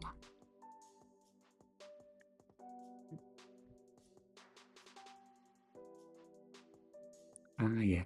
Need to put that back in again into init sentry. Init though, init sentry. Not that init sentry, the actual init sentry. That happens right there. Ugh. Why have you done it like that? That's just weird.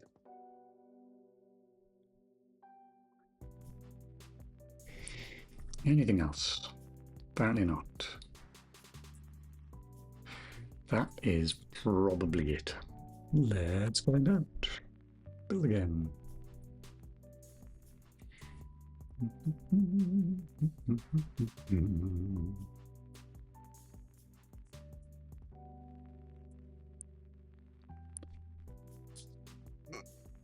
Oh, excuse me. Big yawns. Big yawns. Kind of surprised I'm not hungry yet. 6:15.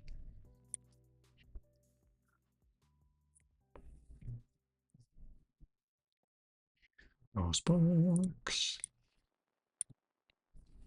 Smack. What am I testing? The sentries. So, new game.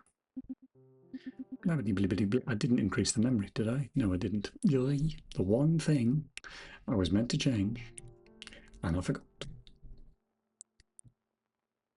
Yeah. It's not radically different, but it'll be incorrect anyway. Because, yes, that was the whole reason. I remember how I got distracted. It was because I was looking in Asprite because I wanted to know. That's the wrong menu. I wanted to know how big that file is. It is 256 by 32, which is 8K. So that's how much more memory we need. Back to the code. There we go. You can go away. Game. Init though. What is that? Plus 8K. Why it's that.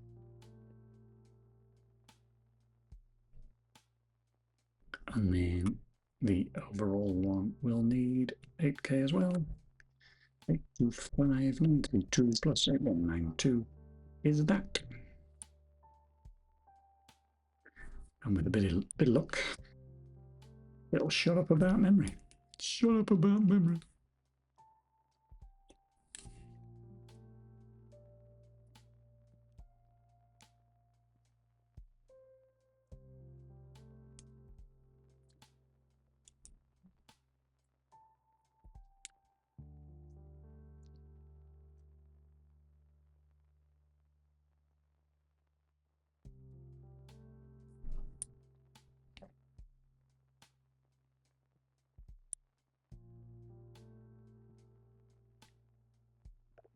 That's flickering again. Stop making my windows flicker, OS 10. It's very annoying. New game. Blibbity blibbity blib. Hooray, it loaded. Progress. But do the sprites look right? No, very much not. What the flip is going on here? I think it's fair to say that I have forgotten something. This will require more looking at source control. What else did I change to put those sprites into VRAM?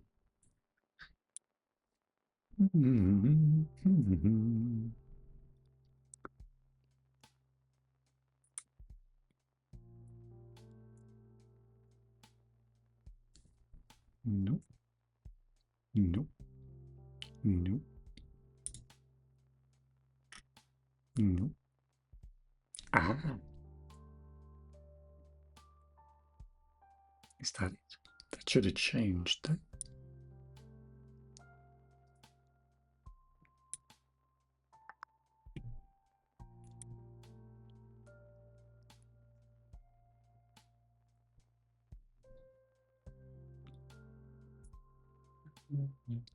Wait a minute.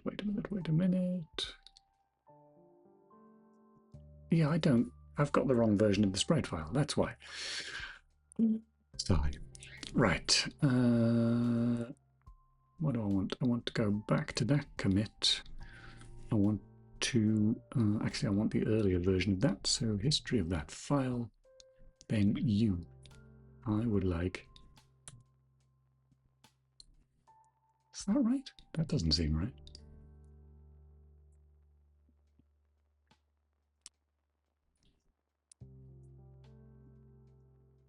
Maybe that is right. Oh, I can't remember what I'm doing. It's good stuff. I think all we need to do, because I think I made multiple changes at once, I think that's the problem. So I think what we actually need to do is we need, no, not that one, art res. Where's art res gone? Oh, that's all colour. Art res sprites. Sentry Sprue. Sentry Sprue. There it is. I think we still need all of those animations. We just need to change those flags. I think that needs to be a 1. An image. It's part of the engine, there it is. Yes, because that's no longer true, which would be the second bit. So if we 0 the second bit, we would get a 1, which means I need to rebuild the art again. But we shouldn't need to rebuild. We should just be able to run. DOSBox. Skip. Oh, didn't need to skip that. New game. Skip that.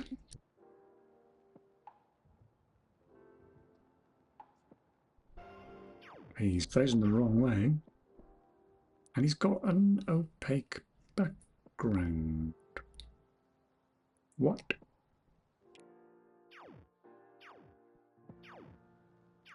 Why are you not masked?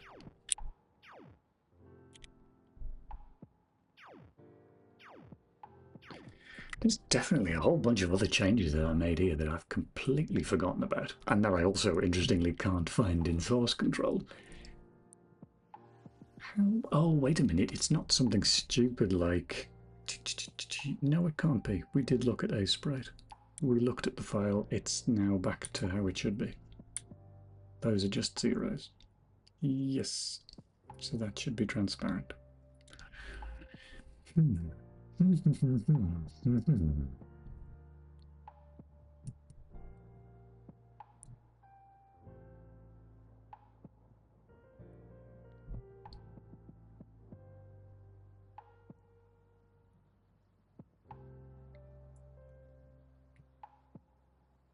Oh, hello. There's a flag for transparency as well. Oh, is that the 1? Should that in fact be a 0? Oh, what a buffoon. Right, fine, good. Back to Sentry Sprue. That should in fact be a 0. It's also still not facing the right way. It's not flipping. Which is, yeah, because the flip flags are ignored when we render from, when we ignore transparency. Okay. I think a rebuild art and a rebuild code, and this should be fun. Rebuild art, rebuild code.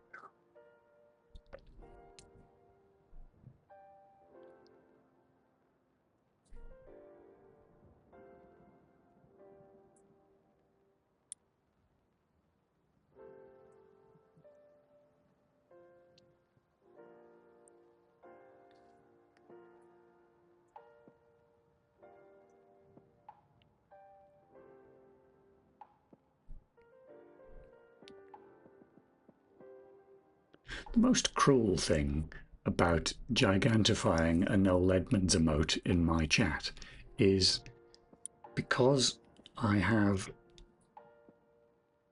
the activity feed on the screen, even though it's been scrolled off the chat for everybody else, he's still there on my screen. Truly, it's just mean, really.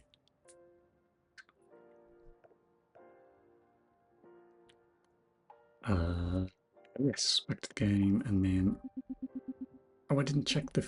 Oh no, the flipping should be fine. Oh, good lord. Ah, no. Yes, this makes sense. We don't have enough memory again because the 8K that we need for the sprite, we also need another 8K for the mask image. Sigh. Game. You need 8K Adam 428219 plus 8192 is that. And then alloc needs the same. 834134 plus 8192 is that. That'll be fine, that. Be fine. Let's help him move off. Oh, it's a much nicer picture.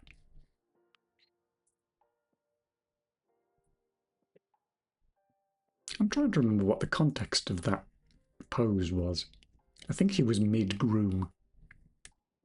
I mean, let's face it, 50% of the time a cat's mid-groom, so it's quite likely.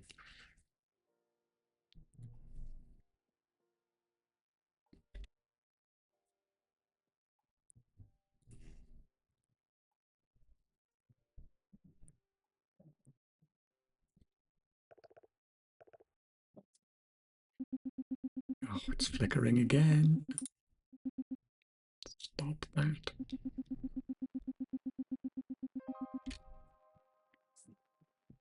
That's died again. I must have guessed wrong about the amount of memory we need. How upsetting. Oh, because we need a little bit more for the actual frame, I think. The log will tell us. No way out. Log. Yes.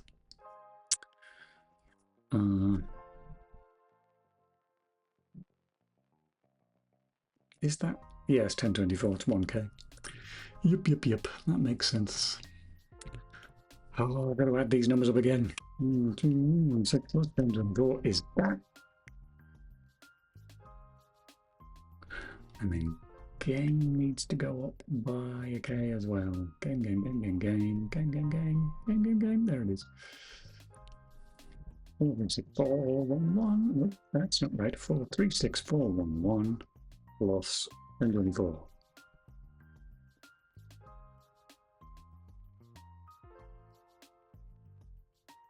Oh, thanks, Ibby Cat. This is great. Mousy. So cute. I always had a love-hate relationship with social media until, I think I was talking about this last time, but until I tried again with Mastodon when I signed up to that a few years ago, and I found that if you just look at pictures of cats, it's great. That's all I do on Mastodon. I just look at pictures of cats. Scroll, look at the cat, scroll, look at the cat, scroll. Great. Anyway, I've just built that again. I didn't mean to do that. I did mean to do that because I need to rebuild. What am I talking about? Fine, good. That's what I do on YouTube. Every second video has to be a cat video. Seems very reasonable to me. It makes the world just a little bit more bearable.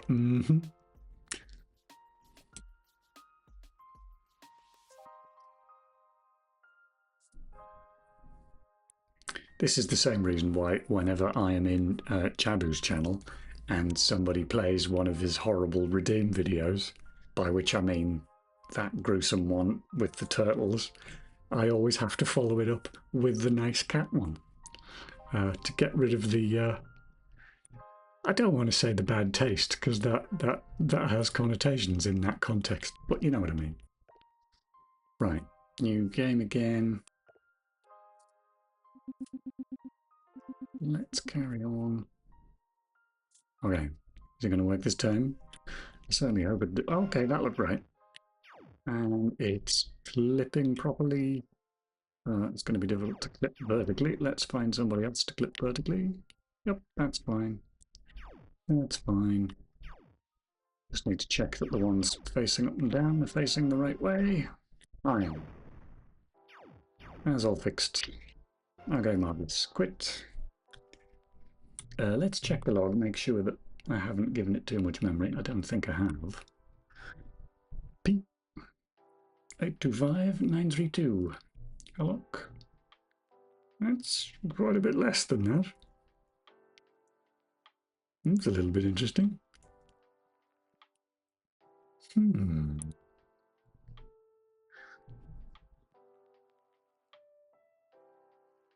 Ignore that one. Don't care about the title screen currently. Briefing. Game is dynamically free. Global Pool has 10k free. What are we no longer allocating in the global pool? 46k. What did I take out of globals? Globals, globals, globals, globals. There it is.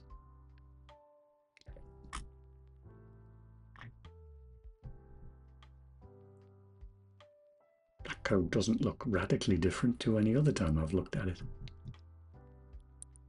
But there's 10k spare now.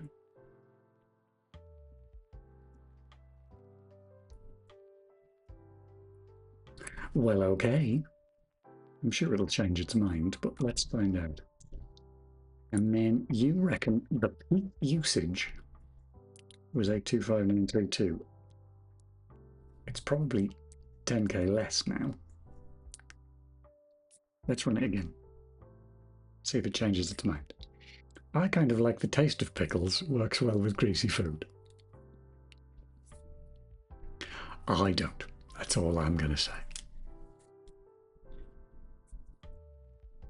Oh, and you know fine well I'm thinking about that horrible advert now.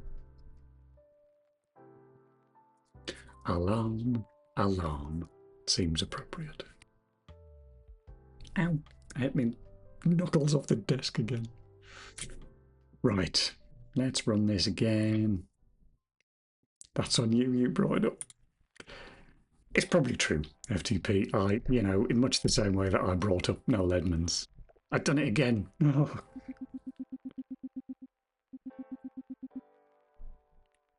I need to add, do you know, what am I saying this for? I was going to say I need to add redeems in the same way as the cat redeem on Jabu's channel as unicorn chasers. I already have some. I just need to remember where I've put Firebot and then go channel rewards. And let's go with, oh, you already did it. You managed to run it before I even got to the button. There, that's much better. There's Dora in her CGA glory. Right. What am I testing? Oh, memory usage. This should have used the maximum amount of memory. So if I just quit now, we should have real numbers. Back to the code. Let's have a look at 3. Don't care about that one. 0, 0, 0, 0, 0. Everything 0.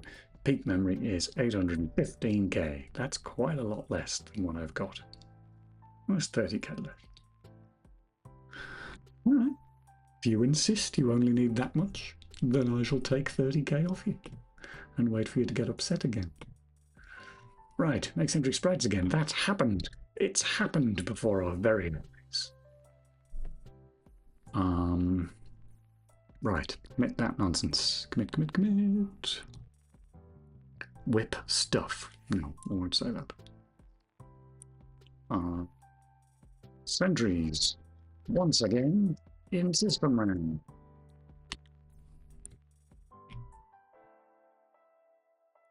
Okay. Fine, fine, fine. Commit.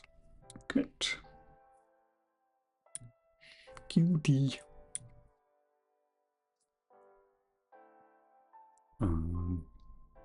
I should probably run the source video for that through my later version of my codec. See how much better it looks now. It'd be interesting. Getting it to render something other than space, which is all it renders at the moment, which is mostly a black background, so it's not particularly difficult to render. Anyway. What else do I think I could do today? Oh, Yes, let's do that. Remove laser power up on death, not damage. I think it would already be removed on death. Let us test that theory.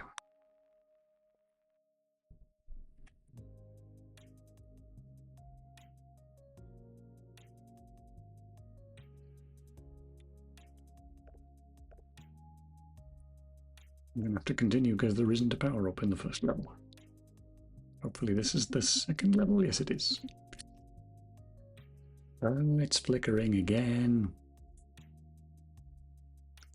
OS X has this really annoying bug, at least as far as I can tell it's a bug in the OS, where, because I'm running this on two external monitors that have different refresh rates. One of them is 60 Hz and the other one's 120. And if you move a window from one to the other, sometimes, but not all of the times, it seems to get confused about what the refresh rate is, and it makes the window flicker in this really horrible way. And anyway, carry on, over here, get this guy, blow him up. Get me a power-up. I have a power-up. I can't test this because I can't die without taking damage. That's not a very good test, is it? I didn't think that through. Right. I think the player handles their damage. Yes, take damage. Power up 0. Not anymore, it's not. Wow, that could be the easiest fix.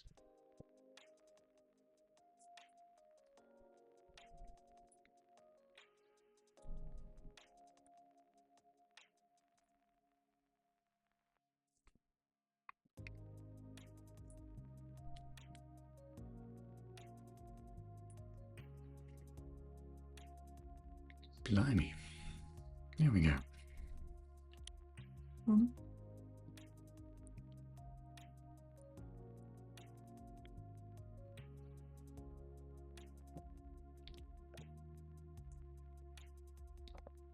It did seem a long build, didn't it? Especially given all I did was comment out a single line of code that isn't even in a header file. It was weird that it took as long as it did, but there we go. Continue.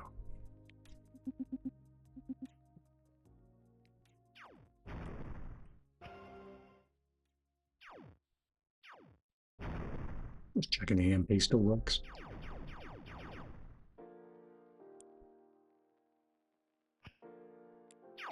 Power up. Now if I get shot, still got me power up. But if I get moided, 3, 2, 1, death. No, I still got me power up. Don't want that. I thought the power up was going to get reset on death. It did not. And where even is that? It's supposed to be called player reset. Did we not reset the power up in here?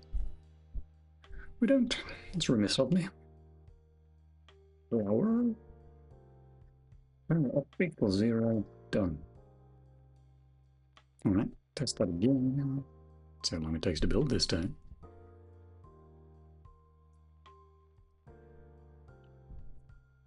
You see, the thing is, now we're watching it, so now it's going to seem to take even longer.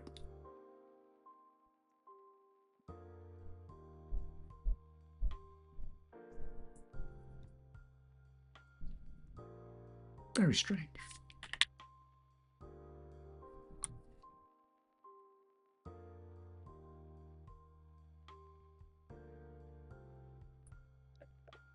No, I didn't mean to do that. Oh well, I guess I'm playing the first level again.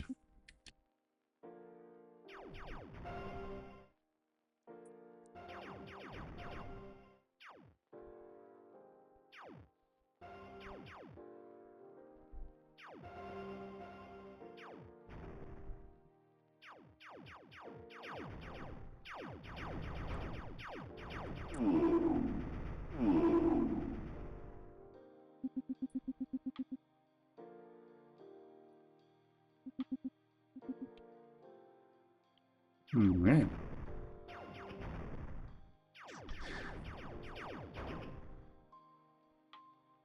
Oops. Gonna get shot. Still got to power up. Do your worst. I've still got to power up. It's not calling reset then. What is it calling? Oh, because it isn't going to reset, because that would reset the score. And there is other things that we don't want to reset. So that must be a completely different code path then.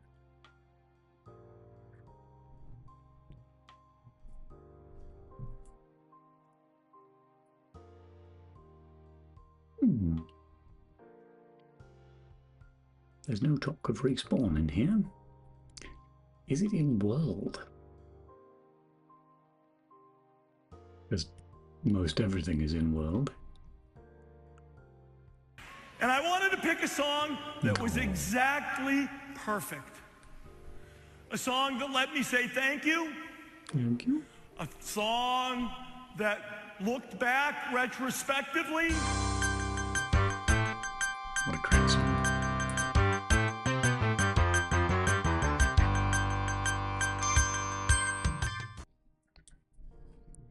I have more than once in games used that song as placeholder when we don't have music, because it's great.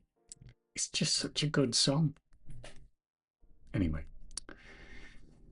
I don't even know how player respawn works. I can't remember. Oh, it's a state. Okay, that makes sense. Oh, it's just done there in the state. That's kind of grisly. You'd think there'd be a function for it. Apparently I didn't bother writing one. So I guess we're going to put it here.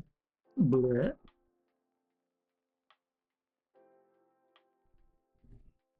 Okay. Let's start again. It's like your version of a Rickroll.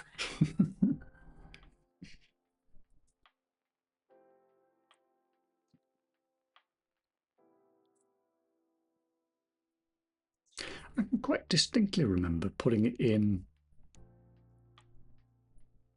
What was that game even written in? I think that was My Engine, actually.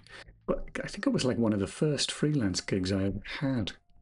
They were working on a game that was essentially multiplayer Angry Birds, but it was at a time when multiplayer Angry Birds hadn't been done yet. And I thought it was a very good idea. And yeah, despite me putting Canyon.mid in as the theme tune, they didn't proceed with it. I mean, it was perfect. It was lightning in a bottle. They weren't going to go with it. Yo, door FMV again. Multiplayer Angry Birds like worms. It's sort of, yeah. But like, what was its thing? Like, sort of, how would you explain it? A turn-based the same way that Worms is, but I can't think what the right word is. Like, it doesn't have to be immediate. So because it was for phones, obviously, because it was Angry Birds like, and so when you'd taken your turn, that would just go off to a server, and then just whenever the person, and then they'd get a notification saying that it's your turn, but they didn't have to immediately play. But yeah, it was quite fun. No, some nonsense, because that whole thing was, they were big into like freemium, free-to-play stuff. Not freemium, free-to-play. And yeah, they couldn't figure out a way of extracting money from people constantly for years at a time. I think that's what killed it. It's probably for the best, really. Yeah, thinking about it, yeah, I took that gig deliberately because free-to-play was relatively new to me at the time as well. And I sort of wanted to see how that sausage was made. And yeah, that sausage is made of shit. So that's why I've never made anything free-to-play since.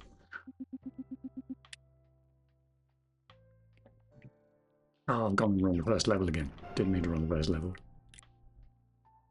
That sausage is made of something else, Jack. Poop sausage, yuck.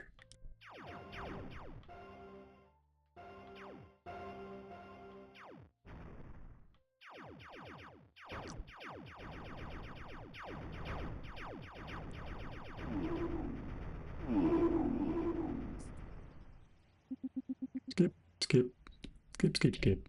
Skippity, skippity. Let's go.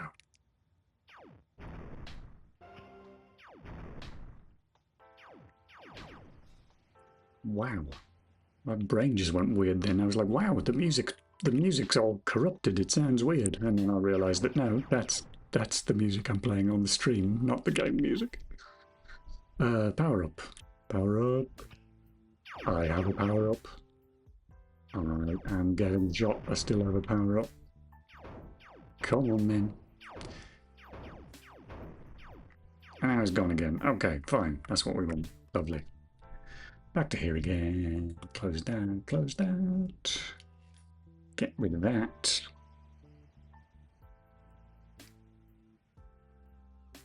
I'm looking forward to adding the cheese at some point. Is that a descent ball? It is. That's cool. And a popcat. I don't know if anyone's going to get that joke, but I'm going to do it. Which is like, it's a reference to the fact that you had like several games of the 90s that were like just full of blatant product placement. And I just like the idea that since the theme is, well, at least for the first episode, is about cheese, I thought it would be fun to put some sort of cheese-based sponsorship into the game. I'm not entirely sure how it's going to work, but I need to do it in a way. I think it should be relatively obvious that I'm not really sponsored by a fictional cheese company. But I don't know. I might have to make it a bit more on the nose to make that very clear. Anyway. Pepsi Man. This game reminds me of Descent, just less three-dimensional. It's very true. Especially with the reactor being blown up at the end.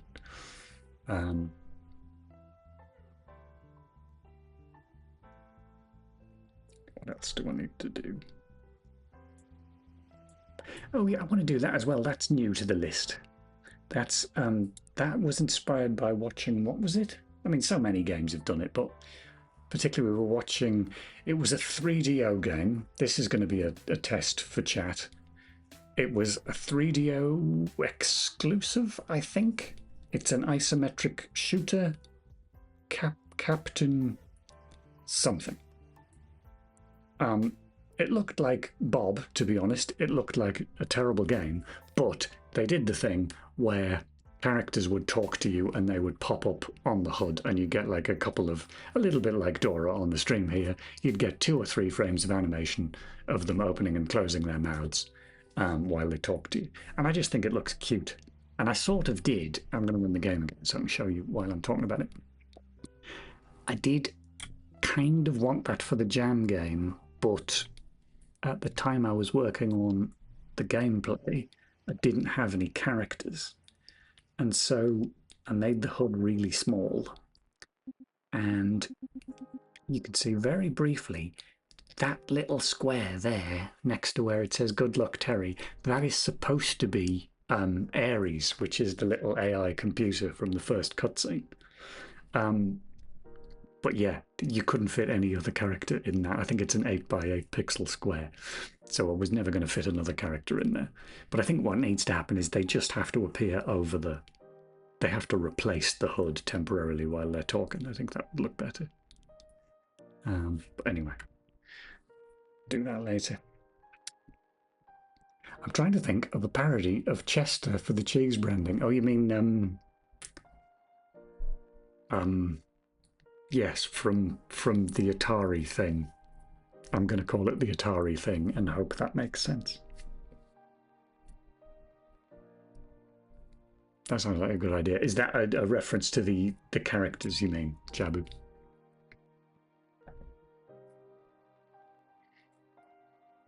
Yes. Atari, no, from the Cheetos. Oh, okay, I was thinking of what's the really weird restaurant chain? Chuck E. Cheese, I'm thinking of. I'm saying Atari because it was started by God, I'm clearly getting tired because I'm searching my brain for the name of the guy that started Atari, and my brain is going, Leonard Nimoy. No, Leonard Nimoy didn't start Atari. What's his name? What's the... I can picture him. I cannot remember his name, but I do know that it's not Leonard Nimoy. Anyway. What was I going to say? The other thing that I've been thinking about, I mentioned this earlier, but I don't know if anybody was in the chat then. The other thing I want to change is, I'm going to run the game again, or that I think I want to change, is, there we go, get into the game, continue, why not, shorter cutscene. If you hold down the fire button, it gradually increases spread up to about that point. Now, I put that in to try and encourage people not to hold the button down, because obviously the idea is the longer you hold it down, the less accurate it is. But the problem is, because you can only face 8 directions anyway, you're always not quite pointing at the thing you're shooting at. So it turns out increasing spread is actually useful. And so most people, when I've watched people playing this game, most people play the whole thing with the fire button held down.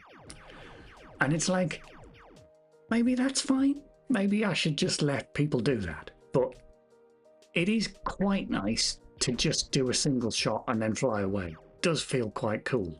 But nobody's going to do it because they're just going to hold the button down because there's no penalty for holding the button down. And so you do that, yeah. And so... Oh, you mean, which one do you do? Do you hold the button down, Amy Cat? There we go. I know a way you can upgrade your operating system. Yeah, fair enough. And you don't have to wait 7 light years. You don't even have to wait 7 months. 7 months? And it's a 3rd generation, like me. So it must be really good. That's right. It's OS2 Warp, the next generation operating system. Amazing. And so, yeah, so it's a question of like... Because originally, earlier version, before the Jam game was released, it just had ammo, so you would run out of ammo if you held the button down. But that kind of felt horrible. Most primarily because you've got nothing else. Like in something like Doom, if you ran out of ammo, you could still go and punch people. So it was still possible to recover if you ran out of ammo in Doom. If you run out of ammo in this, you're kind of screwed. You're just going to fly around desperately hoping to find a pickup with more ammo in it. So I threw that out quite early on.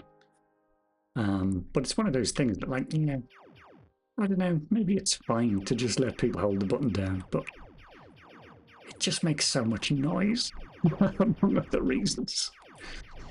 Because it's sort of like, from a game design point of view, it almost poses the question, like, if everybody just plays it with the button down, why not just perpetually auto-fire? You know, because save people having to press the button at all. Which is obviously a little bit silly, but you kind of get the idea.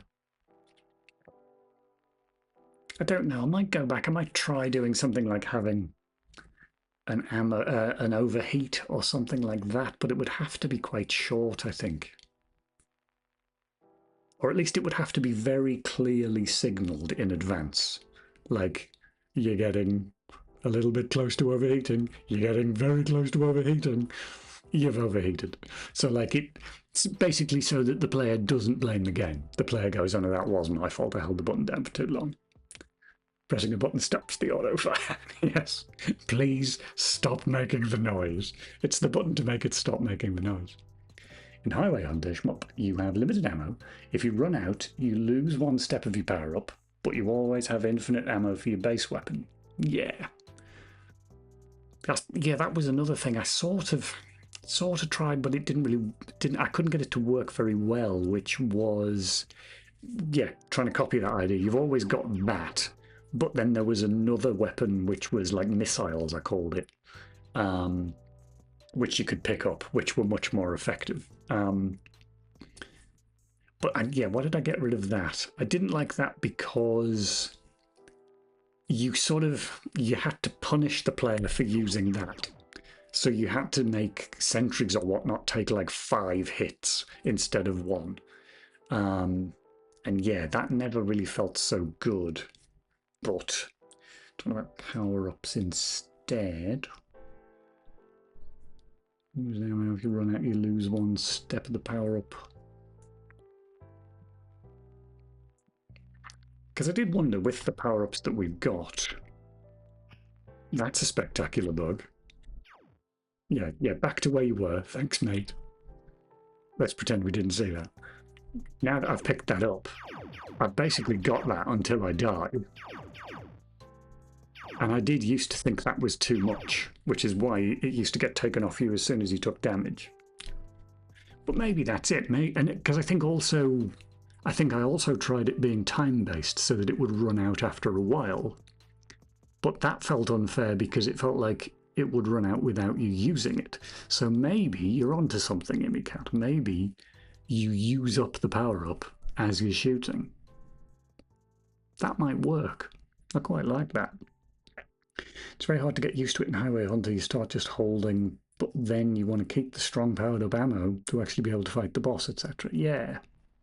I mean, I've sort of done a similar thing with the... It's one of the reasons that the enemies now spawn random amounts of EMPs, is because I want people to have more of them. I want them to be using them more, because that was another thing I noticed in some of the streams, that people would go, oh, it's another kind of weapon, and then they would completely forget that they'd picked it up, and they'd just carry on holding the button down, and they'd never use the EMP. So yeah, maybe that is a good idea. I'm going to write that down. Thanks, ImmyCat. I'm going to write that one down somewhere.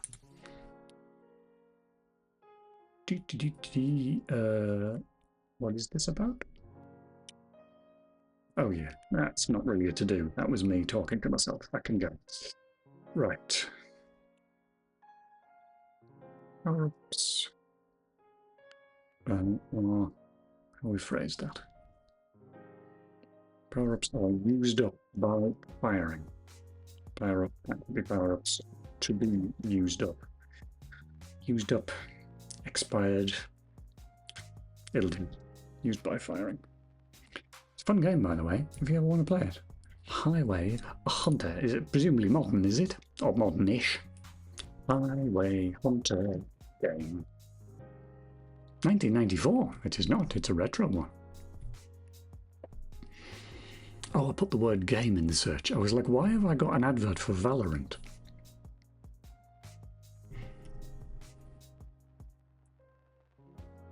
Oh, okay. Yeah, it looks pretty cool.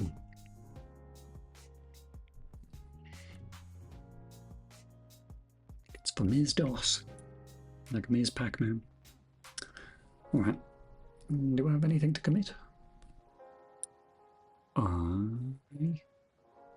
do. Ah, yeah, of course, because I've just changed that power-up code. And there's a line that I need to delete that is commented out. It is line 951. Wow, that is a long file. That's it. Get out. Alright. Alright. Okay.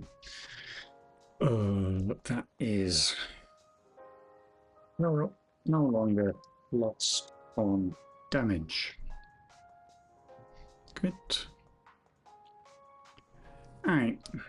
I think it's 7 PM already. Still not massively hungry, but I feel like I probably should eat. And I don't know that there's anything else in this increasingly long list of to-dos that I can do quickly. No. Not all of those things are quite large or quite fiddly. So, I think we will leave it there for today. Let's see if we can find somebody to raid. Web browser, there we go. Wonk. Twitch. Pause. Who's on? Browse. Software and game development. Thanks for streaming. You're very welcome, Jaru. Thanks for hanging out.